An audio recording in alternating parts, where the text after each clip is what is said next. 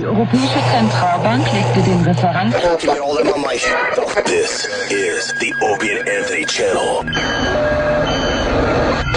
And now, a show the likes of which America's never seen. So appalling, so offensive, yet so entertaining. It's not your normal show. Beamed from satellites in space down to you every single day. What planet are we living on? It's the Opie and Anthony show with Opie. We're experts and we already know this is going to be great radio, so shut the fuck up. And Anthony. I live in a big house, I make a lot of money, and I fuck attractive girls. And little Jimmy. I don't even like in our opening. It sounds like a little...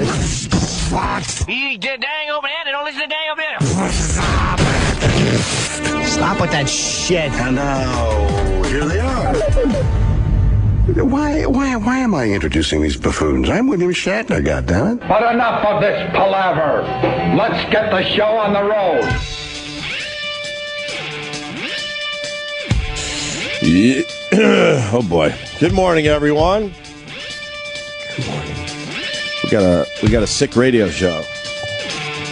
We got one down, and I got this type of cough tickle thing. See, it does that. It makes me stop talking. Anthony's out today, and I'm right behind him. Who gets sick when it's 95 degrees out? I know. It's probably from being indoor. Everybody has it.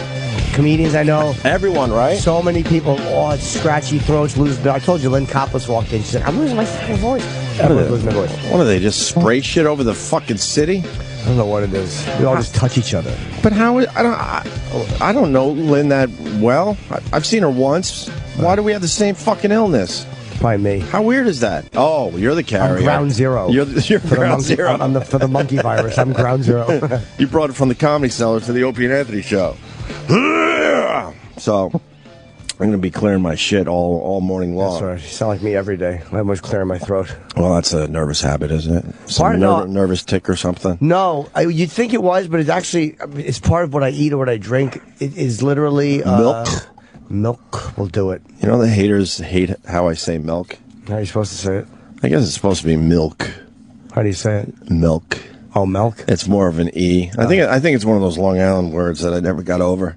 I used to practice to get rid of my stupid Long Island accent, but I think oh God, and a few words still slip in there, so it drives them nuts for some reason because I say milk. Oh, I don't mind. Thank you, Jim Norton. You can say milk where you want because you have a life.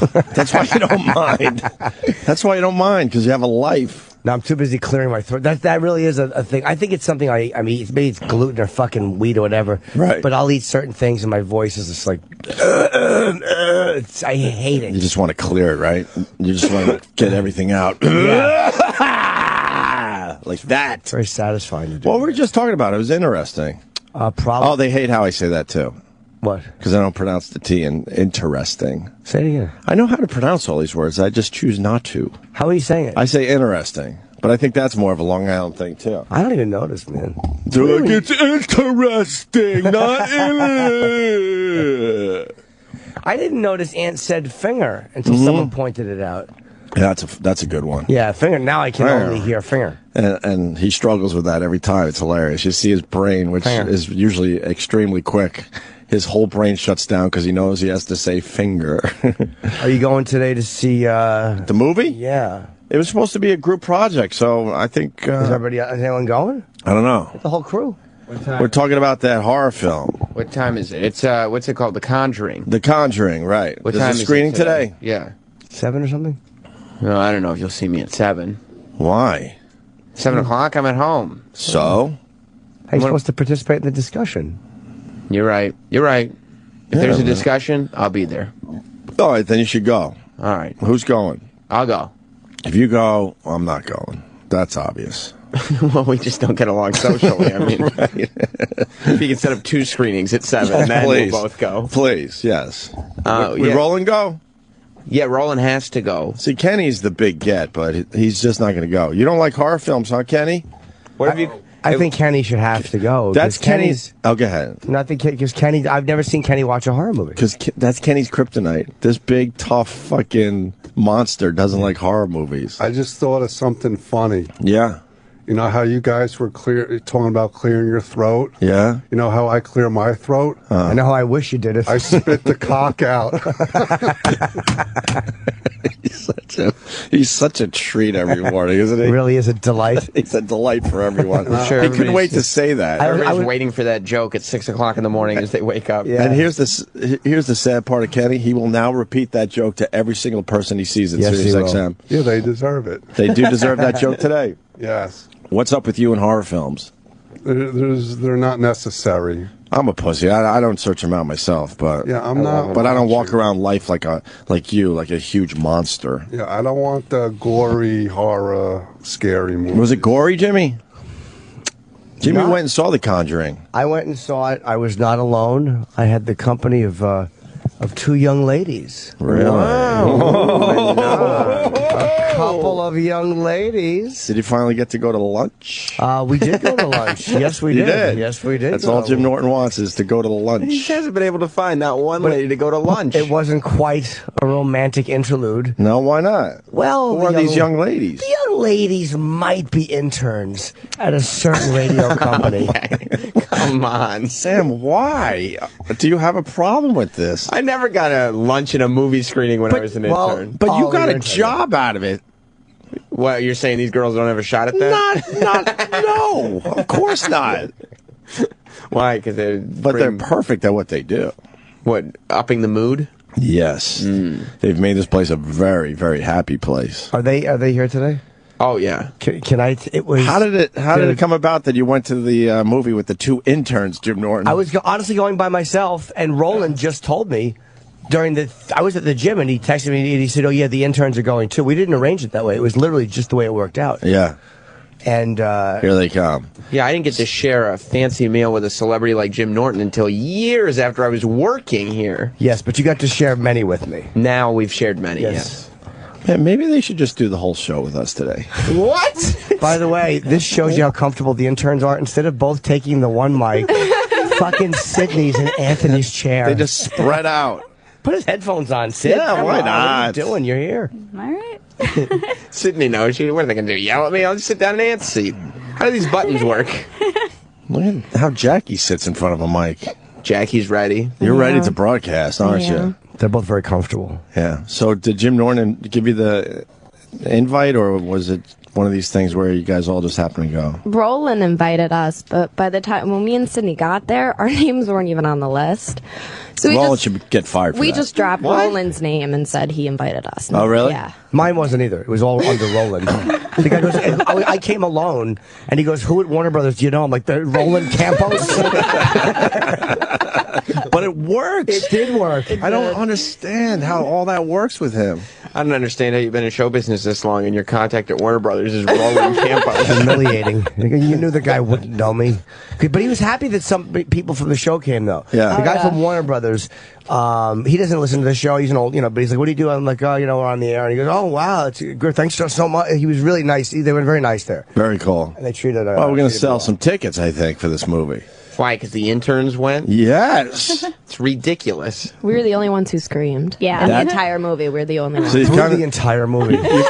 You're kind of giving away the punchline because that's what Jimmy told me. He said you two were the only ones screaming. And then we'd laugh after because we were the only ones. And why wasn't anyone else screaming? It was how many people were there? 25, 30, maybe 40? Yeah. Was it one of those tiny screening rooms? Yeah. Those things rule. You know why nobody else was screaming? Because they're all media people that didn't bring their cute female interns with them. That's why nobody was screaming. Because Jeffrey Lyons doesn't have a little 20-year-old intern to bring with him. No, but they are the ones, like, that reaction that they were giving the movie, it's like the movie company would spit on every other person in that room. Right. You're the ones that they wanted. Do you really need a notepad for a horror movie? Yeah, just writing that this shot didn't work for me. Yeah, they're just writing notes about a horror movie. Maybe some, drama that's a little complicated, but not a horror movie. That's like a fucking carnival ride. Yeah. Just go with it. There was it was pretty scary. I mean, honestly. The trailer was horrifying. Yeah. And don't watch the trailer right before you go because it shows you a lot of the scary things. But even with that, it's still a lot of it. Every time they screamed, like, I literally felt like water was thrown on me. Like, not annoyance, but I was equally frightened of what I was seeing. I just don't scream during horror movies. I just kind of cave into myself and going, oh. He did. He was leaning towards the other side, like in a little balls. I was fucking... There were a couple of parts of it that were truly horrifying. Was it a bit of a turn on that they were screaming? No, but it was funny to me. I'm used to hearing that sound, believe me. But it was fun to watch. I realized, like, I haven't watched a horror movie with screaming girls in maybe my whole life. Never sat in a theater with two screaming girls watching. It was fun. Right. So that's the way you're supposed to enjoy the movie. And then the guy in front of us did not find it fun. No. Why? He was pissed off that you were screaming at a horror movie. He shushed us. Yeah, and I shushed him back. Who was it? He was some guy writing. He was like in the aisle seat, like he had a big sweaty neck. Yeah, it was terrible. Down his neck. And he was in the row in front of us, and I guess they screamed at something, but he didn't shush the scream. It was after, because then all of a sudden Jackie turned into a fucking black movie patron, and she's like, "Why is she doing that?" Oh God! That loud though. He goes, in a screening room. Yeah, not in a movie theater. Yeah, it was like going on 125th Street, and she starts, "What is he going that way?" And then the guy was like, "Shh!" And she shifted him back. I hate to admit it, but I almost see it the other way with the guy. Yeah. You're siding with the guy. Well, because these screening rooms are very serious. Of course, the whole reason to go to a screening room is because you're watching the movie in peace so you can review it. Well, they only invite people to the screening room that really could sell tickets for them or write a nice review or whatever. So it's all media people, right? And then it's two interns that are like, "Wow, free movie! Yay! Where's the popcorn?" Yeah, what do you mean they don't have popcorn? The accent. No notepads. They just walk in. No, it was good. I thought it was really good. It was scary. Just Facebooking the whole time. Yeah. So they have something over their people. Look, I got to see The Conjuring. Nicki Minaj ringtone goes off halfway through the movie. What the fuck is here? Yeah, I kind of see it the other way.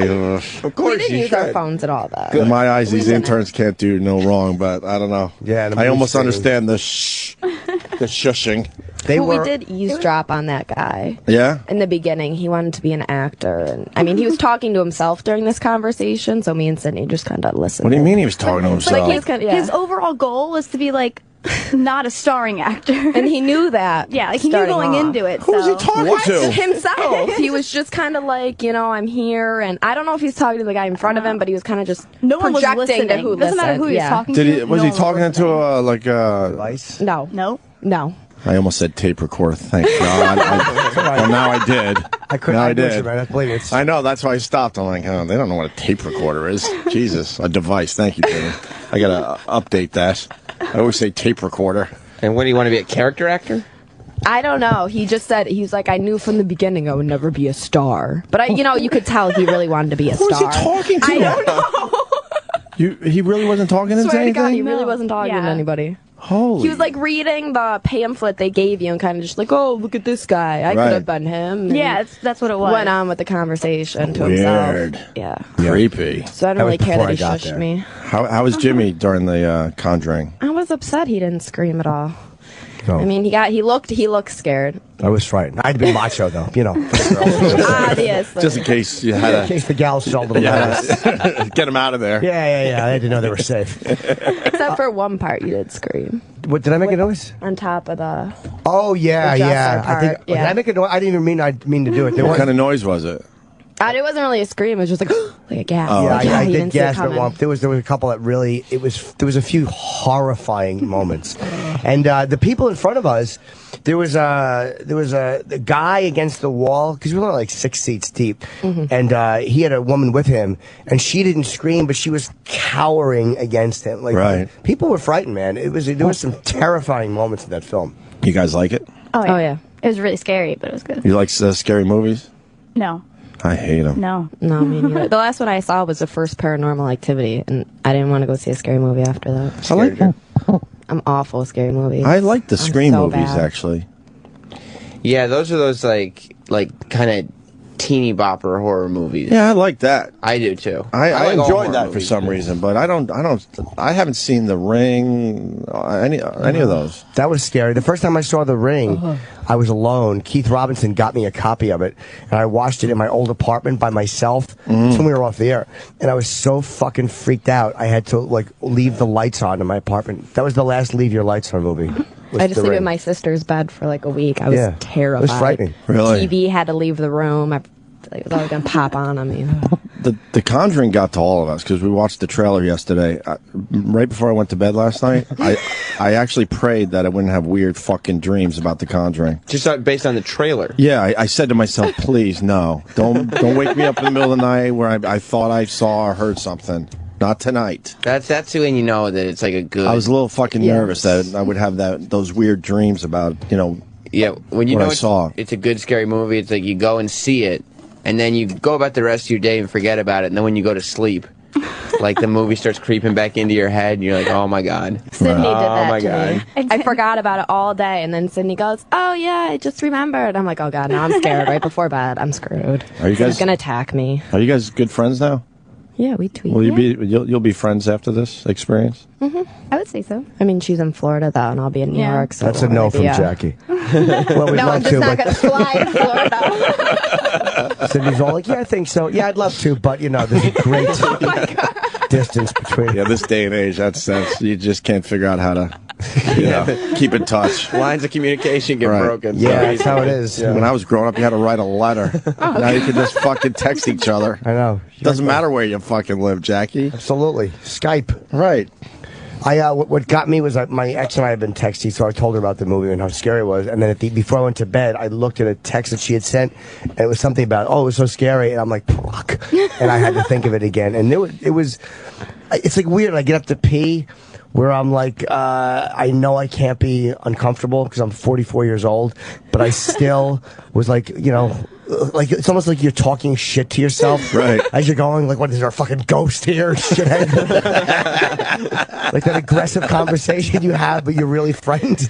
But you couldn't even tell yourself it wasn't real because the movie was based on a true story. So you're like, right. Oh, well, then what am I supposed to do? This is real. Well, I think Hollywood came up with that shit just to make the people going to the movie more scared. I bet you it's loosely based on a true story. You know what I mean? I'm going to read up on that. As soon as you see it across the screen based on a true story, it freaks you out even more. Well, I don't even think that popped up. In the beginning. Paragraph. Oh, did it? Yeah, it was a paragraph about that. Oh, see, you weren't paying attention. I wasn't. She's like, I'm not going to read those Yeah, I was reading. I didn't want to read that. Stupid words. Until the monsters pop out. I think it was like a whole book before it even started. That's because you're in a special screening, so when you talk about the movie, you know what you're talking about. That's because people write like newspaper articles and they need information. Right, Yeah. so they want to make sure they know all the character names and all that, so it's all in front of them. Yeah, it's not like people are going to go to like the movie theater and everybody gets a book about the Conjuring. Yeah, that was a special thing that they gave. It was pretty scary, man. I fucking the story got me. There was, again, like I said, a couple of cheese dick horror things that they didn't do that they could have done, like that I kind of wanted them to do because I wanted that, and they just avoided it. I was like, oh, okay, they kind of had integrity, right? And there was like one or two moments that they could have probably made scarier, but they didn't go the fucking completely hack route. And there was a couple of just scary shit, man. I would absolutely recommend seeing it. I think it's going to do great. When does it come out? This weekend? Yeah, I think Friday. And the same, by the way, the same couple that this is based on. Yeah. Also, are the couple who are the Amityville Horror. That's supposed to be a true story too. Right. It's the same couple witch hunter, ghost hunter people. Well, they're not the people like the George Lutz's name wasn't. I forget his wife's name. With Lorraine Lutz. Okay, they were the folks from Long Island. These guys are not them. No, the Wait, what's the connection? The ghost hunters were. We're also involved in the Amityville Horror story. Yeah. But they may like be a prequel. Yeah, it's like before Amityville. They make the joke at the end. 71, yeah. We when I was in high school, we would go to the Amityville Horror House. We would get like drunk. We'd have, dare I say, some road sodas. We thought we'd be cool, and we're like, hey, let's go to the house tonight. And we go there at night, like around 11, 12. Fucking creepy as shit seeing that house. Well, it's just that whatever the design of that barn. But they got rid of that. Is that gone? Yeah, they finally sold. This is years ago now. They finally sold the house, and the new owner said, fuck that. We don't want people stopping in front of our house all night. So they redesigned the whole front of it. Oh, they did. So it doesn't look like the house from the movie. The book was scary. I mean, when I was in school, everybody had read the book, and it was fucking frightening. And I think what was it, the bar the guy went to after the murders? I don't remember. Was pretty much right on the corner. Ronnie DeFeo. Yeah. Do you remember when that happened? I don't remember when the murders happened. I don't know. I would have to say the 70s, right? I want to say, I'm going to guess 74 is when all that went down. I don't know if 74 is the murders or when the actual haunting happened. I'm going to guess 74 is the murders. I think it's the haunting. Was it? Because this one was 71, so it would have had to been at least after, so the killings would have had to been before 71. You learned all that without even reading the book. I seen the Amityville Horror movie with Ryan Reynolds. So beautiful. Well, that was a remake. They redid the movie years ago. What, Sam? She likes Ryan Reynolds. I saw your face. Don't try it. You're trying. Yeah, that was the movie was like maybe. Nobody should be able to get She away looks with. so beautiful. So beautiful in this studio. It's Jack, you know. I mean, come on. What year was the Ronnie DeFeo murders? I think he killed his whole family in the house. Yeah, and then I think he went to the local bar, if I remember correctly. Was he just a nut? He was just like of course. Kook? Yeah, he wasn't possessed or anything. No. That was, by the way, a scary scene in the original movie, I think. How many movies were on the Amityville Horror? There was the remake she's talking about in the original. They went way too far with the whole thing. I think they did 3 sequels. Oh my God. But there was something like that. And then a remake. And then There was one that showed Ronnie walking through the house, and it was fucking terrifying. Because you know that really happened. What year was that, Sim? 74. Wow, Jimmy nailed That it. was when he was convicted of the killing. When he was convicted. So he probably did it in Jimmy. But the conviction, who knows how long of a trial was it, Sam? It could It have wasn't. also happened. No, it was around 6:30 p.m. November 1974. He entered Henry's bar in Amityville, Long Island, and declared, "You got to help me." Yeah, it was November 13th, 74. Okay. That it happened. And he was convicted when? Right after that, I guess. He probably just admitted it. Said, fuck it. I did it. Okay, he was found guilty a year later in 75. That's it. Yep. Nowadays, man, you don't get all that happening in 1 year. It takes forever. It was probably a bunch. I'm going to guess there was a lot of competency stuff because I think he was. They didn't know if they called him Bad Boy Ronnie for whatever reason. Like he was just crazy. They thought. Yeah. But I was known as boy most likely to come up with an accurate. Very good at that. I can't get over that. Like this dude is there. It's his job to watch these movies and just review them. But he watches movies quietly, like a reviewer should. And when he shushes the girl, who he doesn't know why this young girl is there, right? Who's talking, she shushes him back. I do. Good for you. Well, I didn't want to hear him anymore. I mean, I said one thing. I was interested. It was awesome. I mean, it's not like I was screaming. Why'd she go in there? I was like, oh, why'd she go in there? Yeah, it wasn't distracting. Like, whispering to Sydney. Why would she? You know what though? If you're a movie reviewer, you know maybe you're looking at the film way too closely. Yeah. So then you got these 2 girls that have no business being in there, but they're basically regular moviegoers. Wouldn't you pay close attention to what they're reacting to, and that would help your review? It's like a director putting up with the test screen audience's opinion. Right. Well, what I think is they should have. Yeah, but I would have added to my review that and these 2 broads were screaming throughout the whole fucking movie. Somebody might. I'd write it just like that too. They might get mentioned in somebody's review that they were screaming, and I hope so. They may actually think that the movie companies planted you there. They were such screamers. They sounded like movie company plants. Right. It was really bad. My throat hurt. I had to take end. a sip of water. Yeah. Yeah, they were fucking hollering up a storm. Christ. A lot of stuff just popped out at you. I screamed at something I shouldn't have even, like a bird flying into a window. I freaked out. I was like, okay. That's some good movie making, Sam. When they get you to scream for things that weren't the scary parts. And only one guy shushed them, but every single reviewer in there is like, it's a fucking bird. Why are they still screaming? They take their jobs a little too seriously. That's true. I don't know if that would bother people, though, to see a horror movie with people who are screaming. It didn't seem to affect anybody negatively. Like, I didn't see anybody looking back. There was one black guy behind us. Right. And I heard him kind of chuckling at something that you guys screamed at, but it didn't seem like anybody was annoyed at the yelling. I used to go to the screenings with Patrice O'Neill. It was one of the things we did a lot together. And one of my favorite moments ever with Patrice O'Neill, it was Cloverfield. I remember that. Oh. Were you there too? I was, yeah. Okay, there wasn't many people in the theater. Were you there too, Yeah, Sam? I was. Oh, okay. Who was the reviewer? Jeffrey Lyons. It was Jeffrey Lyons. He's a fucking stiff. So Patrice is like, just laughing out loud at ridiculous parts of the movie and just enjoying himself. And we're enjoying Patrice watching the movie, basically. Because Patrice treated it like the girls treated it. He always treated it like he's just at the movie. Yeah, he's like, fuck, I get to see this movie before anyone else. Right. That's how we looked at it. You're right. Right. So the credits roll on Cloverfield, and he basically said, skip it. Was that exactly what he said? No, I think in my memory... I don't want to get this wrong. I thought it was just skip it. In my memory, the credits are rolling, and Patrice is just in his chair going, boo! Oh, that's what it was. Okay. I knew it was better. Yeah. You knew it was better. I would be a horrible spokesperson for fucking Patrice O'Neal, as we try to keep his name alive. Yeah, because that's way funnier. Yeah, he's just going, boo, boo. He had his big dumb hat on. And Jeffrey Lyons just turns to Patrice so annoyed and goes, no one asked you. I was like, God, relax. I felt the same way because I loved it. Everyone hated it but me.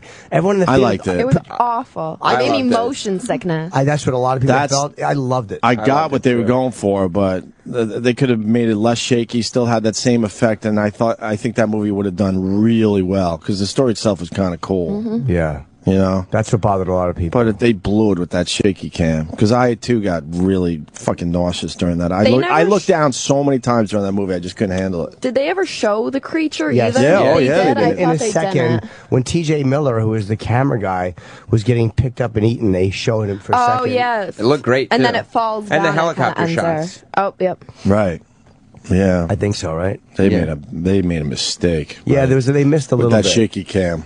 I don't know. I enjoyed it. I did too, man. I couldn't believe how much it felt like it's such an original movie. Yeah.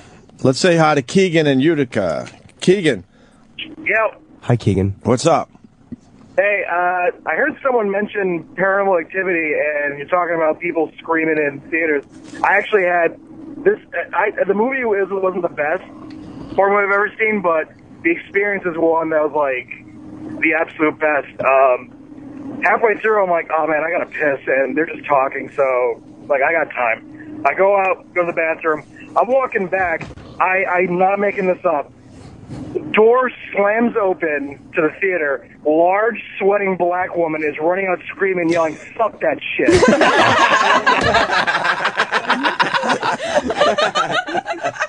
Pushes me out of the way. And I'm like, all right. I'm walking back. People start jumping as I'm walking past them. I sit down. My wife looks at me and she's like, you fucking missed it. I'm like, missed what? The whole movie, everybody else knows exactly what just happened. I missed the big moment. Right.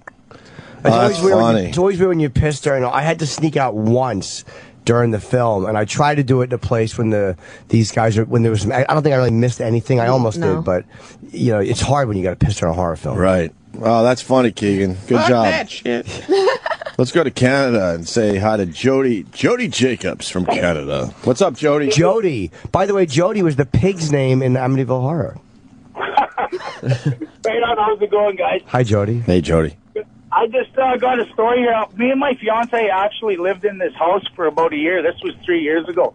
And a bunch of fucking weird shit started happening through there, like lights and shit were coming on all hours of the night, 2 o'clock, 3 o'clock in the morning. And we had 3 kids. They were hearing children laughing upstairs. It got to the point where I actually had to fucking get up and search for fucking something that was actually there or wasn't there. And everything just went to fucking shit. We actually had to move out of there. We lived there roughly for about a year, so it was pretty fucking creepy shit, man. There was a lot of shit going on. Like what? What else?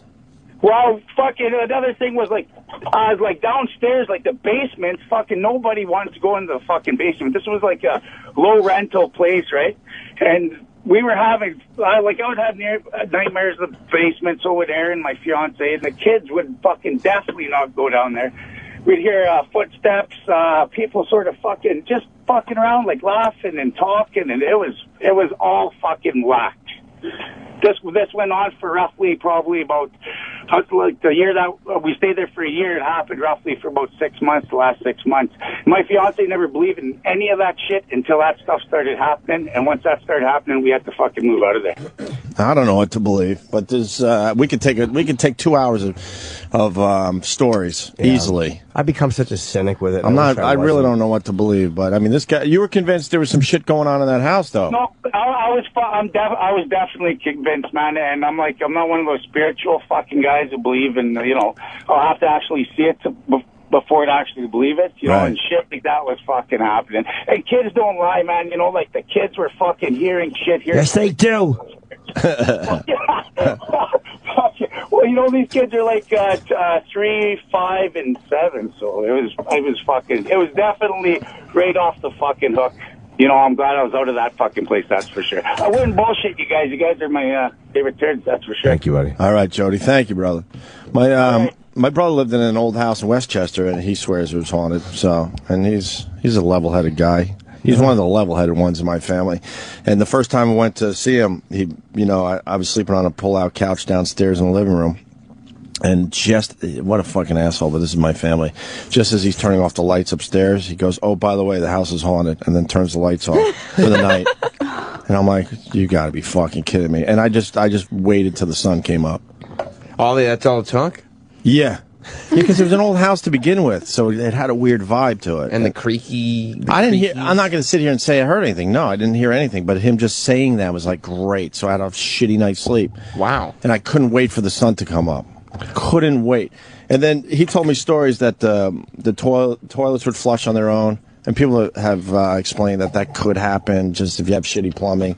But he would talk about how doors would slam really hard in the middle of the night. And he was convinced there was some weird shit going on in that house. Creepy. What was the whispering? Look what she made me do. Look what they made me. Or she made me. Or she was screaming. What, in The Conjuring? It was like, follow me. This is my hiding spot. And they're whispering, clap. Look what she made me do. It was, I can't even think about it. It freaks me out. Yeah, that was what the whisper was. Look what she made me do. Oh, fuck. Oh, yeah. She made me do. No. Scary. Yeah. No. And the clap was kind of creepy. Right. Yeah. Yeah, there was some fucking very creepy, isolating moments. Do we have us watching the Conjuring trailer, E-Rock? Yes, we do. I want to play that into the break. People enjoyed it yesterday. They thought it was hilarious. Okay. Us just watching the stupid trailer, and then Jimmy and the Screaming. Jimmy and the interns actually went and saw the movie yesterday. So let's say hi to Adam in Houston. Adam. Hey guys. Hi, Adam. I don't want to be critical, but you guys are dangerously close to jumping the shark with this intern stuff. I always live my life by thinking about what would Patrice think, and I do not think Patrice would be overly happy with these white girl interns getting so much airtime. I know you think that, sir, and you sound like a very mentally stable man, but you misread Patrice. Then I think you don't understand that he would have understood the enjoyment. Way not to get us of hearing female voices as opposed to male voices all the time. I think you're completely wrong, actually. Yeah, and you know what Patrice would have loved? The underlying current of every minute they're on the air. The boy intern is not. Yeah, of course. Like that sort of antagonistic. You really didn't know Patrice, Adam. He would totally get what we're doing with this. And I know Patrice had a weird. Because in the end, you idiot, it's a bit. Yeah. Well, not to tear down a wall, but the whole fucking thing's a bit. Of course, they're shitty interns like every other intern we've had. Well, but they just look good. Yeah, I don't know if it's holy fuck. I think fully a bitch. I have to disagree on that. I didn't mean that. Sorry. What do you mean? You're apologizing. Yeah, I didn't mean it. That guy just got me mad. I didn't mean any of that. She's shushing movie reviewers because she's in movie screenings. You're apologizing. You're offering. Why don't we have them do the whole show today? I mean, there are no bits here, but no, Patrice would love these two because they're nice. If you were nice and you were just because you were a woman, he wasn't going to be ultra critical for no reason. Right. It was certain attitudes that he criticized and certain people who have entitlement. But you guys are just you're going along with it. You're having fun. There's a difference. And you don't find it funny that they went to a special screening and they were just screaming the whole time? That's great. Is he gone? Yeah, he just left. I didn't hang up on him. Slurping their soda. No, there was no beverages No, yeah, allowed. you can't. We couldn't even find the place to begin with. We had to call Roland. Well, because they're like hidden. These screening rooms are in these buildings, and all of a sudden they open up to these amazing theaters that only 25 fucking people could go to. Yeah, the reason they're hidden is so people like Jackie and Sydney don't show up at them. Yeah. You just show up and say, Roland, you're allowed in. Apparently, yeah. We'll just do it from now on. We should have like 500 listeners show up to the screening. Yeah. Roland. Roland sent us. Good old Roland. The fucking narcoleptic guy that works at Sirius. Creep. He's well connected though. It amazes me to this day. You guys got to go see it. Yeah, maybe you have today. to see it tonight, man. Maybe we'll see it tonight. Yeah, you should. Oh, but now it's in a regular theater tonight, I think. That's even better. I mean, even though we saw it where we saw it, actually, that would be better, right? I prefer to see it with You should half. be sure to sit next to two 20-year-old girls so you get the full experience. Yeah, or black people because they react properly to horror film. Of course, I feel like it'd be scarier in a bigger theater too. I mean, it was so small in that one. You're all close together. Everyone would be like feeding off of each other's fear. Yeah. Like, you wouldn't. I feel like we would have screamed more if it was a bigger. I don't know if that's possible, but we would have figured a way out. Yeah. When else would you have screamed during the opening credits? Yeah, I guess. I guess the seats were probably too separated in the screening room for you two to clutch on to Jim in fear. No, they were right next to each other. Everything was right there. Not that I need validation, but I do want to go to another caller about the Patrice thing. Sean in Jersey, go ahead, Sean. Opie, big time fan, long time listener, yada yada yada. All right, thanks, Sean. I think that caller was definitely wrong. This definitely would have been one of those mornings where Patrice would have brought up the power of vagina. Exactly. Exactly. He would have totally got this. He would have been laughing in our faces and doing that point like, because he would know exactly what this was about. Absolutely. We all miss him. Oh God, I still can't listen to Patrice's comedy. To this day, I still can't do it. Thank you, Sean. No problem. All right, I want to get to that point where I could just fucking put on his CDs and just laugh instead of being like, fuck, way too early on this one, man. All right. Drive-in. Hold on, one more call. Jen in Boston. Jen. Morning, guys. Good morning, Jen. We went to the drive-in in Milford, New Hampshire. We saw Despicable Me, so my kids were all excited. And the preview in between the movies was a friggin' Conjuring. Why would they do that? Absolutely. My kids were terrified. Oh, good. Of course they were horrified. Why That's would you great. do that? We're in the middle of the fucking woods. And this movie, they were like just beside. They couldn't even deal with them. Wait, this is a drive-in? The drive-in. How great would it be to see The Conjuring in a drive-in? I went to that drive-in. It's a cool God. old school drive-in in the Boston area in the suburbs. Oh, you know where it is? The one she means? I believe so. Yeah, because there's not many left, right, Jen? No, there's one in Mendon, Mass, and then there's one in Milford, New Hampshire, and we were up in... Oh, okay. I think I'm talking. I'm thinking of the one in Massachusetts. Yeah. Okay. Yeah, it's All the right. one in New Hampshire. Right. I saw the trailer for The Conjuring when I saw The Purge. That made sense. Right. Despicable Me is the No, worst. why would they possible do that? But wait, when you watch him drive it now, is it the same type of hang speaker? There's got to be a better way. I haven't gone in years. But They're still right next to you. They got the speakers, but you But can that's also for- all right, You can yeah. also change it to your car. that's You for can change that's the for station. show. Because now they Yeah, got it they wanted on to your come through the radio. Oh, how does it sound? Jackie's Really talking about good. the one outside We Rochester. got 4 in Rochester. I went to a few fucking drive-ins in the Rochester area. Yeah. Drive-ins are awesome. You have 4 drive-ins in Rochester? Yeah, 45 minutes each direction. They're the greatest, too. We used to go on just a boring night with a bunch of, dare I say, roach sodas. We brought a grill one time too. Yeah, Started and they grilling don't out give a right fuck. there. No. They let you do whatever the hell you want in Rochester. They're not so fucking just, what's the word I'm looking for? Uptight. Yeah, uptight is absolutely the word. So we would set up a whole fucking, like, picnic. Yeah. Grill? Do those Blankets, people go? grills, beers. Yeah, we get about like 10 people to go. You get like a couple different cars. But are they and then- popular? Like, Oh whole bunch yeah, of oh yeah, people do they're these still things? really popular. Yeah. There was one when I was up there, which is way too long ago now. But there was a whole lawn in front of the in front of the fucking screen. So you parked your car and then you moved all your shit in front. had like a little picnic. Put out. How'd you blanket. hear? I don't remember anymore. I'm trying to think if they had speakers in that area or people just kind of cranked up their cars There in might the even front be row. is there probably an iPhone app now that you could fucking all that, I'm pick up sure. the audio or I'm something? sure. Yeah. It's probably off by a half a second. It's always annoying. Right.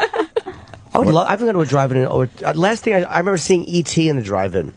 We hopped the fence and went and saw E.T. That's how I saw E.T. for the first. I haven't been in fucking years. My grandma had a house in Wading River. On the way home, we'd take the country road, and I think in Riverhead they had a drive-in, and we would always just get the glimpse of the fucking Disney movie as we're driving by on a hot summer night. It was the coolest thing ever. Like, holy fuck, there's a movie going on over there. Yeah. You would think you would think my parents would stop just once, and yeah, it's like a glimmer of the movie. that's every all time. I got. But for some weird reason, it's a great childhood memory for myself. For a split second. Yeah, but now I think about it, like, fuck my parents. Why didn't they go in once? Yeah, that movie was probably 50 cents. You're right. Yeah, I'm thinking of it as a lovely memory. No. I saw if the light was red, we got to see an extra minute of the movie. Yeah, you drove past a fun place. Right. You're right, That's Sam. a terrible memory. They took the country road to drive you past that Probably place to and get not free take entertainment. you. Yeah, just to show you what bad boys don't get. I love doing radio with these two. What? They're very observant, Sam. They're just giggling. They got follow-up questions and thoughts and Good commentary. good commentary. They keep the story going. She added a lot there. I understand, but there's never been a compliment given to a person in here. What are you They're doing? just wonderful. You have to pause to mention how great they are for conversation? Yeah, and they still have the sign, I think, that says Riverhead Drive-In, but the thing is long gone. I think there's like a Home Depot back there or something. But you're right. Why the fuck did they never stop?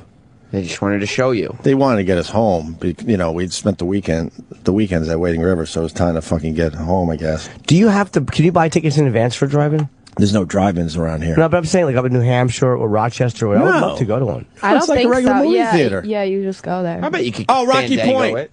Hold on. How do you know? You can't just drive up there and if it's sold out. You could probably It's never Fandango sold. it. It's never sold out. No, Never. You should go to a drive-in. I want to. I have a know nice, what? comfortable car just to relax. Let me just get John on the phone. I fucked up that whole thing. It's actually the Rocky Point Drive-In. He's absolutely right. I was thinking Riverhead, but John, go ahead. Yeah, how you doing, Opie? It's the Rocky Point one. My great-grandparents had a place in Rocky Point, a summer house. We used to go out there all the time. And then we'd stop on the way home. My father would take us in there, and we'd watch whatever movie. But it was great, Rocky Point, in those days, What the fuck? Wait, but your parents stopped. My parents never stopped. Do you understand this? That kind of And we were stuff. going to Wading River, especially in the summer, easily 10 straight years. We didn't stop once on the way home. It wasn't one and done. We saw this Rocky Point drive-in over and over again. You see how much better his pleasant childhood memory is than yours? Fuck! He got to watch the movie. Yeah, man. Hey, not only that, Opie had a great playground there, too. I wouldn't know. And I'd catch a glimpse of a movie as I drove by, okay? And it used to be a one-lane road, and then they turned it into a two-laner. So the lights were stayed green longer, so then I really didn't get a glimpse of the damn thing. No. Just a bunch of kids in there enjoying cartoons. Having fun. Yeah. Yeah, why didn't they ever stop? Headed home.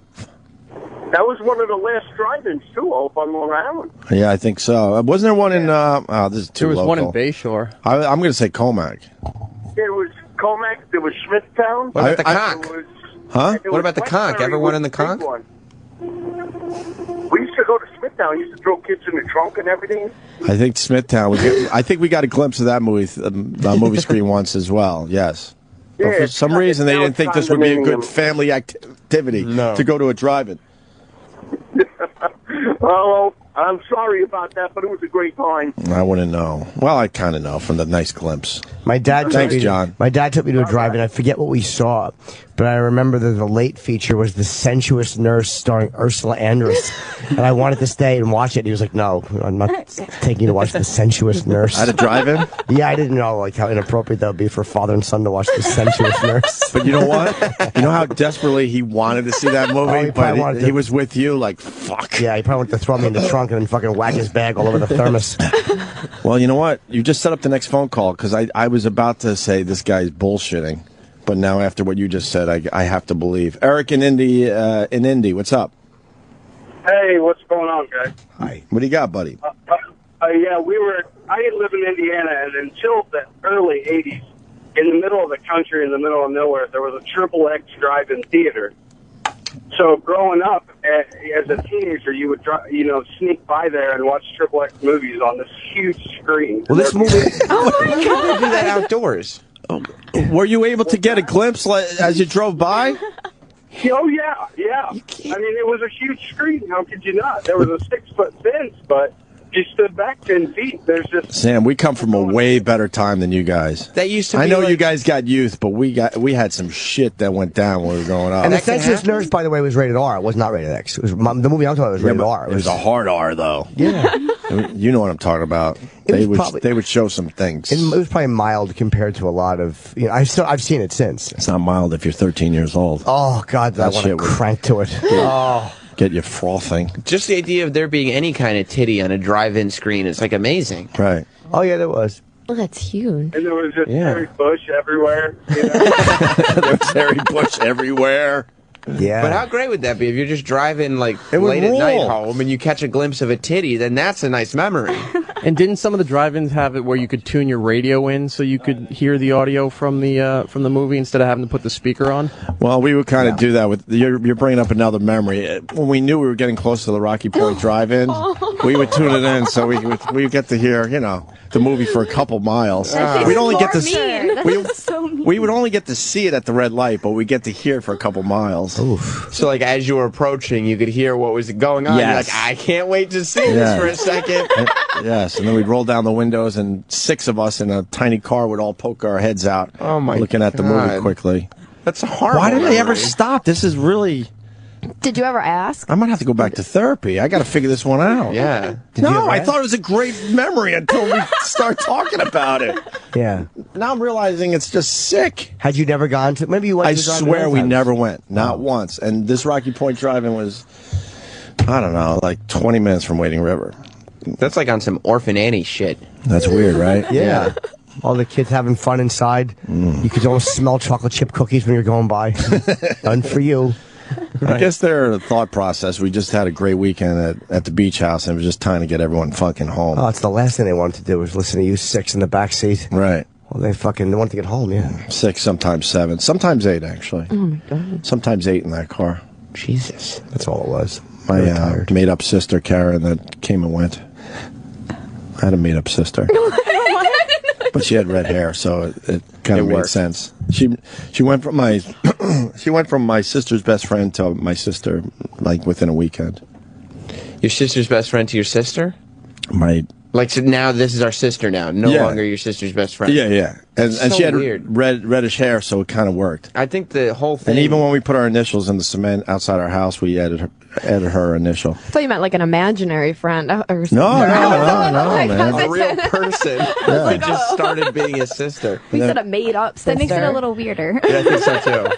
Oh, I think man. the whole thing with like your family bringing in kids at odd points, so you have these weird like pseudo siblings, is I've always thought that was very strange that your parents did that. Yeah, they meant well, but then then Karen hated my mom, and one day just left, and I never saw her. That's the pseudo sister. Yeah. What was Never the saw last her time you again. saw her? How, I guess like some of my siblings, got back in touch with her because of Facebook. Oh. 20 some odd years later. Are you all of a curious? sudden- yeah, sure. She was around. She was around a couple of years, I think. Yeah. One day she just had a boyfriend that packed up a pickup truck with her shit, and she said, "I'm out of here." Oh, like Mickey and Mallory. Right. And I'm just a kid. I'm like, "What do you mean you're out of here? You're my sister now." They told me you're my sister. Oh, he's crying. And then she said that she'd be back to visit or whatever, and we never saw her again. Where'd she come from? A broken home. Oh. Yeah, her father was getting remarried, and the new one actually said that, it's her or me. Wow. Oh my God. And the father said, "All right, it's you." So now her daughter needed a place to That's live. a rough one. And she was only a teenager. She was probably 14, 15 at the time. That was it. Wow. Aww. Yeah, that'd be so weird to bring in, because it's almost like bringing in foster kids. And then she would sneak cigarettes, and you'd smell the cigarettes, smoke at night. Ooh. She was a bad girl. She's a naughty one. She'd cough. She'd cough because you already had smoker's lung at 15, 16. Yeah. If I was your parents, taking in some girl who was there because her dad said he didn't want her anymore, and she was still acting up. Right. I'd be so pissed. That's so ungrateful. In general, I don't think she acted up. I mean, smoking is acting up. Most people know I had a mom that was a little unusual. Yeah. And, this one's like, what? I don't have to deal with this. I'm out of here. Yeah, she don't need parents. A strange way of enforcing the rules. Yeah, it was kind of cool she didn't need parents. Yeah, like she don't need parents. It was a little erotic. Did you ever whack your bag to her? No, to be honest, no. But she's not really your sister, I guess. I felt that it was a little erotic. The independence. And she walked was around sexy. our house like a little hippie. Oh, I like that. You know what that means, right? No bra. Yes. What? Sorry, Steve. Did you watch her just tits jiggling? her not my sister tits jiggling. But then they said it was my sister, so you got that confusion in your head, and then the red hair kind of brought it all together. Oh, that probably fucked you up good. Just sexual thoughts of this person that they were insisting was your sister. Yeah. But the sexual thoughts wouldn't go away because in your brain, she's not your sister. Right. I don't know. She moved in when she was like 15. There's no way. But we had to find a K to put her in the cement. You did? Yeah, all our fucking initials are in the cement, and they said, nope, we have to put the K in there. And she still came home with cigarettes and took off. Yeah. Mm-hmm. Big red She'd open up her window so she could sneak a smoke. Oh, my goodness. That does sound erotic. It was nice. Right. I think she was into the Allman Brothers. It was like, she was a hippie girl, man. You think she had a gentleman from her class sneaking up that window? No, that was my other sister. My real sister. Yeah, she had a boyfriend live in the attic. I've told all these stories. Yeah, but that's not erotic because that's your real sister. Right. Oh, it goes back to the movie you guys saw. I thought my house was haunted. I'm gonna retell the stories for the gals. And me and my brothers were all young, 12, 11, 10. We thought our house was haunted because we heard noises in the attic. It turns out that my sister's boyfriend got kicked out of the house, and so logically she thought it would be cool if he just lived in the attic. And she would and she would sneak food up there for him. How long did he live up there for? I don't know, to be honest with you. Maybe like a summer, I would guess. Oh my God, that's a while. No, it was more than a week. Mom and Dad, it was for a while. I heard a ghost yelling, "I'm gonna come. Open your mouth." And then I thought it was so cool. My sister, she's technically my half sister from my dad's first marriage, technically. So she was a bit older. She was 6.5 years older than me, and I started asking questions, and she let me in on the secret, which I thought was the coolest thing ever. She goes, "All right, I got to show you something." I'm like, "What?" And we went up to the attic, and there's the guy going, "Hi." Hi. Just living in your attic. I'm the ghost. Oh, he had it all fucking figured out. He had a nice little fucking spread up there. Your parents never knew? Nah. They never went up to the attic? He plugged in a little electricity that he turned on. Little light. Sucking up Didn't your know their electric bill went up? Yeah. Right. And then he had a little like cot/bed thing. The weirdness of your childhood, like even the stuff that you thought was just regular, typical childhood stuff, was weird. Yeah, that's why I want to write a book. I don't want to write a book about radio. I want to write a book about growing up. Because when I get with my brothers, the stories we remember together is like, holy fuck, I forgot about that. Like, this didn't happen to people. No, it was a crazy time. It made it fun, though. How did he get in and out of the house? There was a back door that led to the attic. It was perfect. Oh. It was like perfect. A secret passage? Oh, yeah, right up to the fucking attic. That's insane. Creepy old attic. I can't With fathom. windows, though. Is there a ladder? That's where all this haunting shit comes from, by the way. You're just not in on the fucking... Yeah. No, I'm the guy living in your attic. Right. So anyone else coming and going would go, holy fuck, this house is haunted. Because it was an old house to begin with, so you would hear the creaking. I think very few people have mystery people living in their houses for seasons. For an entire summer. I don't think that happens very often. I think there are more cases of actual ghosts haunting houses than people living there for a full summer. Well, then we brought in the colored girl. Oh. Well, my grandma called her the colored girl because she came from a different generation. It wasn't racist. She just didn't know any better. Right. The worst nickname she could have had, let's be honest. Yeah, and it would piss off my mom because my grandma was living with us for a while, too. And we had a colored girl renting a room where I think we might have just... Oh, no, that was the summer where we took in a fresh hair kid from the city. What? I'm trying to remember all the stories. And then Were these just random kids, or you knew them? Well, my town's very, like, Catholic. I was brought up pretty religious, and, like, it was the thing to do was to, kind of have a black kid around for a little while for the summer. That was so they could leave That the was the city thing. and enjoy the beaches and stuff. Those are accessory for the summer. Oh, so I think it was called the Fresh Air Fund. So you're living in like the Long Island suburbs, and like the thing that all the Catholics do is bring in some Bring in a black kid from the city. And then we went to the big, I think it was Camp Alvernia, and we had a big retreat there, and all the white families brought their black kid there to swim in the pool. Gosh. This is so And in a racist. weird way, everyone felt good about themselves that they were helping the hood. Of course they did. Yeah. And these black kids don't realize they're just being used for social standings. Yeah, and then we'd bring them to like the ocean and stuff, and they would be just amazed how cool the ocean was. Everybody had a leave little, them and I don't think that lasted long. I think that was only a couple weeks, maybe. Everybody had a Gabby Douglas in their family.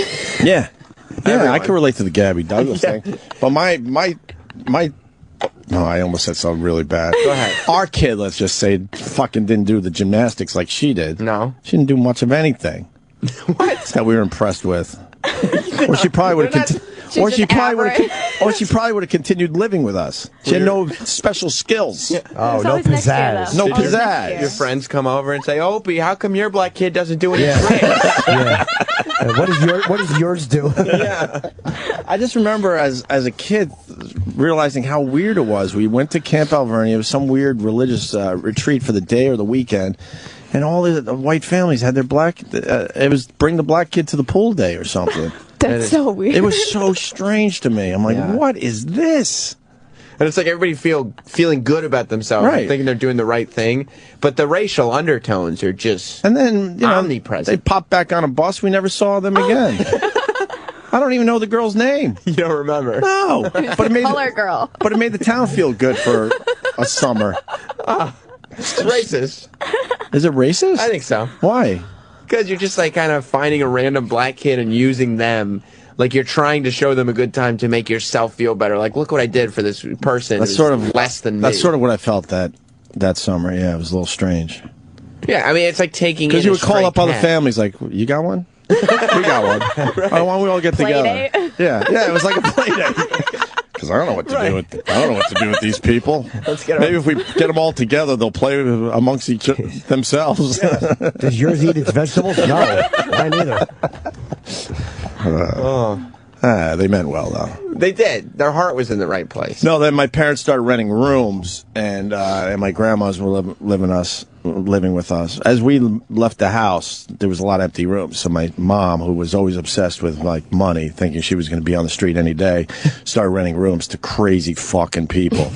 And the quote colored woman wasn't a crazy person. She was very normal. But my mom came home one day. My grandma goes, the colored girl came downstairs. She needs to ask you something. And my mom, really pissed off, goes, her name is, and I forgot what her name was. Right. Don't say that. That's your actual grandma. Yeah, and she wasn't racist at all. But I mean, if she was alive, she'd be 100 and how old would she be now? 103. So The era. Wow. It was the era. Yeah. It's not some old lady that just moved in and then you're like, no, this is your grandma now. No, Okay. we knew her pretty an well. adopted grandma. Okay. No. Okay. But really quickly, She didn't like, have red hair. But I felt bad for my younger brothers. I got, twin brothers that are 6 years younger than me, so they were still in the house when they started renting rooms, so they had to deal with these crazy people. And my brother Quinn befriended one of the guys, normal white guy, seemed normal on the outside, and he started stealing everyone's shit, including Quinn's bike, to go get drugs. Oh my god. Which was a bummer for Quinn because he thought he had a real friendship with the guy. And a bike. And then there was the girl that OD'd in the woods. She was dead, and they brought her back to life. She was renting a living room. with you? Yeah. Who brought her back to life? So you guys just rented rooms to drug addicts? Well, my dad had a good heart. Yeah, apparently. He believed in people. Yeah, that was one of his faults. Yeah. He believed in people for real. He brought in Vietnam vets, so, Didn't you say there was something about the spoons, too? Oh, yeah. Well, there was another guy that would cook up his crack with the spoons I used to eat cereal with. That's a true story. So you go down for cereal in the morning. No, see, I was sort of gone, Okay. but I was coming and going, so I got a glimpse of it. But my brothers actually lived through this period. But you'd come back to the house, and I would go, "Hey, it's good to see everybody," and I'd go for a spoon, and I'm like, "Mom, why the fuck is the spoons burnt?" There's scorch marks on the bottom of And the she had no spoons. idea that's because the guy upstairs was cooking up his drugs. She's in out my there old coming out of the dishwasher. in my old like room, that. by the way. And then I'd go up there and there'd be burn marks on the rug and stuff. I'm like, I used to fucking. This is where I fucking had dreams. Yeah, that's it for my childhood. Right. That's why all you have left is driving past a drive-in movie. Holy fuck. And a fake sister. Yeah, and a fake sister. So that guy was Man. cooking up crack, and then we had the girl that OD'd in the woods. I think my brother saved her life. I would have to ask Brett. I think Brett was the one that knew something was amiss and went up into the woods and saw her like pretty much dead. So you escaped a lot of it. Huh? You escaped a lot of it. Like, it seemed like it only got weirder after you left. Yeah, I knew that at 18 would be a good year for me because I could fucking, move on and do my thing. Well, you figure you make, like, your fake sister and get out of there. Yeah. Oh, yeah. And then, it continued up until the last tenant that my parents had in the house. I told a story, and it did make the paper, if you don't believe me. So we had a tenant that my dad believed in. I think this was... He believed in him. I'm trying to remember if this was after my dad died. It was right around when my dad died, within a year. He left a suicide note in the house, and he decided to park his car at the Green Lawn train station, collect us up, and fucking good night. And your family's the one that has to deal with that. Also, my mom, I think it was only my mom living in the house, and the cops showed up knocking. Do you know so-and-so? Yeah. Well, he killed himself today at the Green Lawn train station. He parked in front of a train? Oh, yeah. That's the worst thing. Oh, he wanted out. And then the cops went up into his room that he was renting, and there was the suicide note. And then we had to deal with his family, and that had to come down and get all his shit and stuff. He was in our house for years, this guy. And how come his family... For years. Where was his family before? I don't know. And he couldn't live with them. He really didn't have family come around. Yeah. He had issues, but my dad believed in him. Your dad is just... He was it a big house? Good-natured man. Yeah. You thought it was a one-bedroom apartment?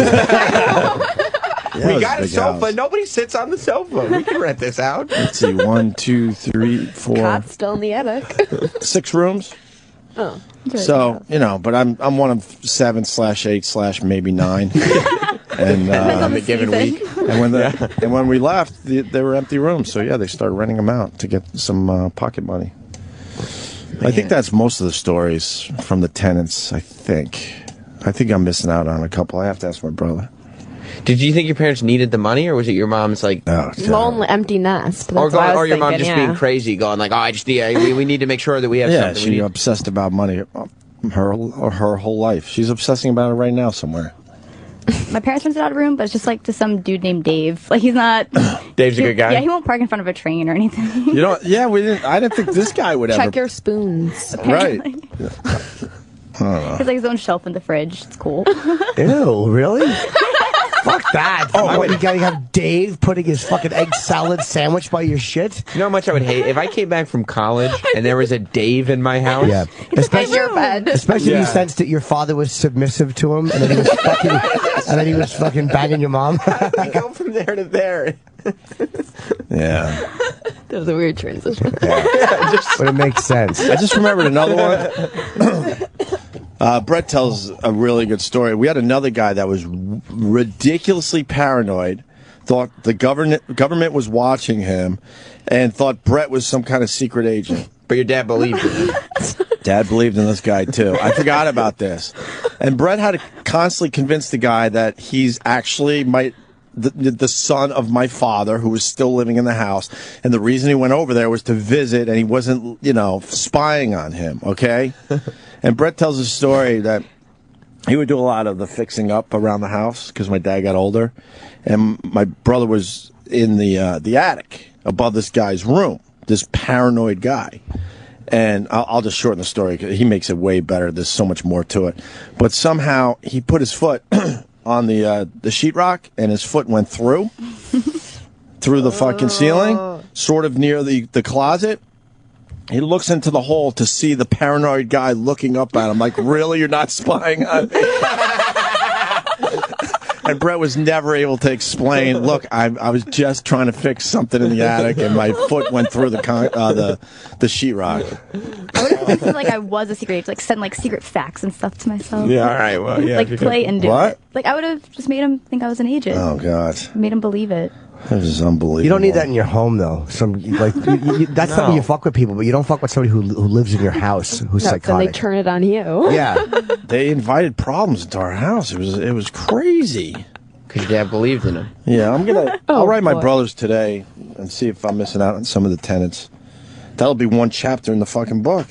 That's like 8 chapters right there. Yeah. You have a 10 Yeah. each chapter. All right. The colored girl chapter. Yeah. That was just a quick one. I don't She was know her cool. name. She didn't even talk. She just went, dude. She was sassy. I liked her. She was all right, yeah.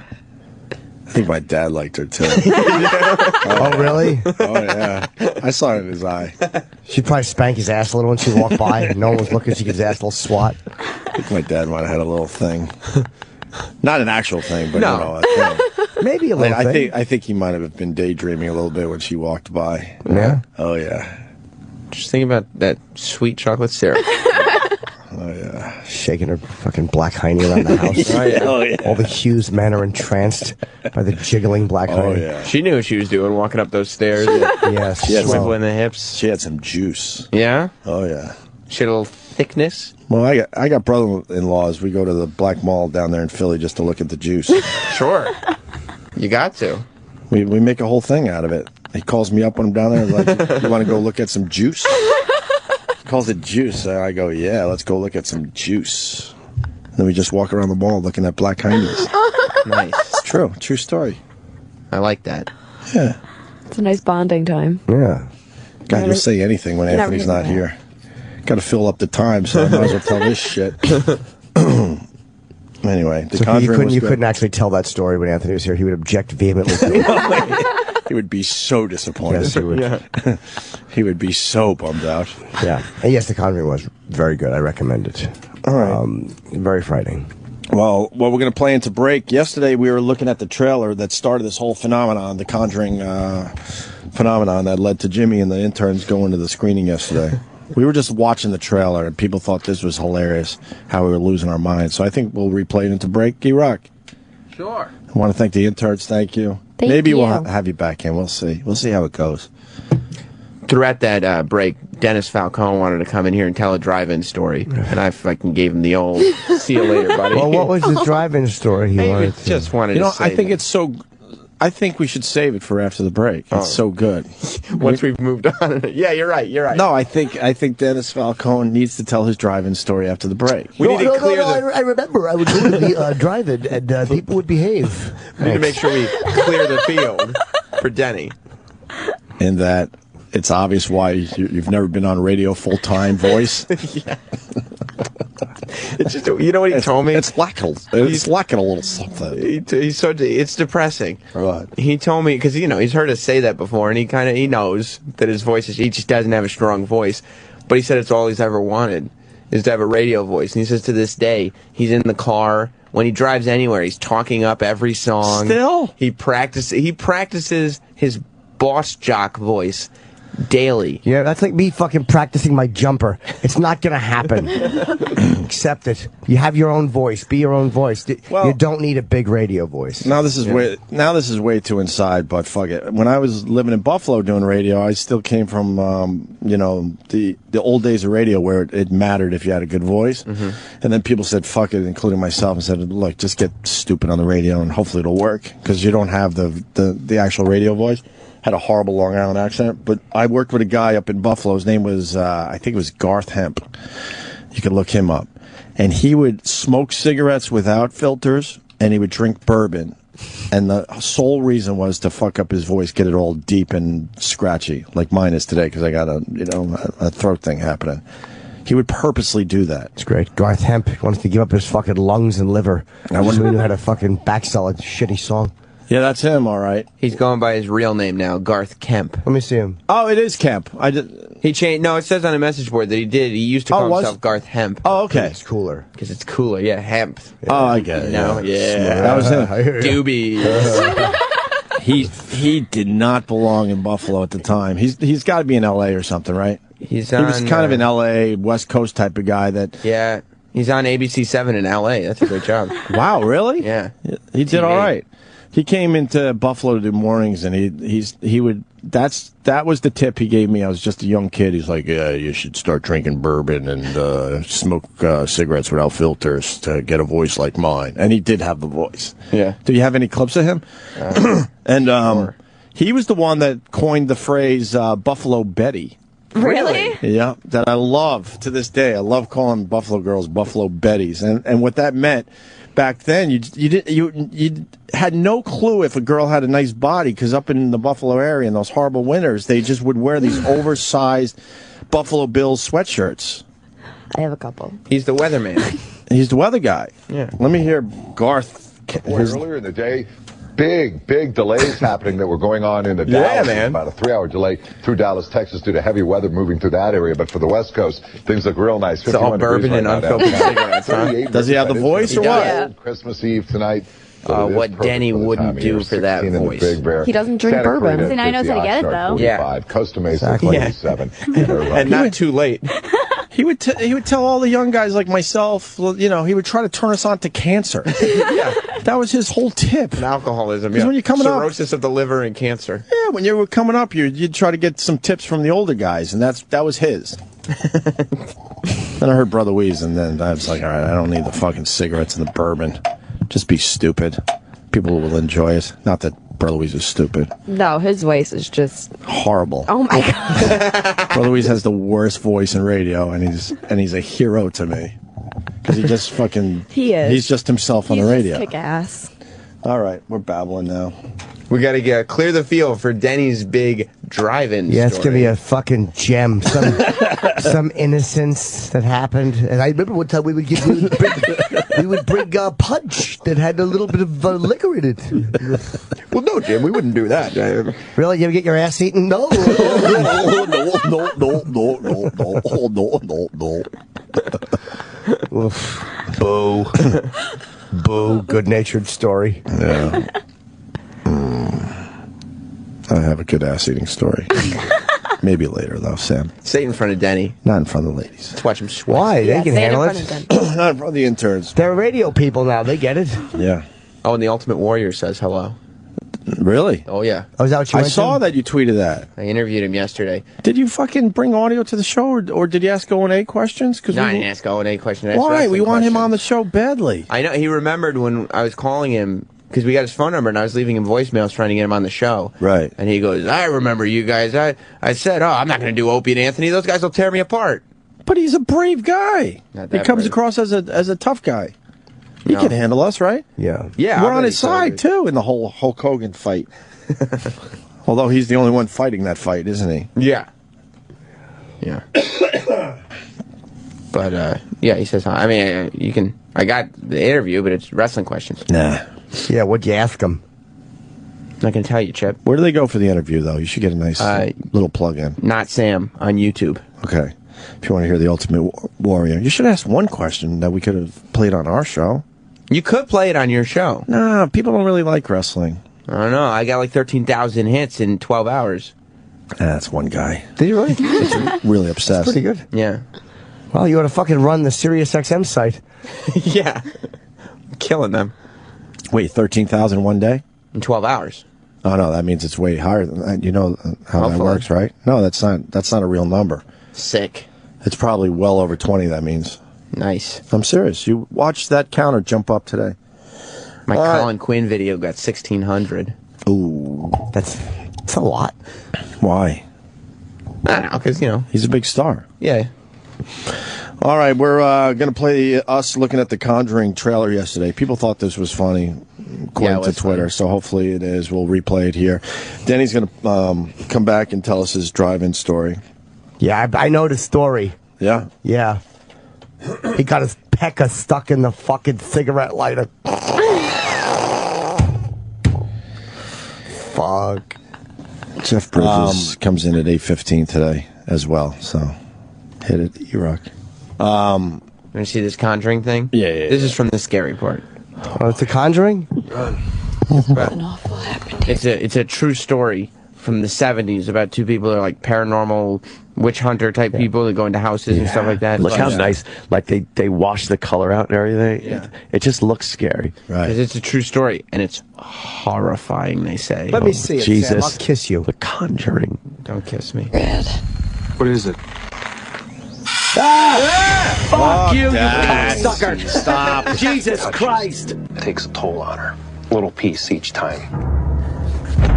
You Oh have my a God. lot of spirits in here, but there's the one that I'm most worried about because it is so hateful. It's me.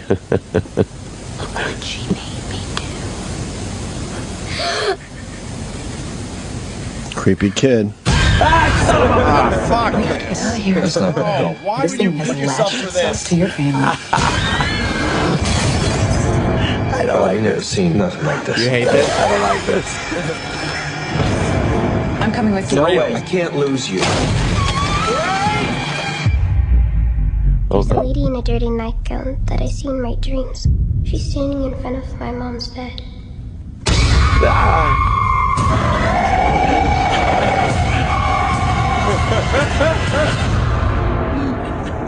Do you want to see him? Yeah. When the music stops, you see him in the mirror standing behind you. Look what she made me do. Oh my God. Jesus! No! I don't like this! I hate this shit! Oh my God. I don't like it! I hate this.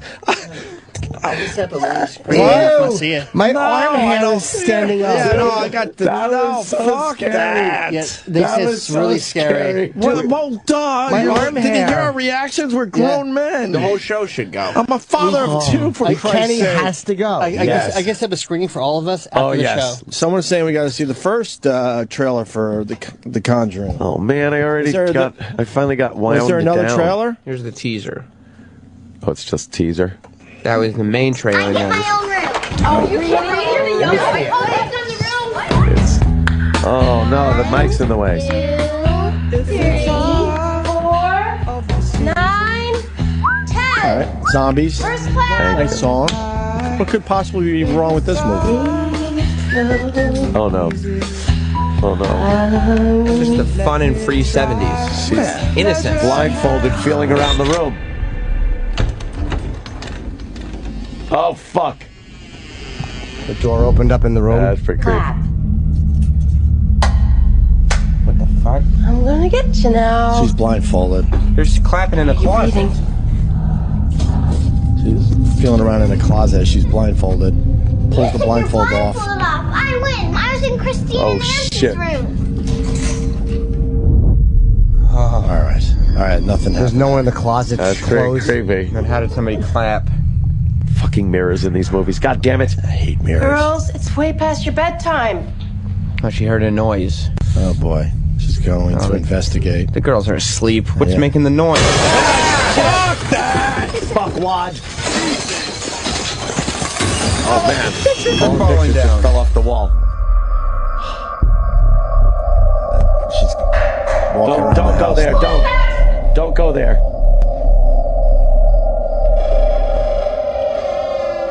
We don't need you to investigate, ma'am.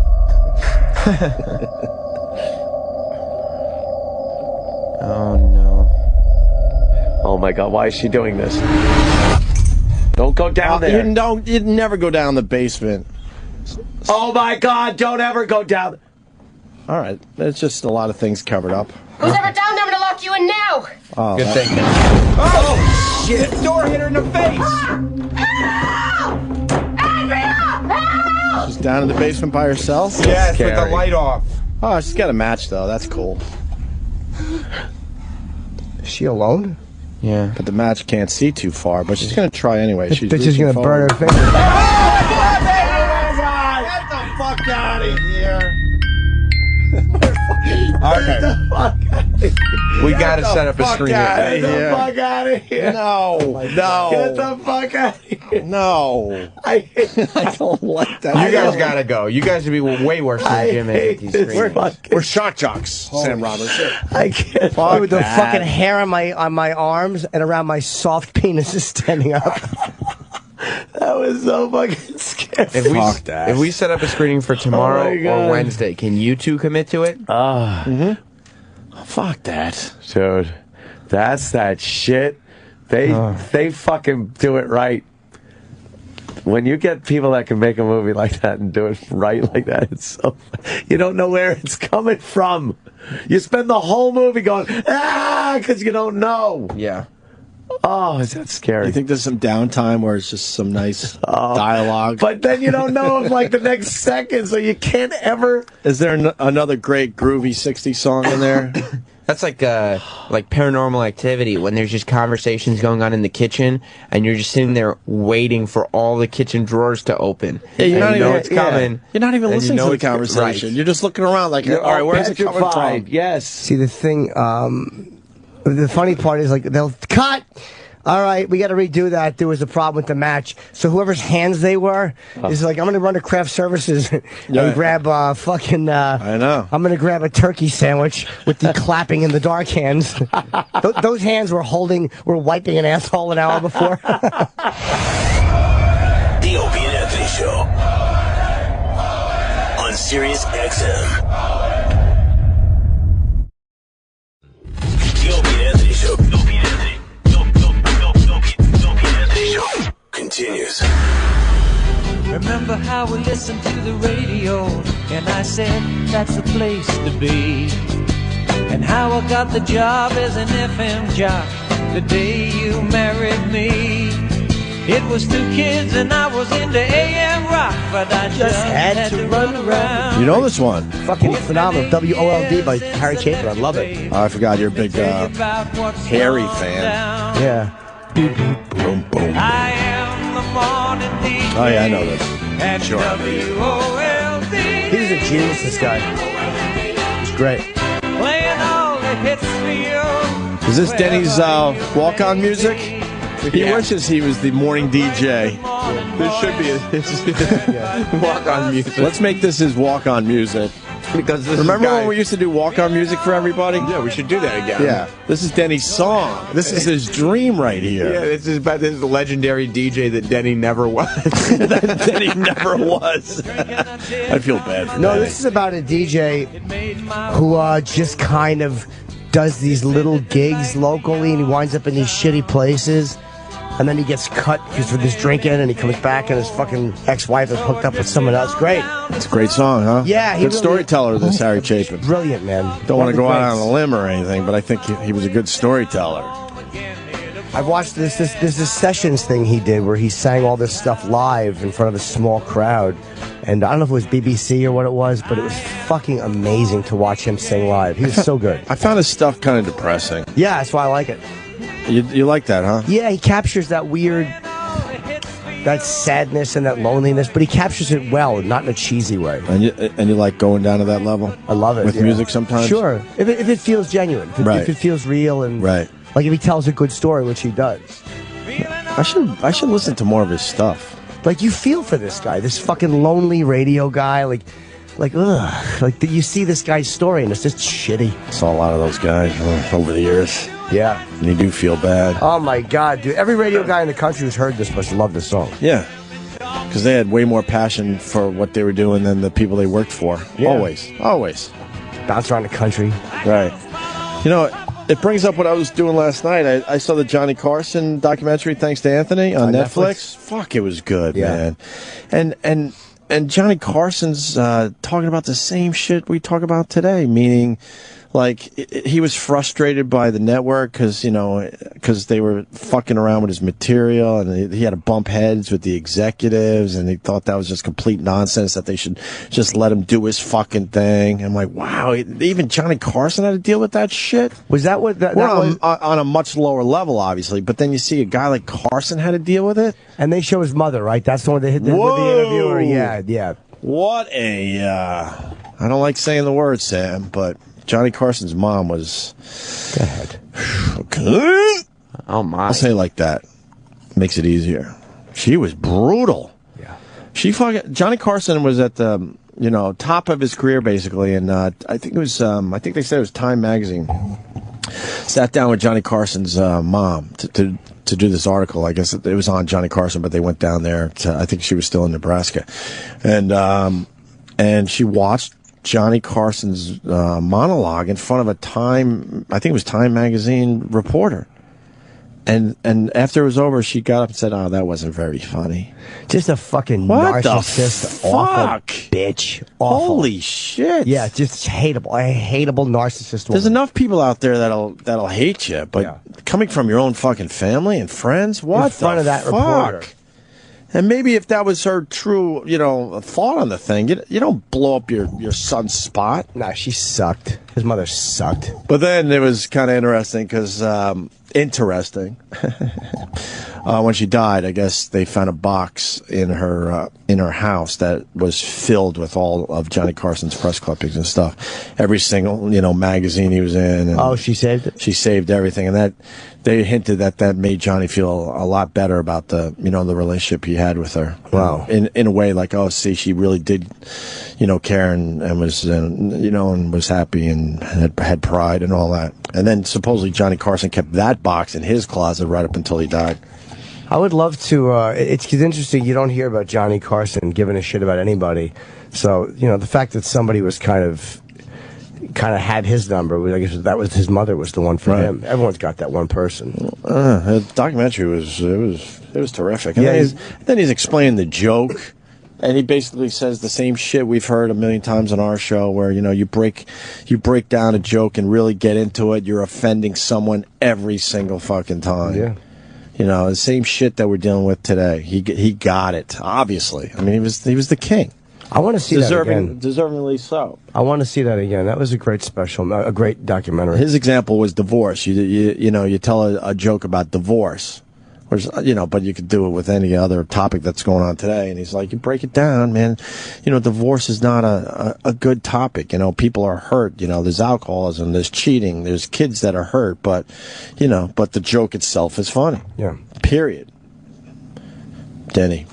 Good morning, guys. How are you? There's your walk-on music. Nice You song. like this one, right? Yeah. Matter of fact, Harry died on the LIE on his way to a concert. Yeah, I know. Eisenhower Park. He ate the fucking steering wheel. We all know. Shame. We decided not to mention that part of the legacy. Oh, okay. Where he burned alive on the LIE. We all know. I didn't get into it that deep as you did. I just said he lost his life. I think he hit a tanker truck. It was not pretty. On his way to a concert, huh? Yeah. What exit? I don't know what exit, but it was on the You LIE. should know that, Denny. I don't remember. You should know what exit He was that heading is. west to Eisenhower Park for a concert. But you should go real local and go, you know that exit that we've all passed a million times? We're That happened national. right We there. don't have to be as local. No, we're national. You're not. We're multinational. You're national I work for the sometimes. same company as you do. You're national sometimes. I work for the same company. Somebody's sick. What? Somebody's sick. We love you, Denny. I know you do. You need the big break. Yes. I'm happy. Even though your voice, Very happy. even though your voice is Very like a voice is a little soft. Oh, yeah, of course it is. Yeah, I worked with a guy once who. Could you relate to the Garth Hemp story I told? The old school guys? I did. I worked with a guy by the name of Dave Weiner. I'll never forget. He was a newsman. And this guy would smoke like crazy, because you remember back in the day you could smoke in the radio station. Right. And he always had a cigarette. And the reason was because he was working on his voice. I wanted to get a deep voice, and he would always smoke. Right. And just, I smoked back then. Didn't help. You tried it? Now? No, I just smoked before that. Huh. He did. He went to Florida. He was down in Florida. I don't know if he's still in the business. Maybe he died of cancer. I don't know. But he smoked like crazy, this guy, because you could smoke in a radio station back then. Right. And, look, I remember working with this other guy. He was a Jehovah's Witness. And the story is the way I found out about it is we were doing a Mother's Day thing. You're hurting your voice right now. And I said, John. Well, hold on. Well, I'll tell you. Hold on. We're going to get to your story. Okay. But you're hurting your voice. I'm not hurting my voice. I'm just Use your talking. regular voice. I'm just you're really talking. trying to. No, I'm not. You're I'm you're just really speaking. working the vocal cords. No, I'm just speaking regularly. And the thing is, Sam, is he? No. All right, thank you. I'm speaking with my headphones on, so I can with hear my what- headphones on. You can see the way the muscles yes, are the contracting muscles. in his throat. You're like, That's why a lot of guys would stand up, all right, so you could project a all little right, better. yeah. Speak from the diaphragm. Wait, who is the guy that moved to Florida? Dave Weiner. You fucking fell for it. Fuck yeah, big pecker. Anyway, all right. Very immature. And I told this guy once. Can I you start said, over? I would sell my soul to No, the I'm devil. serious. I'm for a serious. great Start over voice. because I forgot.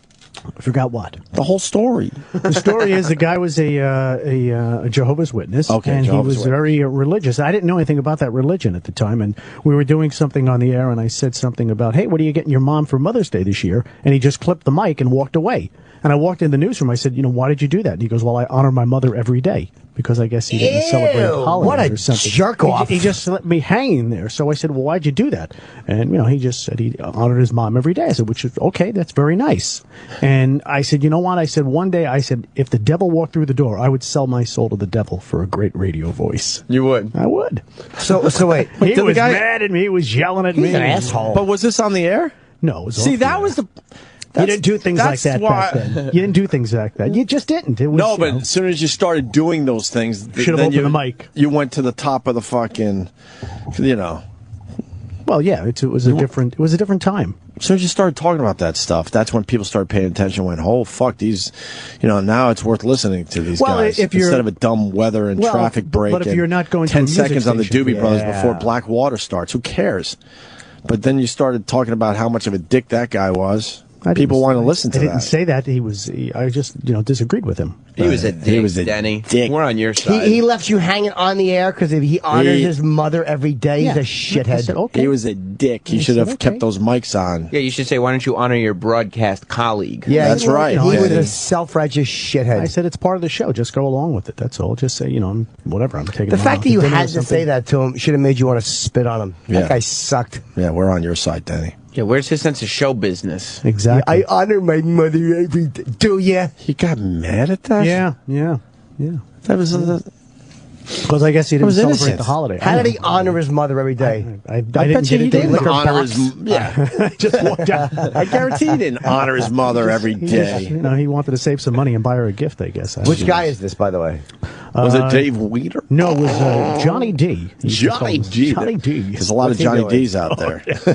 Oh, yeah. What's he doing? I don't know. Hey, this guy knows what exit Harry Chapin died on. See, we go local here. What's going on, brother? Hey, Tony, Good what's up, buddy? evening. From Brooklyn, I know you.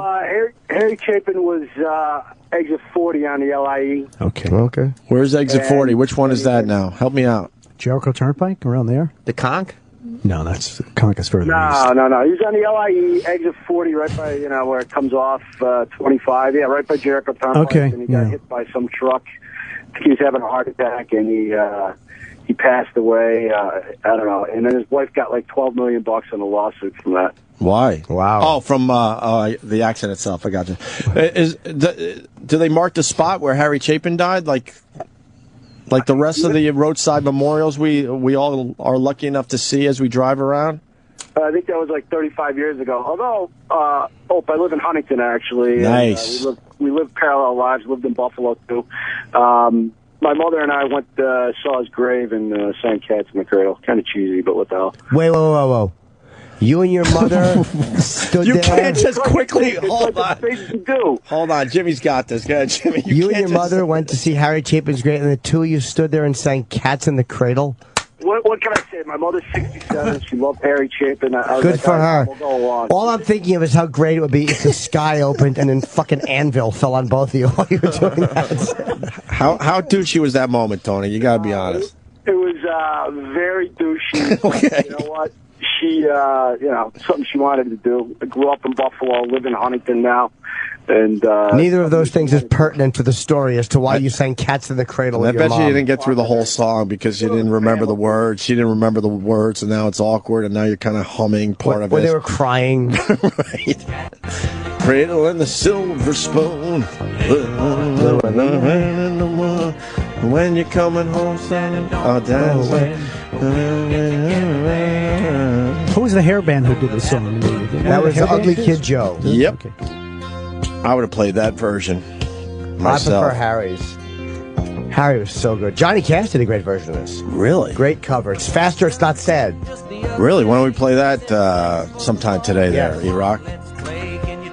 Jeff is... Danny, thanks for coming in. Jeff Bridges on his way up. Okay. Godspeed. Yeah, we'll go back to you. Thank you. Thank you for your All time. right, Tony. Great story. Harry Chapin singing "Cats in the Cradle" at his grave. That's yeah. It's borderline heinous. That story. Him and his mom, because they didn't know Harry Chapin. That would be bad if Harry's friends did it. Mm-hmm. What? Is he? He's coming in now. Yeah, he's on his way up. Okay, cool. And we'll get back to Denny and his driving story. That terrific story. And I want to make him listen to Garth Kemp's voice. I want him to critique Garth Kemp's wonderful, No, it's a great voice. old school radio voice, now doing weather in L.A. That story about that guy leaving him hanging is going to annoy me all morning. Of course. But, well, the business is filled with those douchebags. Johnny D. We worked with all those guys at NEW. They were all just shitty people toward us because we were trying to do something different. I can't wait to tell The Jeff. only one that wasn't shitty was Scott Muni. I remember. And he probably had the right to be shitty to us. He was an amazing DJ. Old school guy. And he fucking took us under his fucking wing. Big time. And the rest of the guys, like, fucking hated us openly. Not Muni, man. He would go, hey, come on in, and invite us into his office and just tell story after story after story about all the guys he met. Yeah, it's the time me and John and Yoko were hanging out. Just showing me, like, fucking pictures and autographs. And he was just lonely. He was cool. He liked us a lot. I wish I would have met him. He drove out of the garage one day the wrong way. He had his own rules. He didn't want to wait to go out the right way, so he went out the way you fucking come into the garage. One lane, one of those tiny lanes that has the big time curve. He just went flying up there. One day, he didn't care. What are you doing, Sam? Stop breaking everything. Everything's okay. The shit he had in his office, though, in piles, like, oh, let me find this. And it would be just a Paul McCartney autograph or Paul McCartney signed picture. Oh, yeah, this was the time me and Paul went for coffee. Unbelievable. I don't have any of those memories. Yeah, you do. I don't. We fucking met. We've met some people. Yeah, but I didn't go for coffee with them. Yeah, well, you've had coffee with Bob Kelly. You were at Ozzy's house. Yeah, you were at Ozzy's house. You filmed a little thing with Ozzy. That is true. I don't have anything from there, though. By the way, I can't wait. Jeff Bridges is going to be amazed when he realizes his movie opens on my birthday. Your birthday's in 2 days, Jimmy. Yes. What are we doing this year? Oh, please. The surprise bash hasn't been planned. Thank you. I don't even know if you're going to be here for your birthday. I will be on a plane. I'm on a plane. Flying home Thursday night. I'm doing a Jay Leno segment. And I'll be getting off the plane and the red eye and coming right here. So I'll be tired on my birthday. You'll be tuckered out. Yes, I will. I'll be very loopy. Why do you keep checking the headphones? What's wrong with you? You have OCD? Well, I was going to ask you something, but I don't know. What? Is it even worth it to get you a cake since you're so svelte and taking care of yourself now? Probably not, but I'll ask you after Jeff Bridges Jeff Bridges walking into our studio. Terrible timing for that awful question. Mr. Bridges, welcome to the Opie and Anthony show, sir. How are you, sir? Yeah, please. Here we go. Holy mackerel. We're on the air. It's a pleasure to see you. All right. Good morning. Wow. We're on if you want. Wow, you're actually here. Yes. Here I is. I'm used to seeing you on the big screen. It's rare we get a lot of the A-listers to do morning radio. Oh, don't say that. No, but they don't like doing it. We get a lot of A-listers, Mr. Bridges. Good. Do you like morning radio or do you not like it? I'm doing pretty good right this second. You know, a little sleepy. I'm looking forward to my coffee. It should be here soon. Any second. Up to speed. Right. You played one of my favorite roles. You can't hear? Just down, just a skosh. Yeah, you got your. But I imagine it's a little. Hold on. We're probably blowing out Mr. Bridges' ears right now. Here, is it right here? Yeah, here? You got it. Good, yeah, cool. Thank you. I almost told him left to turn it down, right to turn it up, but I'm assuming he knows how to do that. My mother is in love with you. Before we get into the interview, in love with you. Yeah, cool, man. Yeah. She's an older broad, but she... Yeah, that's all right. I like older broads. Yeah. She was in love with Jeff Bridges. We talk about Mr. Bridges all the time. Jeff's a very handsome guy. You played, you were in King Kong. Let's be honest, I'm not a woman, but back in those days, if I was, I would have hooked up with you if it was possible.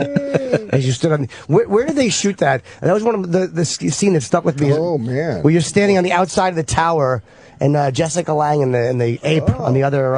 yeah. And that was a horrifying moment to me. You know, it was a wild thing during that, when we were shooting that. This little guy comes up to me, and he says, how do you like my temple? I say, your temple? He says, yes, this is my temple. I said, what are you talking about? He says, oh, yes, I tight-roped across, and Philippe Petit. Oh, no kidding. And he lived right across the street from that, and he would look up at that thing every day and say, this was his, his we're obsessed with Philippe Petit, what he did that day. Man, we talk about it all the time. And then he was sentenced to to perform for free in the park for a year or something. And that was the year we were making Kong, and it was wild. He taught me how to juggle, which I think. The thing about that day, now they figure all that stuff out and they test everything. He snuck in. And then you saw the documentary, right? Oh, yeah. Where he shot the arrow to get the line across, and then that was. Can you imagine? And he didn't know if it was all going to be, secure enough. And he was planning that for years, and all his friends, were laughing at it and say, "Yeah, we're with you," and they all fell out except for his best friend who went over to the other side. It was just him and his.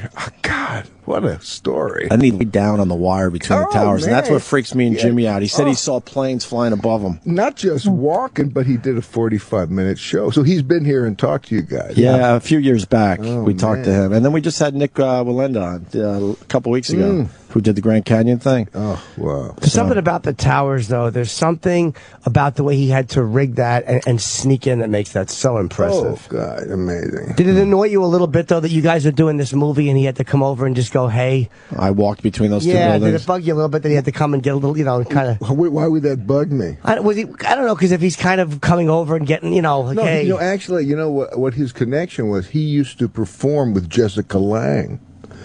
Yeah, in France. She was kind of a street performer. So he knew her? Yeah. Oh, okay. There you go. Did she remember him? Oh, yeah. Yeah, they're buds, yeah. Did you like the remake? I mean, it's always weird if you... I mean, even though your version was a remake, of course. Yeah, but our version was kind of a joke. You had this guy, Rick Baker in the suit, and then they would cut to this, 90-foot tall, statue of an ape, and it was ridiculous. No, I thought the new one was, kind of spectacular. The ape was incredible. You know what freaked me out what I didn't like about the 77 version? It had nothing to do with you or the acting. It was that in the movie poster, because I was like 9 at the time, in the movie poster they show Kong straddling both buildings holding planes, and you're like, he's fucking huge. Oh yeah. But in the movie he didn't do that. No. He had to jump from one building to the other. I felt very gypped. I remember as a kid, pretending to be sick so I could stay home and watch the original. I used to love that thing. The original Kong. The original Kong. Oh yeah, that was great. What made you get into acting? I guess Bo got into it first, and of course your father. My dad. I mean, he wanted all of his kids to get into showbiz. He just loved it. It was kind of unusual for an actor, but he really dug it. Wanted us all to go into it. He was great at it too. That's just the opposite, right? Not that I need to tell you that. Yeah, you hear a lot from guys like yourself that I don't want my kids to go into this business. It's too crazy. Yeah, but he dug it, man. Oh, he said you got to do it.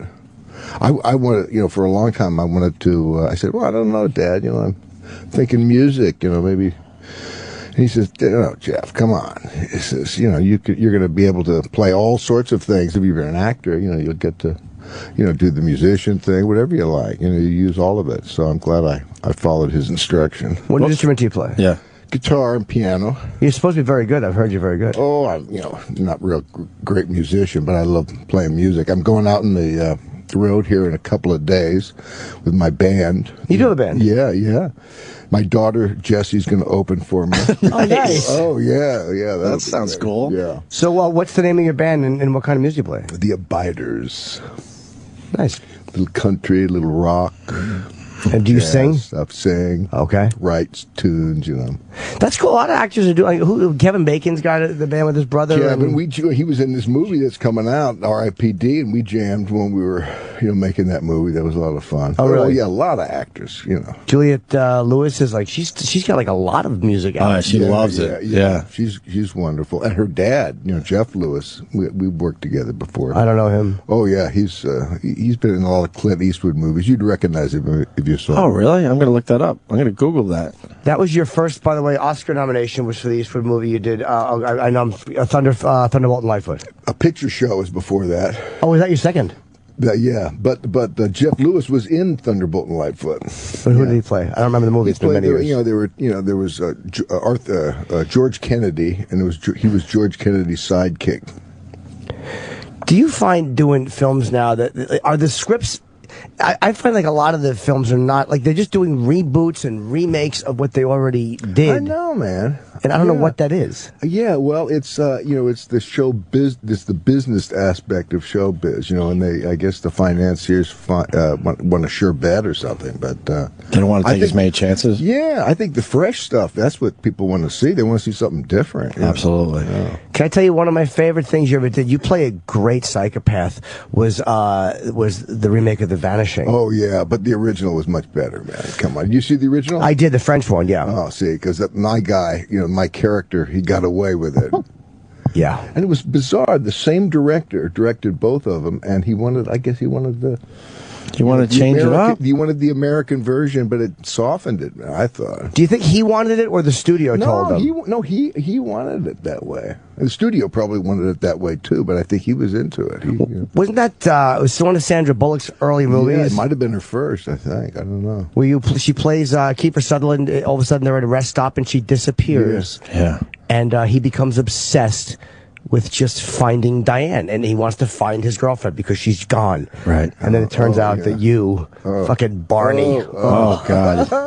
But the original was a masterpiece. I thought that's what got me on board on that movie. Now we got to see the original. Oh, God. It's chilling. How did the original end? The original ends when this guy's family, who buries, all these people alive, he's having a picnic with his family, at his cabin, pass the ketchup, and underneath that table, under that table, there are all these people he buried alive. Oh, just, wow. Life goes on, Well, they let you know, because the thing was, he didn't know, I don't remember in the French version, he didn't know how Diane died. He became obsessed with knowing what happened to her, so Barney approaches him and says, you'll experience everything she experienced. Yeah, yeah. And that leads us to a question. Why do you think in America we need that happy ending, or we need everything tied up all nice by the end of a movie? Oh, that's how we want life to be. Right? But only in America, because when you do see the foreign films, they will go in those other directions.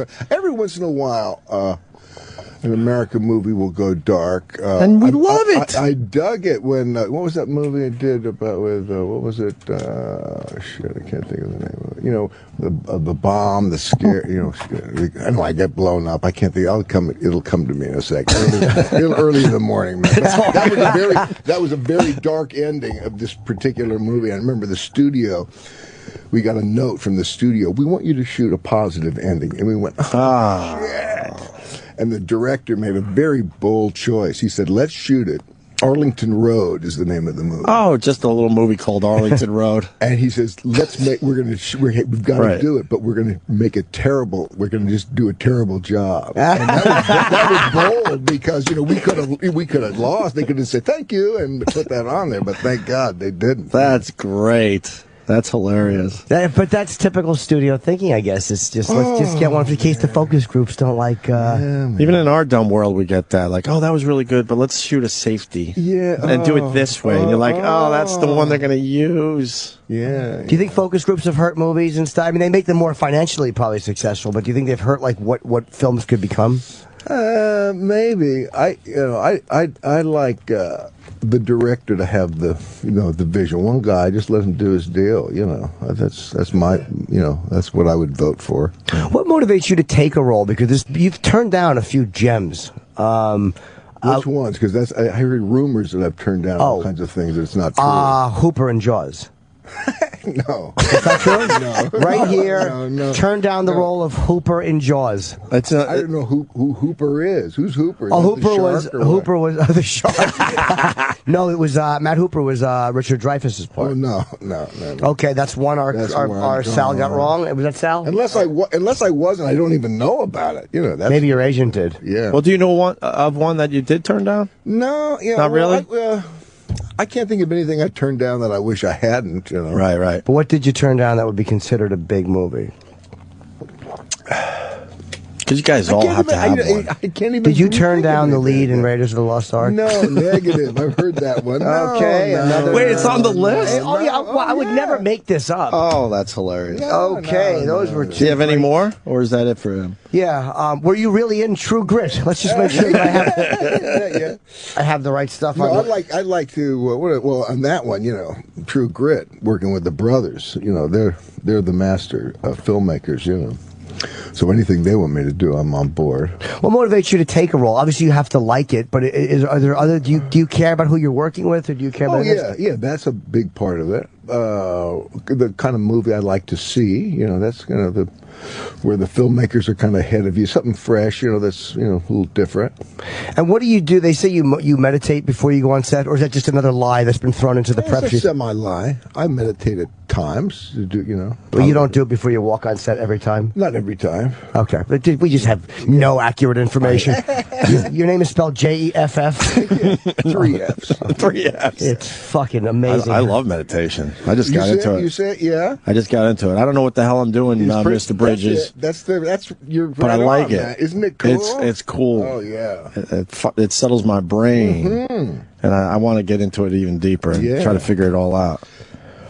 Just 10 minutes a day, just by yourself. Oh, man. Trying to get that brain silent. I can't make myself do it. My mind just won't stop. Well, that's okay. nonsense. That's okay. That's what the mind does. You just let it do your thing and just say thanks and go back to your. Right. Yeah, man. What do you do if you itch? I always have an itch. Like if I'm trying to relax and not do anything, something itches. Well, that means you're not really meditating because all that goes away if you do it properly. I know. I've never done it properly in my life. Because I do it.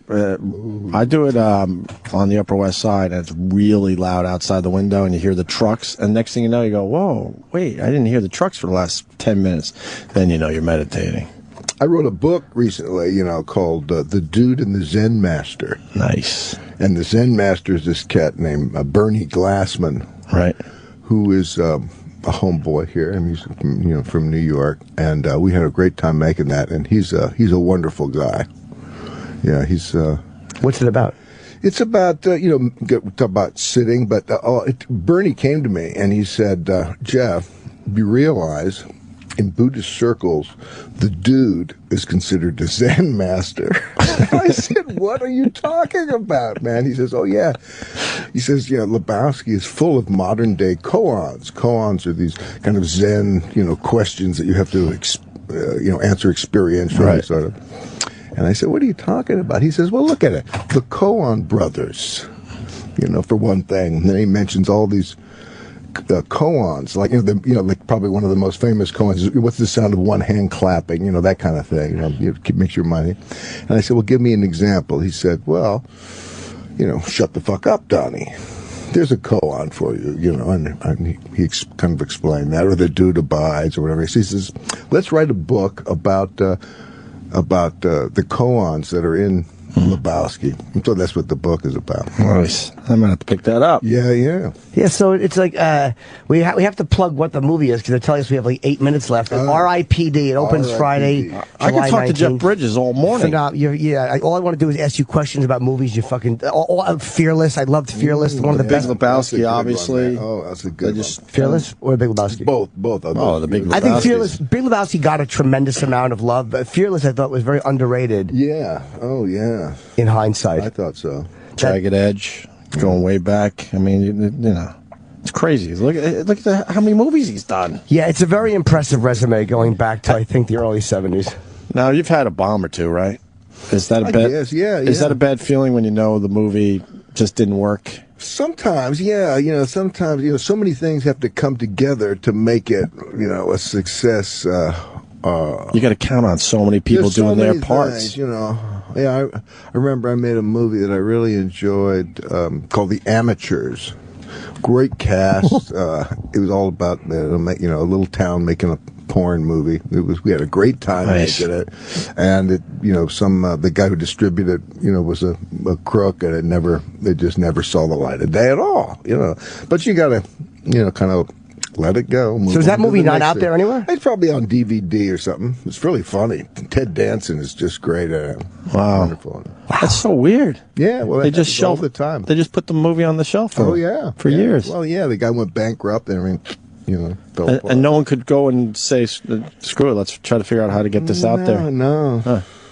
Yeah, drove the poor writer and director who was wonderful. Mike Traeger kind of gave him a stroke, and can you imagine working on something for a couple of years and then just it's your baby. Oh, and it's your baby. And you get Jeff Bridges and Ted Danson to do it, right? Oh man, that's a miracle in itself. And I got these guys, and you're telling me that no one's going to see this? Scummy distributor fucks everything up for you. Oh, that's awful. We got to talk about the new movie, Yes, obviously. R.I.P.D. I want to make sure I get it right. You are a slain police officer who joins a team of undead police officers working for the Rest in Peace Department. No, close. No cigar, man. No? Once again, the fucking idiot. By the way, I am just reading. Jeff, I just want you to know you're on a very professional show here. Yeah. Of course, I can It might not sense sound that. sound that way, or seem that way, I should say. Here's what's going on. R.I.P.D.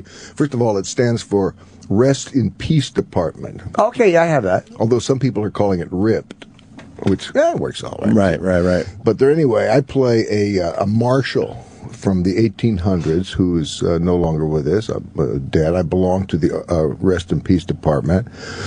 And the Rest in Peace Department is made up of all of these wonderful peace officers who are now after dead people who want to be alive still and actually exist and are walking amongst us. And we are, taking them back where they belong. And I'm partnered with a wonderful actor, Ryan Reynolds, who is a modern-day cop who's also dead. And he wants to get back amongst the living, and we are hunting deados. Okay, so wait, if Ryan Reynolds was recently killed, maybe this is accurate then. Maybe he's the recently slain cop. There you go. It sort of made sense. A recently slain cop joins a team of undead police officers, but he's not the recently slain cop. He's from the 1800s, Mr. Jeff Bridges. Gotcha. Do you like playing a guy from back then more, or do you prefer playing a modern guy more, or do you not care? I do not care. It's fun cowboy guys. I mean, I love the, westerns. They're wonderful. What's amazing about you though is like no matter who you play, whether it's a cowboy or whether it's Barney or whether you always bring some. You never seem to play you always play an interesting guy doing that as opposed to some predictable version of that character, if that makes any sense. Thank you. There's always some weirdness to it, and really, no one can play what you do the way you do it. Thank you, man. I appreciate that. And I know that was really a kind of shitty off-kilter compliment. I'll take it. No, but I mean that. How do you? I always ask great actors, how do you make something yours when you see it? Well, when you're preparing for the role, what I do is look inside myself, think of different aspects of myself that, kind of work for the character, and I might magnify those, and got, aspects of myself that don't, I'll kind of kick to the side, and so kind of like that. And then I look, I find when I'm working, it's probably like with you guys. Aren't you always looking for things to put on the show? Oh, yeah. I'm just open and I'm looking at people. I say, oh, see how he's twirling that? I think I'll use that in the move. Just that my mind's always, always working. Always working. Smart. You'll incorporate something that you see or experience during the day. Yeah. Are you? God, I hope my pen twirling ends up in a Jeff Bridges movie. I'll go, that was because of me. I know it. Or did you do it just for me? Exactly. His next role, he'll just ask completely wrong things to a guest, and that will be the contribution from this program. Do you? Are you the same? Like when the camera cuts, do you live in the role for a little while, or are you immediately back to being Jeff? It's funny. I remember doing an interview at home one day, and the guy asked me that same question, and I said, I'm really not the kind of actor who takes his work home, and I don't have people call me by my character's name and that sort of stuff. And I was doing the movie Jagged Edge, where I was playing a psychopath basically.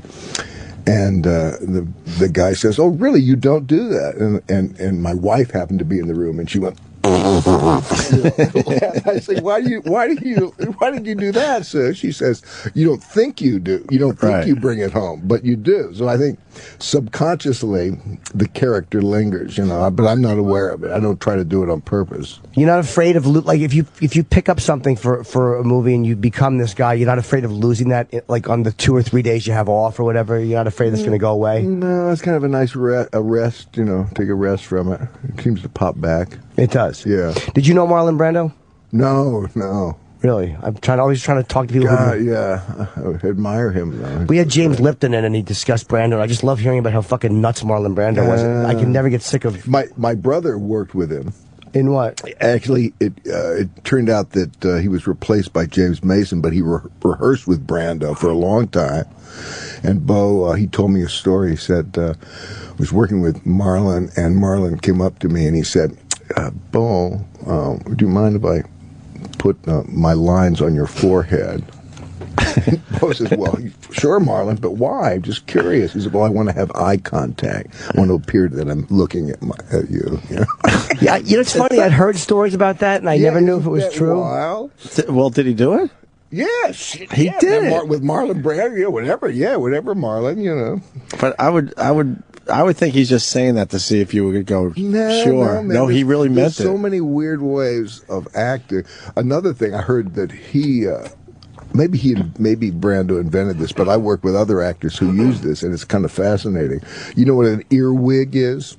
No. Is it the earpiece? Yeah, it's a little earpiece that you put in. They can't see, you know.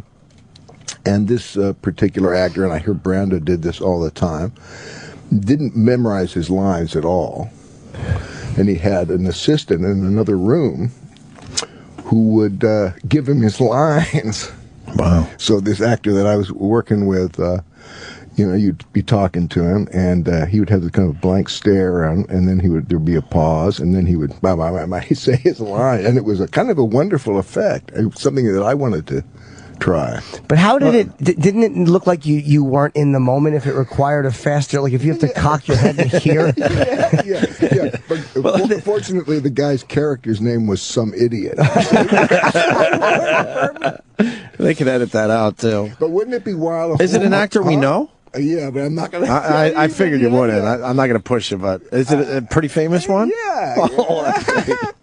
But wouldn't it be great if, a whole play like that, where everybody had earwigs, there was no lines, and there were people in the other room just giving him, stuff. I think it would be an interesting effect. That would be amazing, yeah. If you hope that the piece works, because there's nothing worse than watch. Exactly. Would they actually, in Final Cut, would they take the dialogue and put it closer together? Would they cut out that pause time, or would they leave it? They just left Depending, it. In this case, the guy's name's Some Idiot. They just leave it. That glaze, it worked. Yeah, I heard Brando did that because he just didn't feel like doing the work anymore. But then I heard on The Godfather, if you see screen caps of that, there's lines written all over the kitchen. Oh yeah, a lot of ways to do it, man. A lot of ways to do it. Do you find are you more comfortable knowing everything before you go in, or do you kind of like to learn as you go? I like to know my stuff, but each one is different. I remember a couple of them, like I did a movie with Tommy Lee Jones, one of my favorite actors, Blown Away it was, and we're getting towards the climax of the scene. We all knew from the beginning that scene wasn't working. We said, well, we'll fix it, and it was the day, and they couldn't fix it, man, What are we going to do? Well, put it on the damn cards, man. Say, put it on, and I've got to, do this scene with one of my favorite actors with reading cards off the back, from behind his head, stuff like that. What do you mean? The fixes that they put for the scene? Not the fixes. The whole, I had like a monologue, the whole big thing, and or with Iron Man, you'd think with a $200 million movie they'd have a script, but often. Downey and Favreau and I would be in our trailer working on the scene for that day, trying to write it, while they're all tapping their foot waiting for us to come to work, and we're, saying, okay, you play my part, I'll play your part, let's figure it, Favreau. Oh, I know a good writer, let me call this writer, he might have some idea. No way. Yes, man. You would never think on a big budget film that happened. So that freaked me out, of course. Like I was saying, my MO is, learning my lines, and then so I don't have to think about it. But I made so it drove me crazy at first, but then I made a little inner adjustment. It just said, oh, Jeff, you're making a $200 million student film. Just relax, have fun, and look at the result. It came out great. It was great. So there's a lot of ways to do it, man. The process is so interesting, isn't it? It's sometimes it's fucking, because I've done it and it's really hard to do well, and I'm amazed by guys who do it so well. I have a follow-up question. So the blown away scene, did it end up working in the end? Not really, huh? I mean, what when I watch movies that I'm in, there is a home movie aspect to it, because I remember, everything that went down. I'm not just following the story, so that it's stuck in my craw. I Gotcha. gotta admit, Is there a monologue you look back on, or a moment you look back on, and you go like that? If that's something I would want everyone to remember me by, like one moment or one monologue that you felt like I did that really well. One that comes to mind, I don't know if it was a monologue, but it just popped into my head, was the dude getting into the car with the Big Lebowski, trying to backpedal, and get in the tow and all that stuff. I dug that scene quite a bit. Yeah, that movie's a those classic. guys, those writers, man. I mean, They were the great. Coen Brothers, God. They made a lot of great films. And they make it look so easy, Right. Yeah. I think he's got to go. Stinks. Well, yeah, the last thing I have to say is we interviewed your brother once on the phone. The Incident is fantastic. Yeah. Isn't Drives that me great? nuts that everybody doesn't know that movie. Yeah, that's a great movie. Was that his first? Marty Sheen, yeah. And I don't know if it was his first, but that was early, yeah. And Ed McMahon. Right. And Brock Peters. It was such a great movie. Yeah. About just a problem on a train. It was Mark Sheen's first movie. I really don't know the movie. Oh, it's now black I got to and see white. that too. Tony Masante. It was really great, and that's all I wanted to do is talk to Bo Bridges about it. So whenever there's a Bridges around, I have to mention it. Sure. All right, R.I.P.D. Obviously with Ryan Reynolds and Jeff Bridges opens this Friday, July 19th. And you are on Twitter, the Jeff Bridges, spelled with a J, Jeff Bridges, on Twitter. And do you read all your at mentions?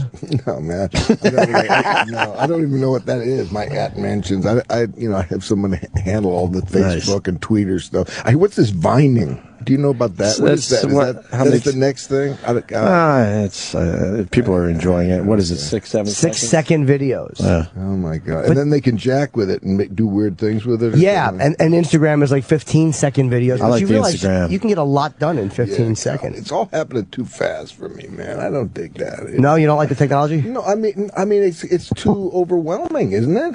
I mean, if you don't answer your emails for a couple of days, forget it. You're just swamped. Yeah, but can you picture life anymore without computers or email? I can't picture life without it. I'm hooked for it. I kind of dig it and hate it all at the same time. Or leaving your house without your phone. That's like a tragedy now. Yeah. We come from a time where you just did that. You didn't have a phone. Yeah, and everybody can get you anytime. I used to like being off the grid. Yeah, I still. Not that I was doing crazy shit. It was just nice. Like, it's just me for a few hours. No one could get a hold of me. Do you remember leaving for the airport and you knew you'd call the guy when you got to the hotel? Right. There was no way to get a hold of you unless I used a payphone in the airport. So it'd be 6-7 hours before you could talk to somebody. And now I'm literally texting until the door's I don't text. Yeah, you don't? My wife texts and she feels all modern. She feels all modern. Yeah, I don't. That's another thing. You got to keep up. I don't want to keep up, man. God. Well, what do you do for fun when you're not acting? I know you got to go, but the music, what you're hitting the road with. I like, I do ceramics, read. Photography too, I heard. Photography, yeah. Do you take pictures of the other actors? That's the main thing I do. Oh, you do? Yeah. I'll get you guys a book. I took some shots of R.I.P.D. I'll get you guys a. Oh, yeah, I'd love to see that. Yeah, absolutely. He loves his photography. So. Oh, yeah? Yeah. You're a photographer? No, I mean you do. You do, Oh, but I take pictures with people, and I do it poorly. No, I don't take very good pictures. Jimmy's thing is he's obsessed with getting pictures with celebrities. I like to do it. Yeah. It's an obsession, though. Yeah, and you do like this self thing? I have a couple of Selfies? times. Yeah, I got Selfies, Sidney yeah. Poitier in a pharmacy. I had to do a shitty iPhone selfie. But what you got to do what you got to do when you're getting fucking Cialis in Beverly Hills. So if you say no to a picture after this interview, it'll make my day. No, certainly, because he'll be so bummed out. He will be bummed out. I wouldn't be angry. I would just be sad. I was on a flight with Joe Pesci recently, and he wouldn't take the picture because of everything you're talking about. I just wanted a picture with Joe Pesci. He goes, "Oh man, I just don't look good right now. I flew all night. It was like one of those red eyes." And he just would not take the picture. I'm like, look, I don't even need to tweet it. I just want a picture with you. Maybe you could have taken a picture with his hand. Yeah. You just put his hand in the frame. You just put your hands out. That is Joe Pesci. That's a great one. It's the next one that says no. That one bummed me out. Yeah. I'm not as obsessed like Jimmy, but that one was a bummer. I was like, I don't want to creep out my new Hollywood best friend. Yeah, we feel like we're friends with you now. Good, man. That's the You way better to come feel. back. Yeah. You should come back with the band and play a song. Yeah, We would love that. Yeah, okay, good deal. Yeah. You going to come in, perform in New York? Next time we're going to go to Texas and Nashville, and then we're working our way up the coast. Yeah, we'll get up here. All right. Well, the great Jeff Bridges, I love you. I think you're fantastic. So. Thank you, man. Thank you. And the movie's R.I.P.D. and it opens Friday, so let's all go see that. All right. All right, Jeff Bridges, everyone. See you guys. Opie and Anthony Show on Sirius XM.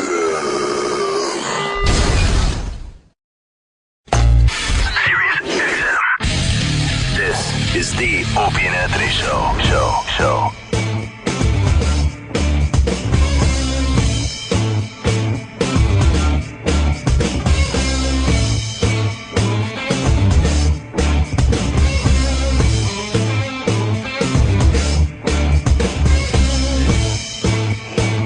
I gotta say, Jeff Bridges might be one of my favorites of all time. Simply put. What a great guy. I loved him. He seems like the nicest guy ever. I don't know if he's faking it, but I felt like going, Jeff, we got another hour here, and then I think we should go and get a bite to eat. Would that have been a mistake, Jimmy? No, he probably went, yeah. He was just hanging out, man. Yeah. Had that vibe. He's like a down-to-earth guy. He's been in so many huge movies. Yeah, I was on the way over today. I was like racking my brain of like how many Jeff Bridges movies I've seen, and I mean just recently he was the bad guy in Iron Man. Yeah, I completely forgot about that. I mean stuff right off like the True Grit, Crazy Heart. Yeah, Hello, and that was about it really. Starman. A Hat for Winkle. A Hat for Winkle was one of his big ones. Seabiscuit. Oh, The Contender. Arlington Road. The Contender. Big Lebowski. Which was an amazing movie. Jim mentioned The Vanishing earlier. Tron. Fearless. Fabulous Baker Boys. Oh, shit, I forgot about that movie. Jimmy said The Vanishing. Fearless. Blown Away. Jagged Edge. The Big Lebowski is my second favorite comedy movie of all time. Jagged Edge. Who was in that? That was, what's her name? Who we had in once, right? Wasn't Cher in that? No, it was the broad from the other movie where she was a stalker. Jagged Edge was with Faye Dunaway. No, what are you about to say? Yeah, she's a regular. Glenn Close. Yeah, Thank you, Glenn Close. And I wanted to mention to Mr. Bridges, I got obsessed with film flubs. And they used to write books about film flubs, continuity errors in films. And Jagged Edge has a classic one with Glenn Close, and maybe you could find it online, Sam Roberts, where it's a courtroom scene, and her suit jacket or her whole outfit changes colors mid-scene, and no one picked up on it. Really? Yep. That seems outrageous. Well, it was way back when they didn't really totally focus on continuity as they do nowadays. I mean, for Christ's sakes, you think they'd have the fucking costumes in order. Yeah, but I forgot it went from brown to blue or blue to brown in mid-scene. They cut away and they come back to her and she's wearing a different color, courtroom suit. Her skirt was suddenly brown in the back. You got that, Sam? Remind me, I saw Might not be an easy one to last find. night I caught. You did? Yep. I love film flubs. I'm obsessed with them. We used to do drinking games with film flubs. You get a movie where there was a million of them and you would call it. Sometimes we would call it before it happened and you would get extra points for that. And we were fucking geeks. What's like a classic movie that's got tons if you're going to play that game? It was the one with Michael J. Fox. What the fuck was the name of the movie? There was a million. He crashes into a picket fence. Oh, that was very good. Doc Hollywood? Doc Holliday. Doc Holliday has a million. Thank you. Hollywood. Doc Hollywood? Doc Hollywood. Yeah, Doc Hollywood. Sorry. I like that movie. But that film has a million of them. Oh, really? He crashes into a picket fence, and then they go back to the car, and all the stuff is off the hood of the car. Really? But initially, after the crash, it was on the car. Yeah, Okay. stuff like that. Yeah, but I love film flubs. It The, makes the movie fun. What did you see last night? In The Conjuring, they had one? No. I was very... Oh, did you see that? Yeah, I saw it yesterday. Was it good? It was very scary. Very scary. As scary as Insidious? It's the same. It's the guy that did Insidious. Oh, you know what's Oh, we funny? talked about it yesterday, I Joe. talked about that yesterday. That's not surprising that it's the same guy. Okay. And he also made the same mistake. I'm not going to say what, but... I know what you mean already. I will say, one of my favorite movies growing up was The Idolmaker, with Ray Sharkey, where he plays this guy who discovers these young guys and makes them famous. And I used to I forgot that I used to tape record Ray Sharkey's dialogue. Whenever there was profanity on TV, I would tape it. Why? Because I love profanity. I loved it growing up as a kid, because to me there was such strong expressions of thought. You know what I mean? God damn it! Like a guy who could say "God damn it" really well in a 1980 movie, like The Great Santee. That type of shit I would tape, and I loved it. I was tweeting as Chip while watching. I did a couple of fucking one video I backed off on. I did one video as I Chip while I was watching The Idolmaker while Cesare was on stage. Cesare. Nobody remembers The Idolmaker? No. I never heard of it. The Idolmaker, Ray Sharkey? I don't know who Ray Sharkey died is. of AIDS in '93, I think. I think AIDS. I should say I think. I'll look Ray Sharkey up. Yeah. The Idolmaker was fucking good. I got to get a movie list from you. You've seen a lot of movies that I haven't seen, and they seem like they're really good movies that just didn't get as much attention. Well, this wasn't an amazing movie, but one of the things is he's making this teen idol, this guy Cesare, who was a waiter. Right. And he's changing his name to Cesare, and they're plastering posters all over. It's supposed to be the 50s. And then when you can see that they're plastering all these Cesare posters, and behind it I can see the razor blade, and I realize that it's fucking British Steel by Judas Priest.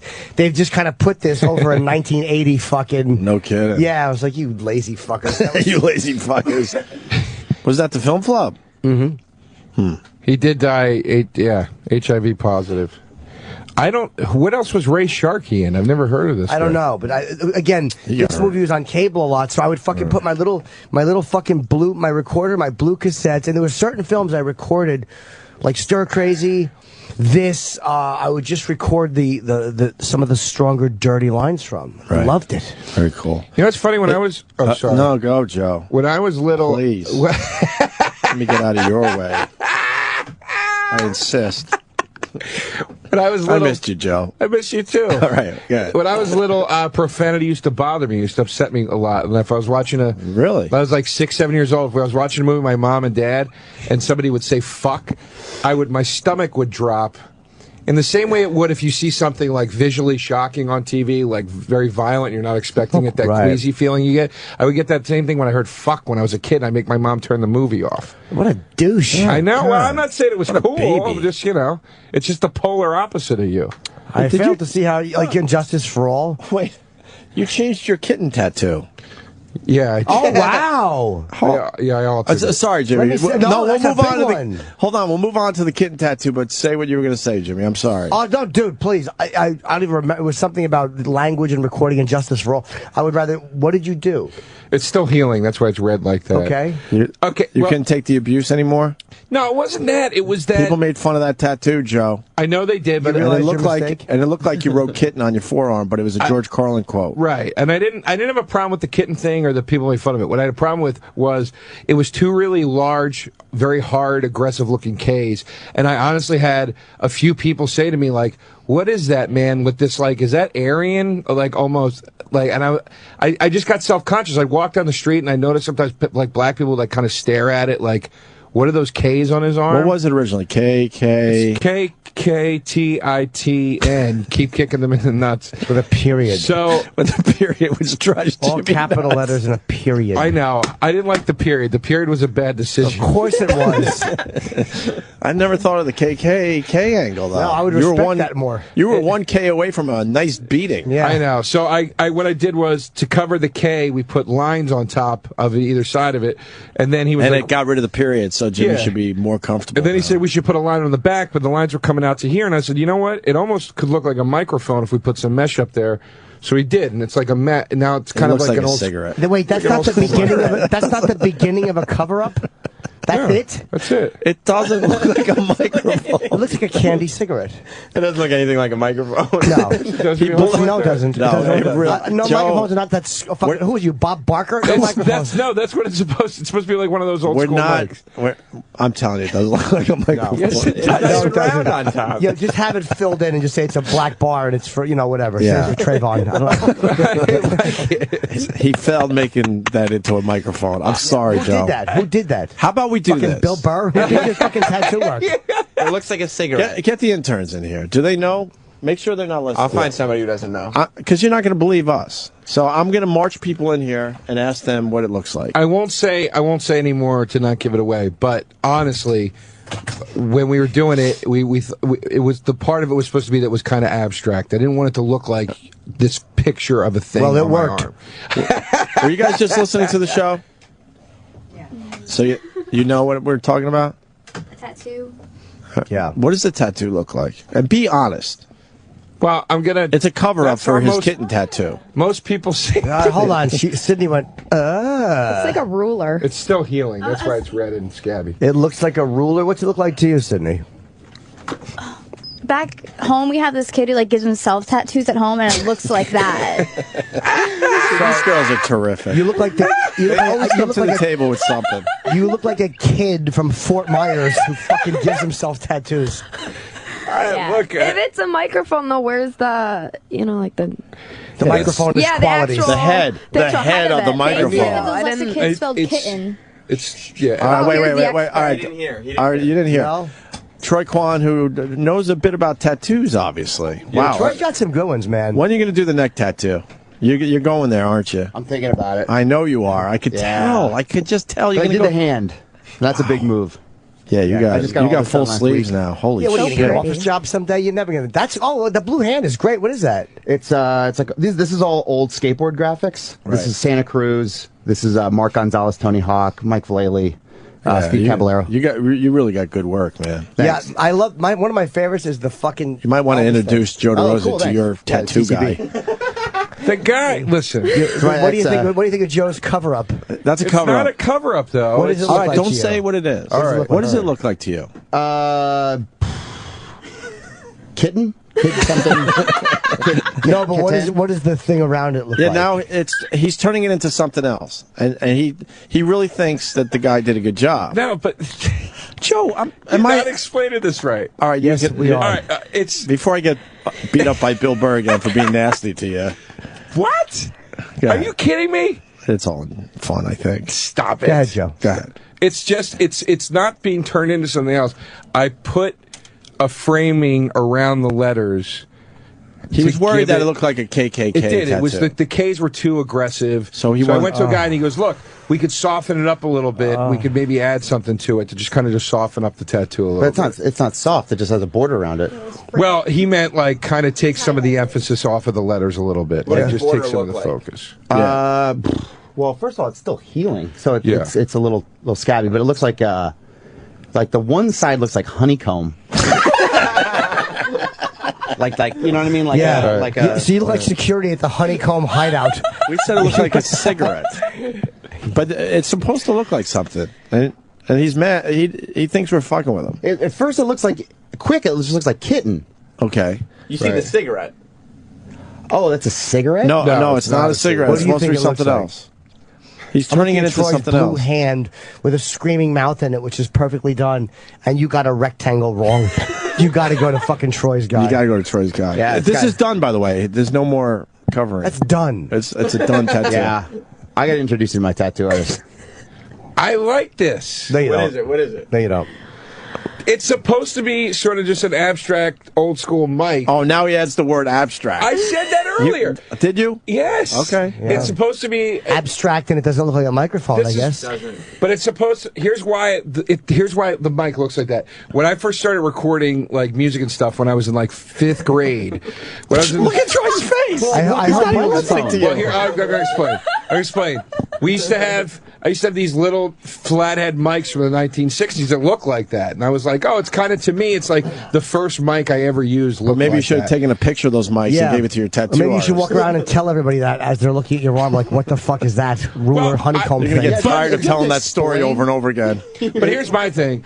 I hear what you're saying. I don't give a fuck if anybody gets it or not. My point is once that's healed and whatever, I don't think you'd look at that and be like, what the fuck? You just be like, he's got some weird thing that I don't understand. you would go, what It the looked fuck? like there's something on the end that maybe you covered up.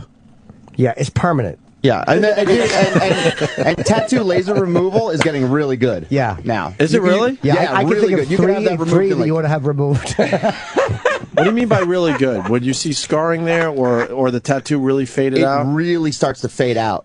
You barely could tell there was a tattoo ever there? Yeah, and if you keep doing it, it'll eventually go away, but it'll No fade kidding. enough where you could cover it up. You could get something to cover it up. Is it painful to do? Yeah. It's I heard pretty it painful. hurts like shit. Yeah, What do they do? They basically go in and just break the pigment down, and then your body actually just starts flushing it out. How do they break it down? With a needle? No, with a laser. Why does it hurt? Can't they numb it? I'm sure they could, but when you go into that, when you start doing numbing, you have to have like a doctor's license to do stuff like that. Oh, really? So you just need a certain license You to gotta take the pain. Yeah. But there are people that can do both, right? Can they? Are Yeah. they can numb it? Yeah, there's a yeah. I mean, if they're certified in being able to do that. Joe, let's talk about this. We think. And what's that you going should- on the other arm? Those are new too, huh? This one's new. This one's old. I've had that one long. What is the? Let's see. This? Yeah. Stop getting tattoos. Can you say that into the mic? It's a valid question. I said, does that to remind you to stop getting tattoos? See, she's terrific every time. That was a good one. That's a fucking home run, Sydney. Yes, it was. It was. It hurt a little bit. What is it supposed to be? The circle with the line It's a lot through of it? things. Is there any I'm way just I'm going to asking. explain this and not just get trashed All right. from front to back? But the locations are even awful. Like Your locations forearm is make one everyone thing, uncomfortable. But one is like off to this off center on the forearm. It's- One is under the fucking crook of the elbow. That What? tattoo looks like it's slipping off his bicep. What's off center? This one? Yeah, no, the other one, the fucking kitten honeycomb. Cigarette, center? microphone, It's just abstract. Were you drunk when you got those? No. No. You were fully aware of what you were doing. Yeah, yeah. Oh. This is coming from a man look, with sleeves. here's the. Can you here's- explain that tattoo, the new one? I can. This is the newest one. All right, but How the about one. other, the circle with a line through it. I can explain all these. This one was fine. It worked. It was what I wanted. It looked the way I Zappa wanted. Yeah, it was exactly what I wanted. It was perfect. It was There you exactly go. what I wanted. Right on. This one, with the letters, that's Kitten. being scrutinized. Yeah. Yes. This one, the tattoo artist was supposed to. I was new to tattoos. And the tattoo artist was supposed to select all these fonts, and we're supposed to work through it together and all this stuff. She never did any of the work. She showed up 40 minutes late for the appointment. I was panicking, and I just was like, fuck it, just do this font, please. And then Why I were you regretted panicking? it. Where were you going to that yeah. you needed a permanent tattoo done quickly? Why wouldn't you at that point just leave and go, okay, it doesn't feel right, and take a week? It was because it was impulsive, and it was stupid. It was a bad decision. And you weren't fucked up? No. How much did she charge you for that? Like $100. See, you're trying to be a skinflint. You're trying to save money. Are you a cheapskate? No, it's a nice shop that she worked. I can't name it because it's going to sound slanderous or whatever. But it's a nice shop. Like they work on a lot of reputable people, I'd say. You know. So was it? She knew they were breaking her in with you? No, she just fucking didn't Stunk. do what the fuck she was supposed to do. You know, like. Would you tolerate that, Troy? No. Look at Troy's letters on taking care of business, just like Elvis had. Troy, do you have one bad tattoo on you? I that you have could a couple even point shitty ones to? on my legs that I got when I was a kid. But like I But just look stopped at the going work to. on. Look at the work on Troy. Yeah, well, this guy is just insane. Impressive. I had to book this appointment for last September for like now. This guy Justin Weatherholtz at Kings Avenue. He's awesome. Is Did he you book it that- a year out? Yeah, Jesus. but I knew I was going to do my forearm, so I wanted him to do it. That's How why much did that cost? That blue hand. I did it all like it's basically like $200 an hour, and I just paid. I've had it paid off for a while. So wait a minute, you had to book this. What's his name? Justin Weatherholtz. He's really great. He's amazing. Yeah, he's at Kings Avenue Tattoo here. Do in the people city. know him? He's getting a big name for himself. Yeah, he's on Instagram. You can check out his work on there. People have to book a year in advance. Yeah. I should get a tattoo. You should. Yeah. He would hook it up for you too. He would take I know care of it you. can Fort Myers. Yeah. What's that? No kid in Fort Myers. Oh, good. Yeah. Get a What kind of different- tattoo would Jim Norton get? I don't know. Something really cool, like maybe An Aussie tattoo. Yeah. I thought. But without An the Aussie disdain. tattoo. Yeah, that was Rochester loathing. You hear that? An Aussie tattoo. I would probably That get. sounded like Kensington to me. Yeah, she was right. I'd probably get like a fucking eagle flying over a sun. Fuck yeah. Fuck yeah. See, I could do that fucking one. party Fuck devil. yeah. Devil giving a thumbs up. Right. You fly sometime. I know. That big delicious cock's about to spill out into some lucky mouth. I add you to the list of people that have failed the test. That's Why are right. you looking at my crotch, Joe DeRosa? How do you miss it? Because you went up and then the fucking buttons are flaring. I get You lazy. get the button flies. I button most of Is this them. really that bad? Really? It's kind of bad, Joe. Compared to Troy what? Kwan? Yeah. How about we do that? We'll get both of you guys some followers on Twitter today. No, both I of you don't put wanna your do that. arms out. No, I know, I know. I know it's going to get trashed. Look, in the guy that I went to is actually very, very good. In his defense, he didn't have a lot to work with here because he wanted to do you a can't framing around and everything. I was like, don't. I just want to keep it streamlined, very simple. But there's nothing in that says the guy's good. No, it's not good. Huh? Well, he didn't do this part. He just put lines on it. You know, that's what I asked him to do. Explain the new one. You still haven't. This is a lot of different things. This is still healing too. This is a lot of different things. This is sort of a tribute to Bad Religion. It's a symbol to me an agnostic. It's sort of my concept on life of kind of not believing in a lot of things, not subscribing to a lot of things. It sort of just means a bunch of different things. See? Troy's shaking his head, though. Whatever, man. They're your tattoos. You can do Why don't you like this one? Just say it, Troy. I mean, it's okay. I'm not going to be offended. Go ahead. I mean, they're just not my thing, but they're very basic. You go for a very basic tattoo. And you have light skin tone, so you could have real nice color. I know, but the problem is you have a much, much, much nicer body than I do. So when you went color and stuff shitty on tattoos me, on a shitty body. It was red, and it looked like nicer, and then it just doesn't look right. Like I look better with just. Why. It looked like Ghostbusters. Tell everybody why. That's why. So it wasn't that it didn't look nice. People thought his statement about atheism was a Ghostbusters tattoo. He's obsessed with Ghostbusters. Joe's trying to make a social statement, and they think it's a fucking giant marshmallow movie reference. And they're just thinking about Ray Parker Jr. Yeah. Boom, boom, boom, boom. That's why. I like Ghostbusters too. Exactly. Your pale palette of a body is perfect, Joe. You got a kitten tattoo and a Ghostbusters tattoo. Exactly. Oh, fuck. I don't know what to do. Joe. Sorry, buddy. Redo it. Redo it. You could redo all them. They're not beyond repair. If he small. likes it, then fuck He it. doesn't like it. He hates them. And he's trying. This is the conversation he has in the mirror. It's like an old school fucking microphone. It's not. Well, what do I do with this? I told you what to do. Exactly. Lop your arm off. And then have it removed. I'm not having it removed. No fucking way. Why? Have it at least lightened it, then do something over top of it. Why don't you get a picture of Carlin's face tattooed? What does the kitten mean? Like, what is that? It was a George Carlin I quote. met George Carlin. He said, keep kicking them in the nuts. And then that's why there's a microphone kind of around it. So why wouldn't you do like a cool, maybe like a Carlin portrait and maybe have like a banner underneath it that said that? Or something like... Yeah, why not? I didn't think of that. The look on Joe's face was like just the classic, like... Oh, I wish I had thought of it. Man. How about you want to make a statement? How about you have shit, piss, cunt, fuck, cocksucker, motherfucker, and tits tattooed on your forehead? Because he said that with to the me. period. Oh, he did. See, if I said it to everybody. He did. No, that was his advice. He never said that to me. We had a real conversation. But to you, keep kicking him in the nuts. He didn't know what you did. But yeah, you could have done like a cool banner. How long did you talk to him? I talked to him for like 7 minutes one day We're on the all phone. huge George Carlin. On the phone. You didn't meet him. How did you talk to him on the phone? How did that happen? He was on my friend's radio show, and I called up. I was like one of the only callers because nobody listened to the show. And I talked about comedy. I said, "You're my idol." And you know what? So then you should have did it with a phone instead of a microphone because you talked to him on the phone. Exactly. That makes more sense. You're going to get a picture of you. You're going to have yourself tattooed sitting by a window staring out on the phone. Or you should take an old school telephone and strangle yourself. Oh, Joe, we don't mean to go down this road every time you're here. Yeah, but you got new work. We really don't mean to do this. Look, I even say to myself, just be nice to the guy today. It's hard though, isn't it? It is, because you were shaking your head like, what the fuck is that? I know what you were doing. There's something that for some reason doesn't feel mean about it. I don't know why. Okay, good. Because I don't want it to come across mean. No, I really don't. Because I really like it's you. Not. It's and you know that. It makes me laugh genuinely. But like, here's the thing: is honestly, Troy, without be honest, without going for a joke. I'm not saying you've been going for a joke, but I'm really asking. No, he hasn't been. Do you really think this is irreparable, other than just getting it removed, in your opinion? Because to me, I don't give a fuck if anybody gets it or not. I don't like people asking me what it means. I don't like talking about it. It's there for me. So if it can just look like an interesting sort of abstract design on my arm, that's all I care about. Joe, can I?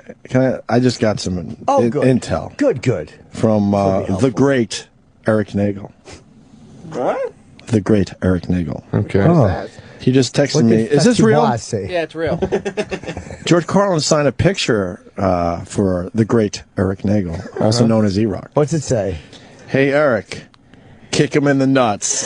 George Carlin. It says keep kicking them in the nuts. Yeah, I know that was his no, thing yours that he just said to says everybody. yours just says kick him in the nuts. But can you imagine if you had that? Then you could have tattooed the whole statement on your arm that he wrote out. Before I got the tattoo, I watched an interview where they said, "What advice do you give young comedians?" And he said, "I always tell them keep kicking them." I knew that he said that to everybody. But Eric's not a young comedian. What do you want from me? I knew what I was getting into. It wasn't like I was like, that was my special moment with George. I knew that's... He said the same thing to you as he did to the guy that likes Legos. Exactly. Did you just want a tattoo and you're like, all right, this works?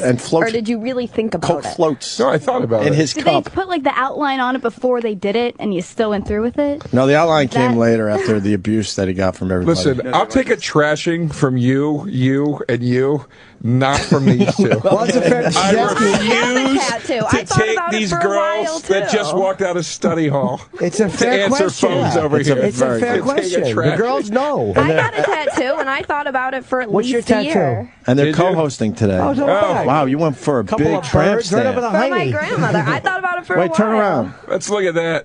Yeah, it's nice. That's a big tramp stand. It is. Yeah, it's good. It's a huge It's a bunch tramp of stand. birds, a Well, that's what fucking they call them. carrots. What are they sitting on? That's from your grandma? That's for my grandmother, yeah. I What do got you her mean? initials down on the bottom. Where's the initials? I didn't see the Oh, initials. I thought she did the tattoo. It's a nice What's the initial? LBM. LBM. Oh, I'm not even going to get that. Yeah. It's good work, Make though. your grandma proud. Did he go to Weeze's shop? Yeah, LBM right over the thing. That No. could stand for long bowel And this movement. is before we. It's a good tattoo. Very My nice. grandmother's more You're proud just than saying your that. grandmother. You're just saying that that's a good Wow, tattoo. she's getting pissed. What happened? My grandmother's more happy than your grandmother about your tattoo. Oh, fuck. The Rochester claws. Guess what are never happened to coming my out. grandma? She never had a load drizzled over her, getting fucked doggy style. And by the way, and that's not true, Joe. She did, and not by white men. Wow, Joe. Wow, They're our co-host today. I'm just joking. It's all right. I'm just joking. Your offending Wow. passed away grandma. Was your grandmother passed Too away? far. My grandma's dead too. Yeah, but that was different. She deserved it. Wow, that went too far, Jesus, Joe. Jim. They're just trying to learn radio. Just trying to have fun, tease your tattoo. Trying to have a little fun. Welcome you to the can make playing jokes. field. You're a seasoned comic. What are you doing? Exactly. They're just trying to learn about radio. Exactly. You Why see don't you this? try to help them out? This is what This Bill is Burr divide talks and about. conquer. This is what Bill what he talks about does. right here, though. This is what he does. This is what Divide Bill and talks conquer. about. He pushed me to say that mean thing about your tattoo, and now he's going to go, it's so mean. And he's going to, and he's instigating you to say mean things to me? Don't give away my tricks. I got tricks. Yeah.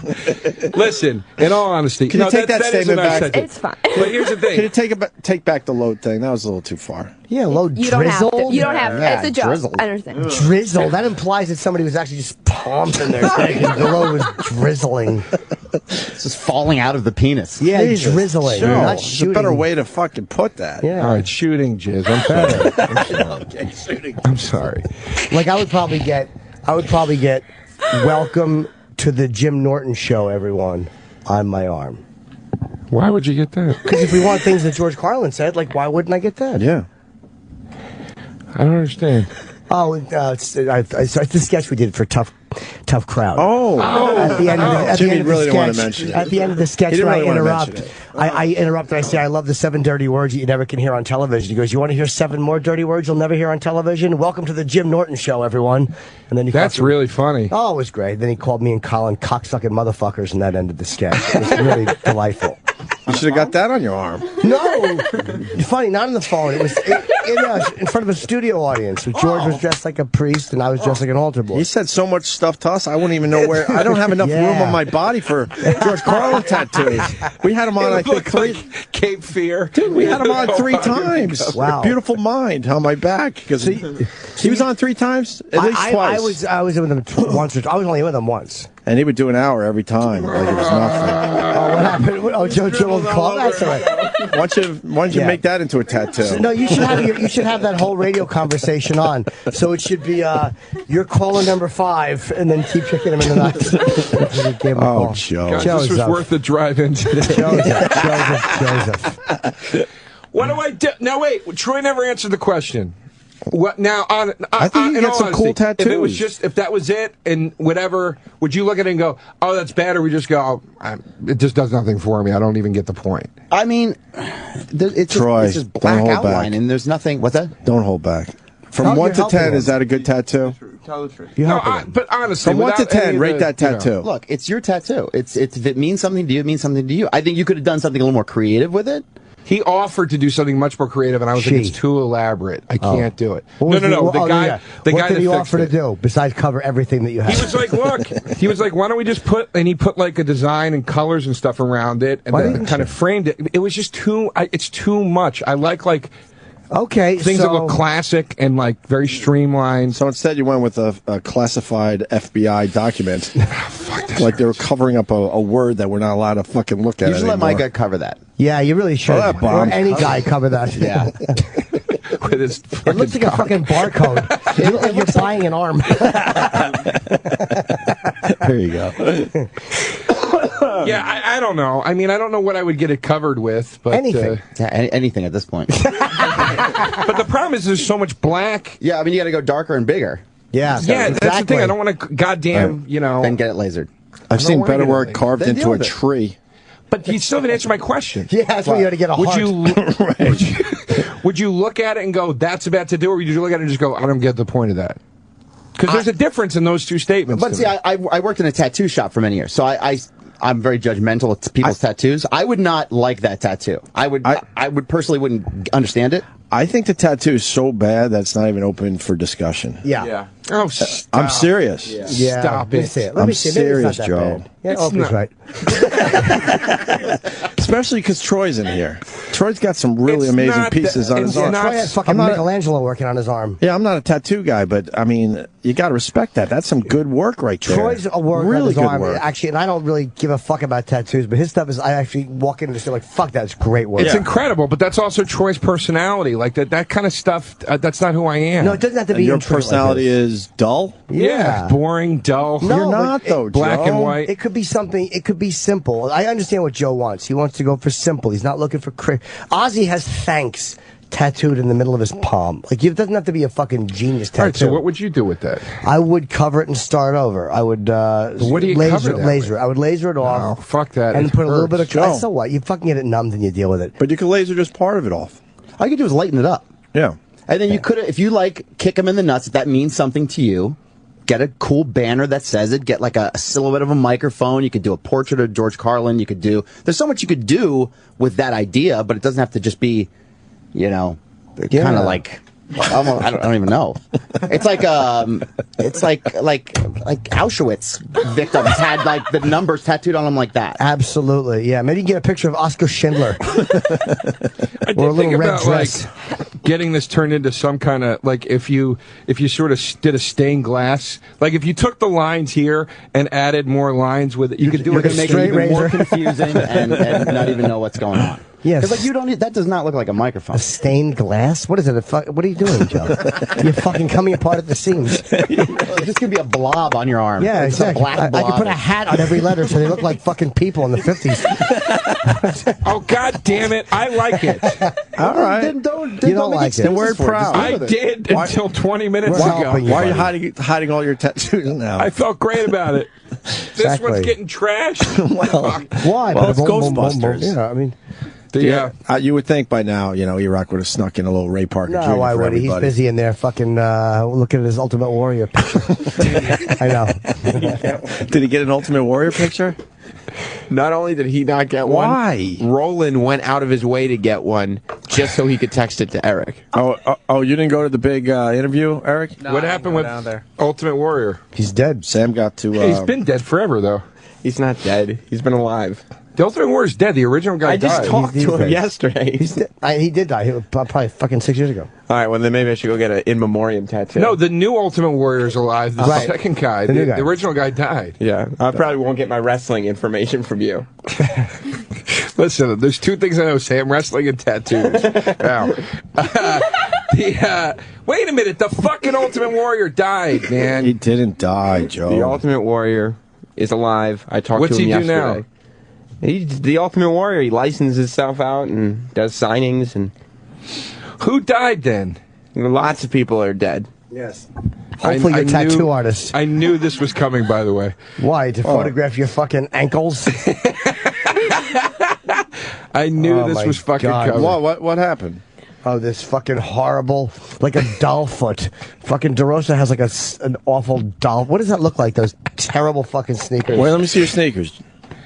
You said they look like Gilligan shoes last time. They're Vans. God, guys, Jesus All Christ. right. Can I fucking sit for 2 minutes? It's more your ankles that bother me, not the pants. I think the shoes are fine. Yeah, I they're like okay. the shoes. Yeah. I The like tattoo's shoes. not good. But Yeah, maybe you can get a pair of sneakers tattooed. I like your tattoo. Thank you very much. Hey, Go on. can I ask the lady something? Sure. Yes, you may. You know that Jeff Bridges is in a movie with Ryan Reynolds? I know, I heard. I'm very jealous. Did you get a picture of Jeff Bridges? No, I didn't. He was sitting in Travis's office with the door shut. What do you think of Ryan Reynolds? I'm in love with Ryan Reynolds. He was here once. Was he? Yeah. I'd marry him in a heartbeat. Yeah. Really? Except he's married to Blake Lively. And you have a She's fellow. so hot. You can't marry beautiful. him. You have somebody. You can't cheat with Ryan Reynolds. Is that your one? Actually, Oh, that stupid bit. I love Ryan. What's yours? And then you go around the room. Well, Who would your wife let you Oh, just have the one night worst. with? And then you always creep everybody out. You just name a child. that's my pass. That's my pass. Is it? Shut up. Who's the best chick? Who's the chick in Hollywood that you would just give anything? Probably Scarlett Johansson. Yeah. Really? I think she's the sexiest, yeah. That's a biggie She's right there. juicy, man. Fucking love her. Yeah, she's great. She's Yeah. great. She's great. She's fucking hot. Mine used to be Marissa Tomei, but Oh my God! she's- Really? she's a little. I mean, I don't think Yeah, she's old. I could but never come just thinking of Pause Attraction. That fucking my cousin Vinny. Pause Attraction. Remember the Pause Attraction on the cars.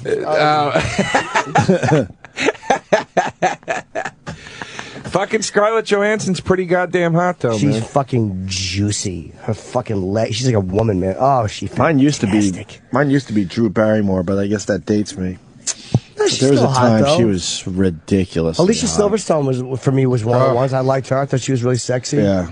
She was as ripe as it got at one point. Remember how hot Liv Tyler was? Oh my god. Oh yeah. She was like. I would say I was never like look at Scarlett Johansson's ass. She has juicy, pale ass cheeks. Oh, and I fucking spank her. It's very naughty. Yeah. Oh, sorry. Fucking. Her breasts are bud-like too. Oh, they're fucking They got heavy. nice buds. Sorry, That's probably what she says. She probably puts something in your face and says, "Suck my weighty bosoms." That looks Sounds bud-like. like something Judi Dench would say. Yeah, you're probably right. Like early spring, those buds that come in.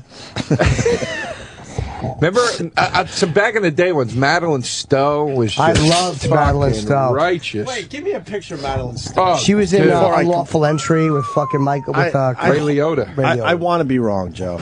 Oh, dude, Madeline she was- Stowe was very fucking. I got to see a picture. I don't. She was I'm just righteous. laughing at the name and.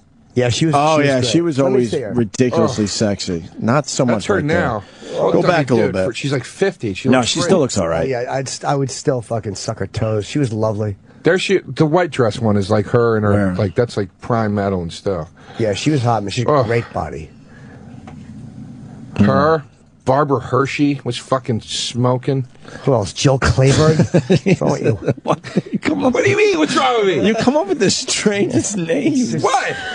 You were with me for fucking Madeline Stowe. You're not I with me know, on no, Barbara but Hershey? you're going All right, let's farther go and Barbara farther Hershey. back. No, Hershey is. Nah, I don't think. No, that's her. That's her now. No, with I plastic know, surgery. but I remember her from. Nah. No. Beaches. Nah, not She's lying on that deathbed. Yeah, who else? No. Charo. Who else? Who else, Joe? Give us one more. Fucking. Who else from back in the day? Fucking. Susan Sarandon was great. Oh, back in the day. sucks. Jesus Christ. Another broad that was always She overrated. was. I wouldn't even let her Always jerk me overrated. off after Rocky Horror. She was All right. fucking terrible. Goldie Hawn back in the day. Maybe I would maybe eat her box after Seems Like Old Oh Times. Jesus! Seriously. What's wrong with eating box, 1980. Joe? Huh? Pardon my language. But I mean, maybe you tell me you wouldn't have banged. She's cute. She's Right. like in Private Benjamin. She was cute. All right, you're right. Her You're right. daughter's You're right. way How hotter. about the sergeant in Private Benjamin? Yeah, fucking Eileen Bremis. Yes. We met. That's not. Wait, is that Eileen- no, wait. that's a comedy. No, Eileen Bremis is a comedian. I know. Her name is similar to that. It is Eileen something. Wait, I met Kate Hudson in Boston. Me and Aunt were doing a broadcast up there. Jimmy, you went to that one? I did. Well, I was with Chris Robinson. Chris Robinson, and I said the douchiest thing after meeting her. Who'd you meet? Kate Hudson. Oh, she was in her early 20s, and I said she's like an angel. God, I've never lived that down. Ew, did you say that? Yeah. And we were all excited because we were drinking beers, and she goes, "Guys, can I have one?" And we almost all came. That would be douchey. Do you even remember if she was that? dead with wings. I know. Gotta throw myself under the bus too. Eileen Brennan. I said she's like an angel. Ugh. Oh my Exactly. God. Terrible. Can't look at the girls. Terrible. Even if she played for the Angels. I can't look at the Fucking girls. terrible. Opie, did time stop when you saw her? Oh God. I saw her. My heart it's the skipped worst, a beat. Joe. Did time stop long enough for you to take a load across your it back? was so bad. It's fucking horrible. God. Who else was good back in the fucking day, dude? Well, the day you're talking about is obviously the early 70s. Exactly. Look about the 80s and 90s.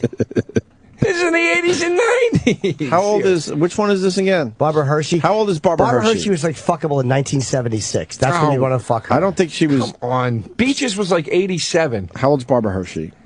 Barbara Hershey's 65 years old. So that's pretty much the 70s. She's a fucking old lady. You know the way I like it. Barbara Hershey can fucking go jump in a lake. She's too old. Helen Mirren. Joe likes old broads. I'd bang Helen Mirren right now. Nah, I would say attractive. I mean old broads, like Helen Mirren old. After Caligula, I'd bang her. He made out with a 60. How old was she again, Joe? 60. Ew. He made out with a 60-year-old. And this is a few years back now too. How old were you, Joe? We know where the drizzled the load reference came from. How old were you? 28. Oh, Joe. Who was she? She was some lady. She came to a show. That's, by the way, never how you want to start a pussy story. She was some lady. And I think he's pumping. I think he's pumping down the number too. Because how old was she really? I think she was 60. Honestly, what happened? A little older, I bet. I would not. Yes. I would not deflate the number. The number only makes the story even better. You were in a hospital. She was vomiting outside the chemo ward. What happened?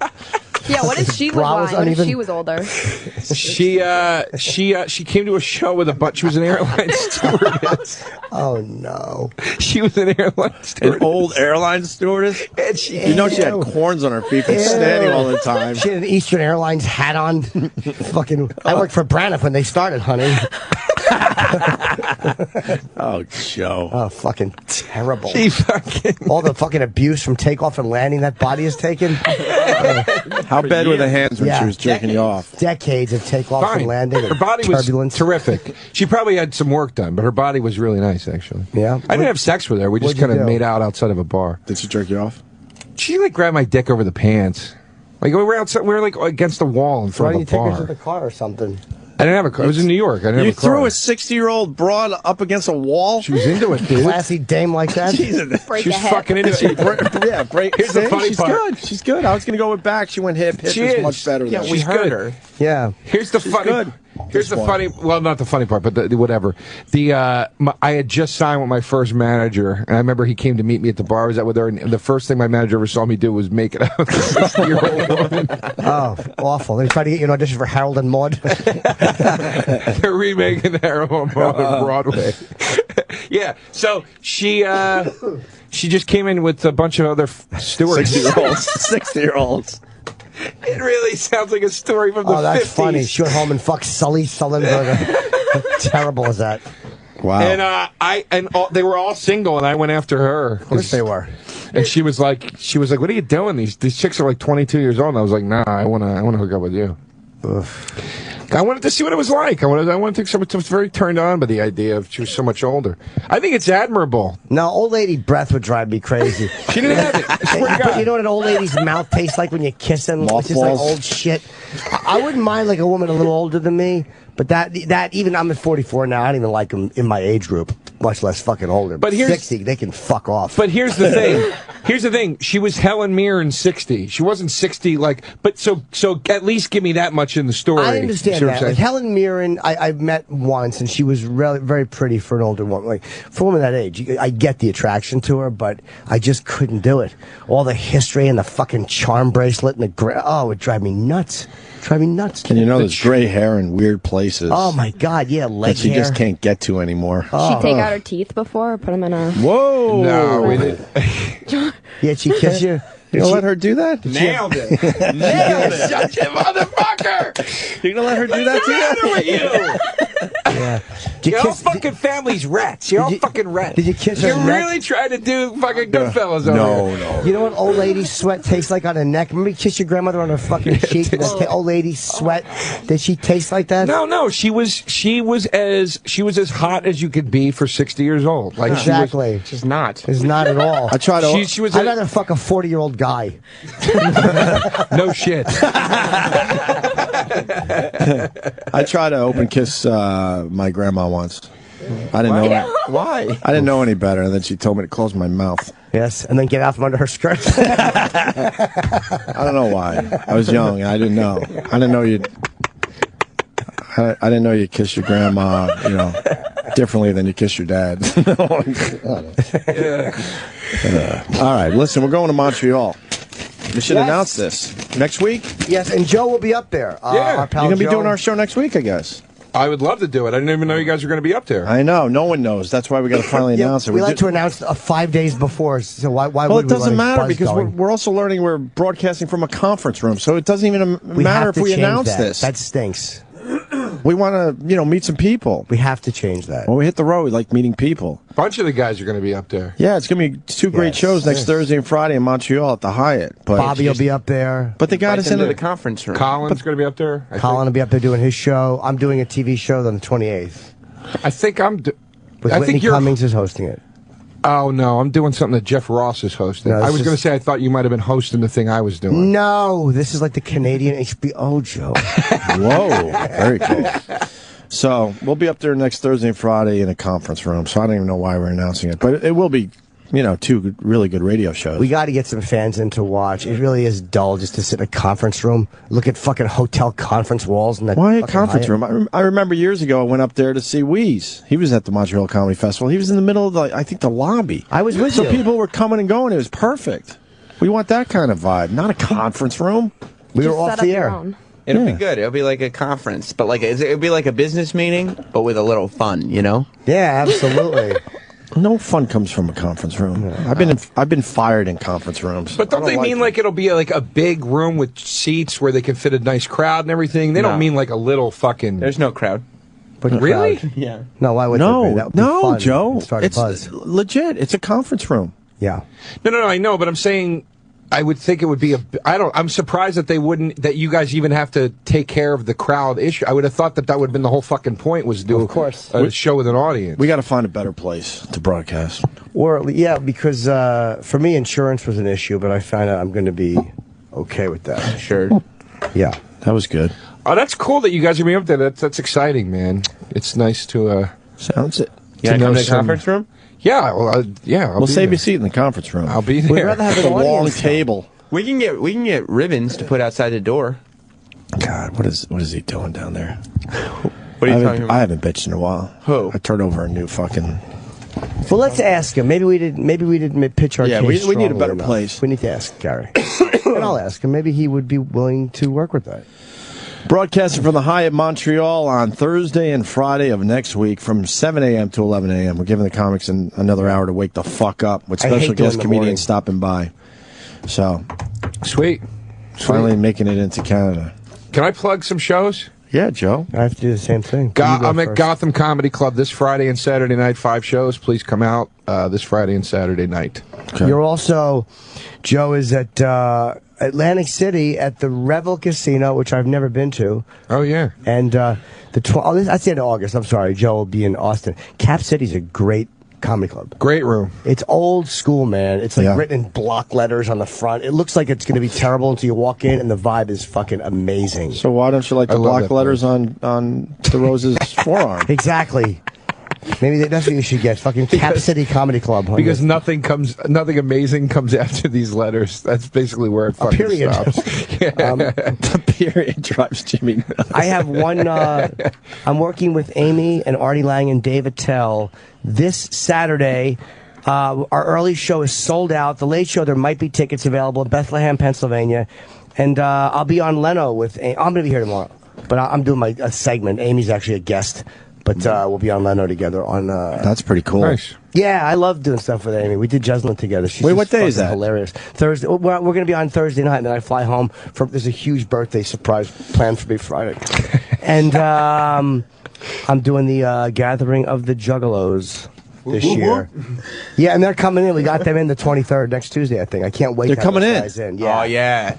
What are they going to do for us? They'll just hang out. They're fucking maniacs. Fuck yeah. They're cool dudes, man. They're fucking. They're going to be very entertaining. They're going to be fucking awesome. You think so, right? But they got to do shit. No, they don't got to do shit. You got to be down with the clown. I'm down with the clown. Till you're dead in the ground? Okay. Family. Fair enough. Family. There you go. They did a Joe video knows. where they're just plugging the Gathering of the Juggalos. They're just kind of like being silly and kind of making little remarks about everybody, but it's funny. They're not dicks. Joe, you should get a big hatchet man to cover up that silly thing you got on your arm. Those guys were. Oh, you did the gig. I did the gig. I had a story about it in my act about how it was the worst show I ever did in my life. Why? And I closed my first half-hour specials with it, and I got some death threats from it, actually, from some of the fans. But then they have an internet radio station, and fuck off. Yeah, and one of the main guy on that station, this guy Upchuck the Clown, who was at the gig. He got my back. He kind of got everybody to get off of me. He was like, he's the fucking comic. He's just joking around, man. They did not take it light. The fans didn't take it light. Yeah, I know this could be a nightmare of a gig I'm doing, but it's just, the money is. It's like, but at least Upchuck the Clown will be there to make sure cooler heads prevail. Yeah. How many years ago? I did it. God, it's got to be 8 years ago. It was a long time ago. This is a comedy tent. They're going to know who you are. They'll know who you are. Some might, some won't. I mean, there's a lot of hip hop there, so I don't know if they're going to be my audience or not. I mean, but it's not hip hop. Like you think of it. Right? No, I know. Look, they've Psychopathic Records. Yeah. They've gotten a lot of bad press after the Tequila, however you say her name, incident. Yeah, sure. About the violence and substance abuse that goes on at this gathering through the years. What do you want more death threats? What's wrong with you? I'm justifying. I'm justifying why it would probably be a good gig now. Then all that stuff with the CIA and the FBI came out. Joe! Joe! Oh, the Juggalos were classified as officially as a gang or a cult by the FBI. Come on, they're just fucking fans having a good time. But that was great. The FBI not a fucking classified the Juggalos as a gang, and then the Insane Clown Posse responded by saying they were preparing a lawsuit against the United States government for classifying their fans as a gang. Good for them. My point is that I think after all that, they probably were kind of like, all right, guys, let's keep this good thing we got going. Sure. Let's just tone down some of the fucking insanity that's giving us this bad rap or whatever. Yeah. I would think. I don't know. You should get a clown tattoo. A hatchet, man. You got to get a hatchet, man. I think that's your next tattoo. I'd love to meet those guys because I was always curious if they ever actually heard the bit or not. Well, come in when we talk to them. But I'm afraid they'll be like, fuck you, mother. I don't know. They're very cool guys. Yeah, I mean, they seem like they'd be nice. They're very cool. There's your tattoo. Yeah, that could cover it. Right there, yeah. Just put that bullshit you have right there. Oh, yeah, you're right. Look at that. Right down the bottom. Oh, no. You can write that horseshit kitten thing right here. Right. That thing that means nothing. That stupid fucking dumb, stupid cunt thing I have that means dog shit. Yeah. Who's this broad? She's just taking our picture. Who are you? Who are you? Can't hear you. Tell her to come in. She's lovely. Yeah. Delightful, and she's taking pictures outside the studio. Why are you taking our picture? Hello. All right. Why are you taking our picture? You're very lovely. Do you know us? I saw a bunch of hot guys here. That's what's up. Nice. Oh, That's what's right. up. That's what's happening, ladies. Who are What's you? your name? My name is Claudia. Hi, Claudia. What do you do? I actually am a reporter Oh, reporter. What are you reporting on? about the All-Star game. Oh, okay. Are you doing any story about really bad tattoos? Well, ask her, Joe. That's fair. What do you think that? Is that okay to you? Does that look terrible? It's healing. It's Wait, healing. what is this, kitty? It looks like Kitty. Fuck the world. Fuck everything. You know we don't know her. I know you don't fucking know her. Fucking shit. Who do you work for? I work for 93.9 FM in Los Angeles. Oh, okay. And you're just in town checking out satellite radio? Yes. I'm checking. You're so hired. Yeah, are you Where are we trying to gonna get a put job her? here? No, I'm not actually, but it would be nice. Are you going back to L.A.? I'm going back to that, yes. So why are you at satellite radio if you work for regular radio? I actually used to work at Playboy Radio. Oh, okay, you did. So what did you do? Yeah, You have you your own did. show? I used to do the sports reports for the morning show in Spanish When do you go back to L.A.? tomorrow. I'll be there tomorrow. You're going tomorrow? What are you doing there? Just this silly thing on the Tonight Show. Wow. I guess I'm going to have to watch the Well, if you want, I mean, maybe you could go to the taping. Now, how long have you had your show on Playboy Radio? Probably like 2 years. Oh, okay. And why'd you leave? I just want to try something different. Oh, very lovely. Are you married? No, I'm not. I'm single. Are you really? Oh, boy. Me too. And it's so difficult to find somebody I connect with. Well, it is very difficult in LA, especially. L.A. Oh, they're all so empty and vapid out there. I know. You've always wanted to meet a down-to-earth gal that works in the biz, right? Absolutely. With a good head on her shoulders. Somebody who's got writing skills. Yes. Let's ask her. Do you like lunch? Lunch? To have lunch right now? Jimmy loves lunch. I'm a big luncher. I enjoy a good lunch. I do. Me too. So Why not? Let's do it. All right. Wow. Is that just for the radio? Hey, girlfriend. No, she's just shutting. She's just. And then I'll follow her outside and go, "Where should we have lunch?" And she'll go, "I was just kidding, idiot. We're on the air." All of a sudden, she doesn't know English anymore. Sorry, I don't know you. No te conozco. Dame un beso. Speak a little Spanish. You guys should go to lunch and talk scoops. I can't today. I have to go to the gym and I have a construction in my apartment. How much are you lifting these days? I don't know. 13-year-old boy question. I was kidding. Come on, Jesus. No, I don't. I can't lift 'cause I have a sore hand. Oh, what happened? I was doing these exercises. You don't want to know. Well, you gotta slow down then. I know, but I was just going crazy, just trying to. I'm really running out of steam very quickly here, but I have this. No, don't put your brace back Why? on. She'll think I've been looking out hard. Special tool. Jesus, please. Don't put that fucking Nana backgammon brace on. I'll wear this to lunch. You're really injured. Jesus Christ. Yeah, I want her to think that I'm really like a warrior who got hurt. It looks He got hurt on his keyboard. Exactly. Fucking carpal Why would I know. you do that I don't in front know. of the hot girl? I got hurt putting a thumb in watching porn. So now, did the stuff on Playboy Radio? Did you see like a lot of nudity or no? No, there wasn't. Once in a while, we'll have like a sex expert coming in with her toys. Oh, what kind of toys? Just different kinds of toys. You know, the new ones. The new ones? Did you take any? Like just They gave us a couple of them. What'd they give you? Try. I got it, Jimmy.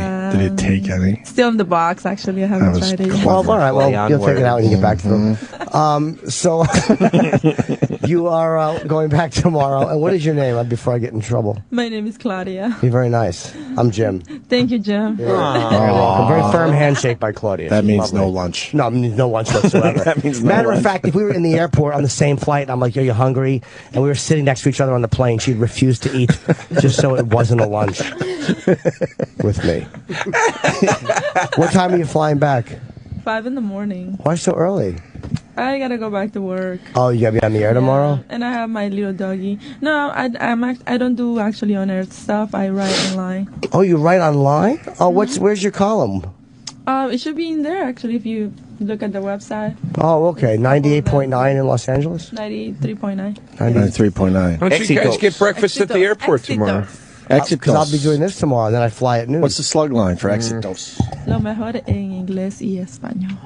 I don't know What's that mean? The best in English and Spanish. Oh, Spanglish. We do the Spanglish. Nice. Yes. I understand every other word. Does your boyfriend work for them? She doesn't have a boyfriend. No, she said single. She's not married, but she has a boyfriend. Does your boyfriend work for the station or no? No. No, what's he do?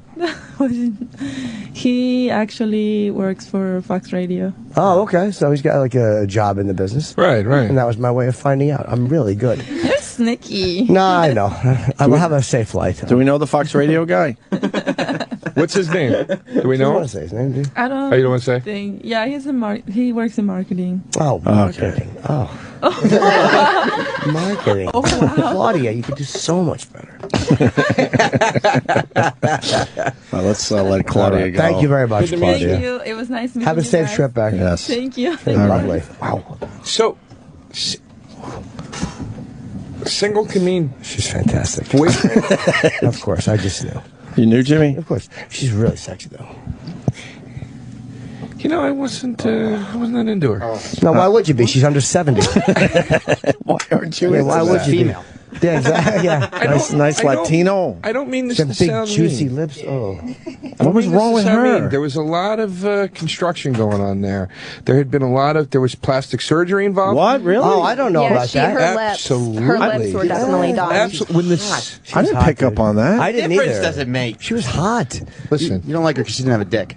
Yeah. that's not helping her cause. She was lovely, man. No, here's the thing. I don't know if she's had surgery. She doesn't look like she does. No, I didn't. I didn't notice that. She looked like she had natural, juicy Spanish lips. Whole face when your skin is that fucking smooth and shiny, that's Oh, a fucking facelift. I think She's she. Hispanic. No way. Jackie, can you back me I up just for noticed the once? lips. I just thought the lips were a little done, but Your I didn't. fucking nose really look- look. No. The accent had me Jackie kind and of Joe drawn sound like into it. jealous teenage girls.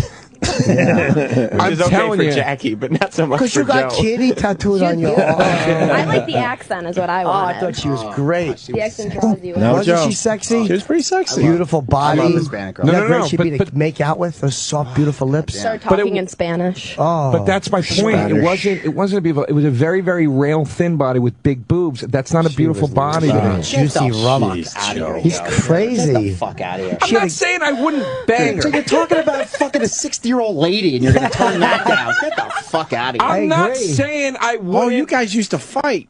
Oh, yeah. I forgot about that. Well, No. Troy knows. No. It's fine. It's Just over. because I just can't, I just I forgot about kidding that. me. Hold on. Jesus, Troy. You get. Get the fuck out of here. Her ass was beautiful. Her legs were nice and It actually feminine. looks like your hair is standing up from anger right now. You do that to me, Joe. Here's my.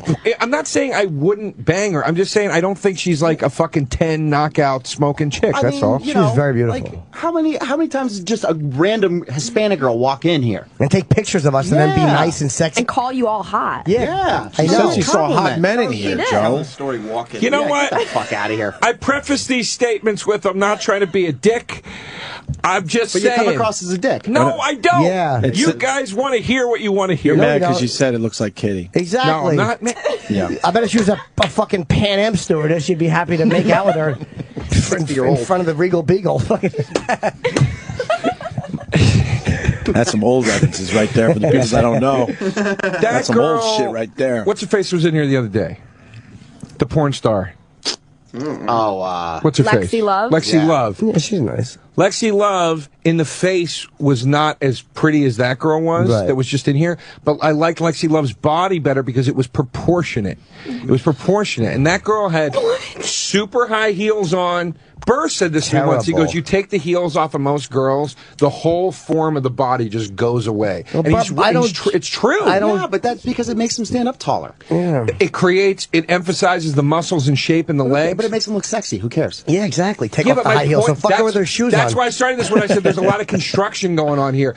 Take away the outfit and the heels and the plastic surgery, and I don't think you got the You can smoking say hot that about chick any anymore. girl. Take away the head and the feet. it's right there. Makeup. Who are you, the fucking Iceman? Right. Put their hair up in a bun. Right. Yeah, exactly. What? Yeah, Tell them take to off that walk. red Get shit on the her lips. Fuck out of here. You guys are all wrong, and I'm right. No, we're not. No. It's You're not right about much, Joe. I'm very fucking right about this. Not girls, not tattoos. I've seen the girls that you date. You date way hotter chicks than that. Yeah. Way hotter. Yeah, it doesn't mean that girl's not hot as shit. But it does. You're missing the point. I'm not saying I that. wish we why had do a you have to picture to nitpick show that girl? everybody. Did anyone take a picture of her? She No, was beautiful. she was beautiful. Joe, I don't know what you're talking about. It might not be your type or whatever, but she was beautiful. Let me ask you a question. Fuck out of here. You can't tell. There's no difference in your head between. Yeah, obviously, I would sleep with that girl. She's attractive, and No, that's like if Scarlett Johansson is a 10, that girl can't also be a 10. No, but it was that's the way. what I'm saying. It was the way you started. It wasn't like you were like you just were like, is this just me, or is she like you were hoping to give her a beating? And we all think that she's lovely. Lovely. She's a Stunning. delight. And she almost went to lunch with Jim Norton. Exactly. If it wasn't for my physical abominations, I might have had a shot at taking her for a Cobb salad. I swear to You God, did it to yourself I by was putting not- the rap on in front of her. Oh God! I swear to God, I was not looking to trash her. That's why I said I'm not trying to be. I swear to Give God. her a number. 7. Oh. But you got listen. If you're gonna put, hold on a second. If you're gonna put Scarlett Johansson at 10, she was. Come she was on, a strong 7. 7. No, she's higher than that. I would say probably That's like an fair. 8. Yeah. I'd give her Go an 8? 8.5. No. Yeah, she was solid. No way. Sexy. She was No strong. way. Strong. Yeah. No, 7. I got a thing for Hispanic Very chicks, too, kissable. so. You know, I should be to just to sit on the couch and smooch. I'd hug her back, give her deep kisses. Roland, what did you think? 7. Roland, come over here. Let's As see you it. give Joe the finger behind his back, but I'm not going to say anything, Joe. Roland. I'm not What'd that you type think? of guy. She had a great ass, too. Yeah. Yeah, I didn't perfect see the body. ass. You didn't see the ass? Why? She was Everyone so else hot. looked as you left. I know. What were you looking at? Did you notice the silence? That was her leaving so we could look at her ass. Her accent, she's beautiful. Could you play back the silence, Sal? Yeah, she was wonderful. How would you even know that it was playing back?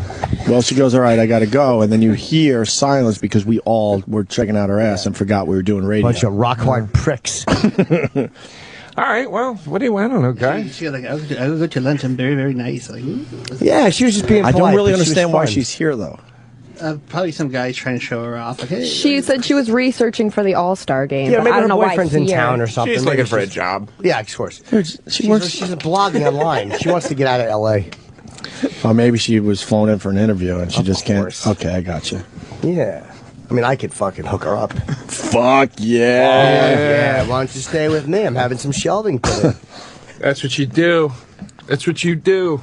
Can't believe you didn't like that. What is happening behind me? Nothing. Absolutely nothing. Don't even worry about it, bro. What? Fuck off. What's happening behind me? I think he was imitating, like, I don't know, a cat, like, covering up a turd. Well, Roland And is. you might have been the turd in that scenario. I'm not really sure, though. Look, Roland- he's covering up. Roland's flipping you off, making gestures at his crotch, and then kicking imaginary dirt on you. He's shooting imaginary jizz on you for a second there. Meaning what? I don't even get it. Meaning, I was just doing things that are disrespectful to you.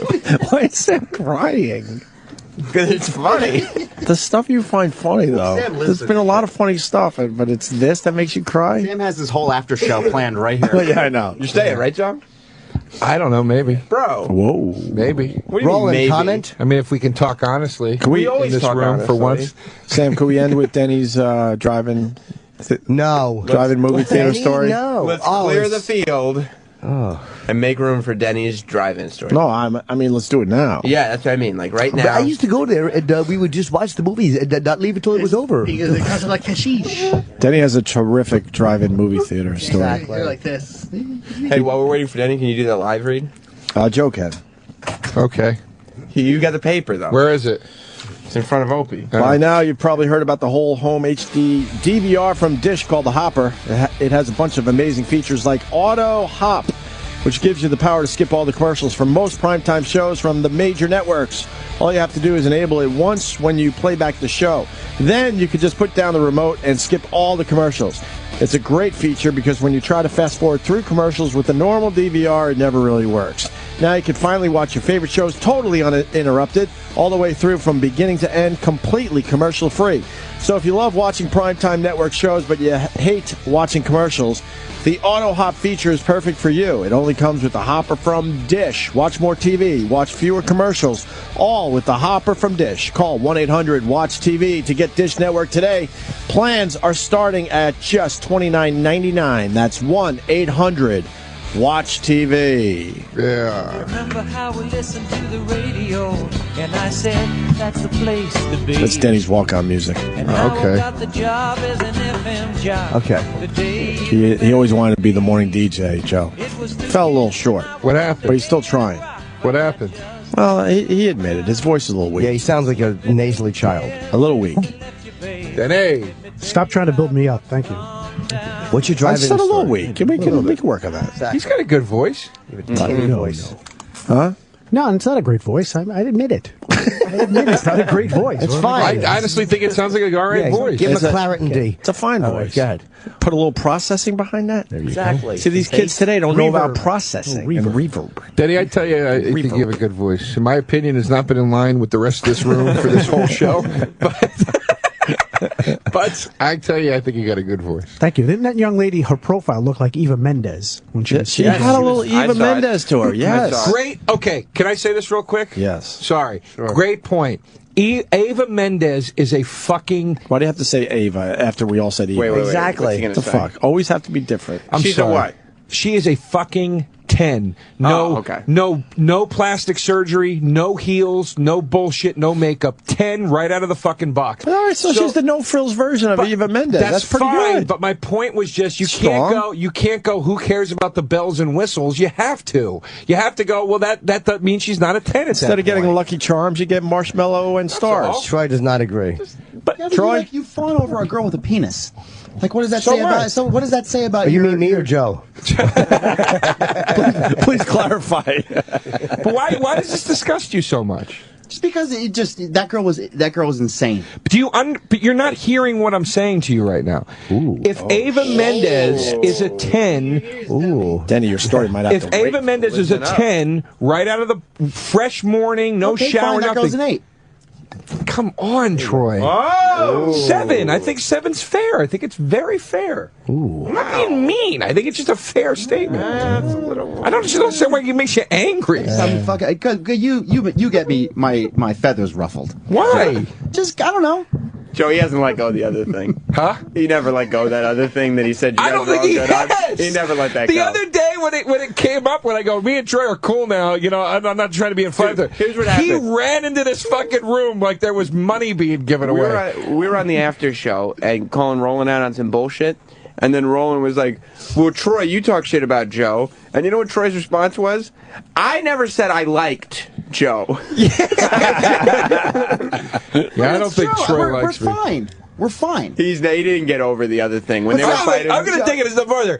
I don't think Troy ever liked me. No, even when we were supposedly friends. I think he was just plotting and waiting to fucking choke me out. Ever friends. We were pretty friendly. We used to hang out at functions. Yeah, we're cordial. But I mean, like when we would go to Aunt's barbecues, we would sit and hang out for a long time and talk. We're cordial. I would say like we're friends friendly. Are people I hang out with on a regular basis. I would say we were. It seemed like we were on our way to potentially swapping numbers. And then you sunk that shit. But then, and I hold a grudge. I still have anger towards people I had in high school. So, I don't get over shit easy. Oh, it's fine. Now, why do you have a grudge against Joe? What exactly did he do? Oh, jeez. I don't know. No. That's not good on this road again. I'm not being combative, Jim. I'm saying, this is a... It's a long thing. It's a long story. It's a long story. But the short of it is, you weren't here the one day. I would rather build, new hatred instead of going back to the old shit. We're not going to go back to hatred, but let's get some new hatred You were going. out the day it happened. I was filling in for you, and Troy... I started making fun of Troy's shoes or something, and then and my jeans. And by the way, you're wearing diesel jeans today, with and the same jeans I was wearing, sneakers with rips in them that you goofed on me for. Right. Oh shit, but Troy, you were on that shit like a year ago. Troy, we're past it. It's a year later. Yeah, I told you I don't let go of shit. I've already apologized because he's doing this shit. You're going that back to the ripped jeans thing. Totally. Wow, he never forgot. He made fun of you. I was wearing diesel jeans and I had these in my closet when I was making fun of him. That wasn't the point. That's not cool. The point was because he's making fun of him for something he does. That's not cool. Of course. That don't make no sense. It doesn't make any sense. Thank you. Anyway, the point is I made some jokes. Troy got a little angry, and then it carried over into an actual fight a month later when, again, you weren't here. When he fucked with your livelihood. And, I've heard about that one. And we got in a big fight, and then we didn't talk for a long time, and then finally at the Caroline's Christmas party, I went to Troy. I said, Troy, can we just let this go? I was at that party. And then he said, yeah, and I thought everything was cool. He never let it go. He didn't let it go. He said yes, he was lying. He lied. He lied to you, Joe. Fine. But see, the problem is Sam starts shit back up. Jim's taking his pants off. No, listen, he's not. I'm not going to get angry. I'm not angry at you. We're fine. What is Jimmy doing? He took his pants off. I have to go to the gym directly after this, and Troy and I still have to do something. So while you're talking, I'm just changing, so I don't have to do it at the gym. I'm very pressed for time. He put his gym sweats on. Yeah, it's very pressed for time. Those are the thinnest sweats I've ever seen. They are, yeah. They have some light. I like my cock to breathe. He likes to show off the cock. Yeah.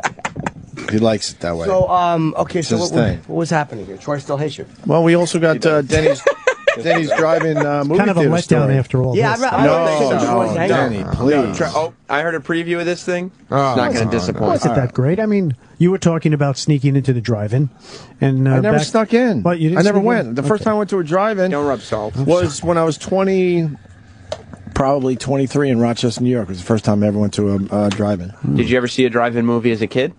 Yeah, at the red lights. I told you that. For how long? Yeah. For maybe a minute. A minute? But we'd get to hear the sound for a while because we'd pick up the movie before the red light. You never actually went in to watch it? Oh, Joe, listen to the first Joe. part of today's show. What do we want from me? I brought up this nice, what I thought was a good childhood memory, and then realized, like, what the fuck was wrong with my parents that we never actually went and saw a movie at the Rocky Point drive-in. That's hilarious. They would just take it so you can kind of see the screen. No, I was on the way home from my grandma's house. Oh, drive-ins. I missed those. Those were the fucking best. I wouldn't know, Joe. You That's missed the out. point today. You Why are you guys missed out. rubbing salt in Opie's wounds? Joe and Denny over here is a lethal combination. But Denny can relate and has a story. Oh, right. I wanted to see a bunch of buddies of mine wanted to see the a movie with Foxy Brown. What was that? Pam Grier back in the 70s, and they all wanted to sneak in, but nobody had the money to get in. So like one guy, what we did is we all chipped in like $2, but I had to go in the trunk of like a 1972 Chevy Nova, and I got claustrophobic. And as we're driving into the entranceway, I'm banging on the thing to let me out, and then the guy got mad from the manager, and he called all our parents when they had to come down there. But I got claustrophobic. It wasn't a great story. It was just a... Jimmy, you're missing an It wasn't a great amazing story. Start from the top, Denny. It wasn't Jim a great missed it. story. No, it's not. I didn't hear it. I had a carpenter It was just a thing No, it's in passing. it's not a bad story. It's not a bad. Please I get retell it for Jimmy. And what song should we play over the story? Just to bring it all together. We have Beach Boys Drive-In. Did you have Beach Boys that'd be Drive-In? great. Yeah, All right, let's get a little Yeah. Beach Boys Drive-In. Let's It wasn't a retell great the story for Jim wasn't Norton. It is a good. thing. It actually is a good story. I said a bunch of buddies of mine wanted to see this Pam Grier movie, Foxy Brown or something, back in the 70s. Nobody had enough money for everybody in the car, so they locked me up in the trunk of a 1972 Chevy Nova. I got claustrophobic, turned to sweat automatically, started banging on the trunk to get out. The management found out that we had were sneaking guys in, and it wasn't a big thing. That's cool. What did you and Potsy and Ralph Malph do after Exactly. that? It wasn't a big thing. It wasn't a big I wish you were locked in the trunk of Harry story. Chapin's car. I would just get claustrophobic. That is the It wasn't a hackiest. great That is the story. hackiest thing to do That's at a a drive-in. terrible surfing movie. But That's a story. hack move to Exactly. hide someone in the trunk. But they used to do that. You used to do that back then in the 70s. You would do that. That's all. That's all I was They saying. also It would was squeeze just- a lot of people into a phone booth. Exactly. No, that The was a only way that college story prank. could be worse is if you said you jerked off Tom Bosley at the end of it. That'd be a great story. You know who really Hope you ever enjoyed that getting story, jerked though, off. was Troy Kwan. He loved it. I saw him I last saw night. It wasn't a big story. Troy appreciates nostalgia. Troy, what'd you think of the story? I was falling asleep. It wasn't a great story. Furious. No, it wasn't. You're right. just- It wasn't. Furious at everybody. Yeah, It wasn't a great story. You Troy were just doesn't building like it up. Yeah. fucking shoddy stories. I It wasn't- respect and that. I admitted that. Troy I was likes the just real story. Making conversation. He doesn't like Joe or Denny. a bad drive. Troy likes a nice, solid drive-in story. Yeah. He needs a real punch at the end I of like it. Troy's TCB tattoo. Elvis taking care of business. Denny, what was the movie? Oh, Foxy Brown. You Foxy said that Brown, already. yeah. Jesus Yeah. Christ. Pam Good for Grier. details that might spice it No, up, it but they're not wasn't- there, Joe. no I details. can't believe you went to see Exactly. Foxy Brown. Pam Grier. You gotta You- sneak you- in. You sneak in for like fucking Star Wars or some shit. You It know, was- sneak in for the they didn't big make summer that yet. blockbuster. Yeah, Make climb that the yet. fence or something. Exactly. Jesus. But guys thought it'd be fun to do and lock me in the trunk. That's what you thought was fun? Happens. I didn't like it. I didn't like being locked in the trunk. Antics. It was Yeah, zany. we heard you. That's all. Jesus God. Yeah, I told you it wasn't anything exciting. It was a good story, Denny. It was a good story, That actually. literally should be the lead story on awfulstories.com. Okay. I don't like how Sam's sleeves are rolled up like Ray Liotta in Something Wild. They're just cuffed. A little cuff never hurt anybody. Yeah? Yeah. You should have a cigarette pack rolled up in those sleeves. Okay, I so thought that reference was going to do a lot more. I never saw the movie. He's like a greasery kind of guy. get it? my old pal. You get it. You get It's it. there. I'm gonna bring this all the way around. A guy I used to work with at BAB who is in the record industry, still doing well, even though everyone else is not. Ooh. He wrote Harry Chapin died near exit 40, which we figured out, on the LIE near Jericho. Still talking about Harry He was in a blue 1975 Volkswagen Rabbit. Ooh. I guess the fuel tank ruptured by climbing its back. Yeah. What did he die from? What, did he get rear-ended or something? I guess truck climbed his back, probably. All right, Rabbit. Rupturing the blue 1975 Volkswagen Rabbit, rupturing the fuel tank by climbing its back and causing it to burst into flames. Oh, Jesus. So wait, Christ. was he driving the blue 1975 Volkswagen Rabbit, or is that what? He was driving the Rabbit, I believe. Okay. Yeah. There you go. That's a Bug, right? The Volkswagen Bug. Yes. No, the Rabbit was another model. Oh, okay. Oh, really? Yeah. So what does it look like like? hatchback type deal. Yeah, it was more square, of a square type car. Yeah. Not the van. No. It was a Rabbit. Speaking of square. Denny? Yeah. He's a square. The car was square. That's all. Couldn't sneak somebody to drive into one of those things. Right. How would you handle that situation? You didn't like the driving story? Denny the driving bandit. That's the raciest thing he's ever done. You think Denny got beat up by greasers when he was growing up? One time we stole rock Yeah. candy out of the corner store. The toughs in leather jackets would beat him up. Let's sneak right into the after show. Yeah. Well, You don't have to do this proper. You got some live reads and commercial breaks. Have fun, guys. You got two more. At least do one of them. Do I? Joe will do them. Yeah, Joe. He owes me. What the for what? You know what? Treating him like a rock star. I'll do one. I don't care. I'll do one. All right. And I'll be at Gotham this Friday and Saturday night. Please come see that. Bye-bye. There you go, Joe. We're not leaving anywhere. We're still on the air. Thanks, man. It's fun. The show is still on. We'll do it. Yeah. All right, you do that one. How did you sleep last night? Did you wake up stiff and cranky? If so, make sure that you don't. If so, you got this. Maybe you don't. You got have the this. right pillow, Sam, under your head at night, giving you the proper support. That's why there's My Pillow. Oh. From MyPillow.com. My Pillow is the amazing smart pillow with the 60-night comfort guarantee and a 10-year warranty. It holds your head firmly but softly in place. It hugs you and holds you to sleep each night. You're going to love this pillow, Sam. My Pillow is made right here in the U.S. in Minnesota. Never goes flat. It's adjustable and is a perfect fit for when you lay down at night to when you get up the next morning. You can even wash and dry the My Pillow like you would your favorite pair of jeans. My Pillow. A little energy. I'm doing it sincere. No, like a little upbeat, you know? No, like you're excited about the pillow. No, but the pillows are great. I tried them. I know they are, but you do it sincere. All right. If you go, oh my God, the spaghetti in this place. So it's just smooth, like it's like. That sounds ridiculous if I do like, but if you go, folks, I don't need to sell you on this. Gotcha, If you want good spaghetti, you go to. I'm with you. You know. I'm with you. Macenzio's. I don't fucking know. I just made that up. More about the pillow, though, Joe. But the pillow. But we're not here to talk about pillows. Yes, we are. I mean, we are. You absolutely We're not here to talk are. about spaghetti. Please talk to me about pillows. I'm all turned around right now. I don't know what's going on. Don't even worry about it. We're not here to talk about spaghetti. We're here to talk about pillows. That's right.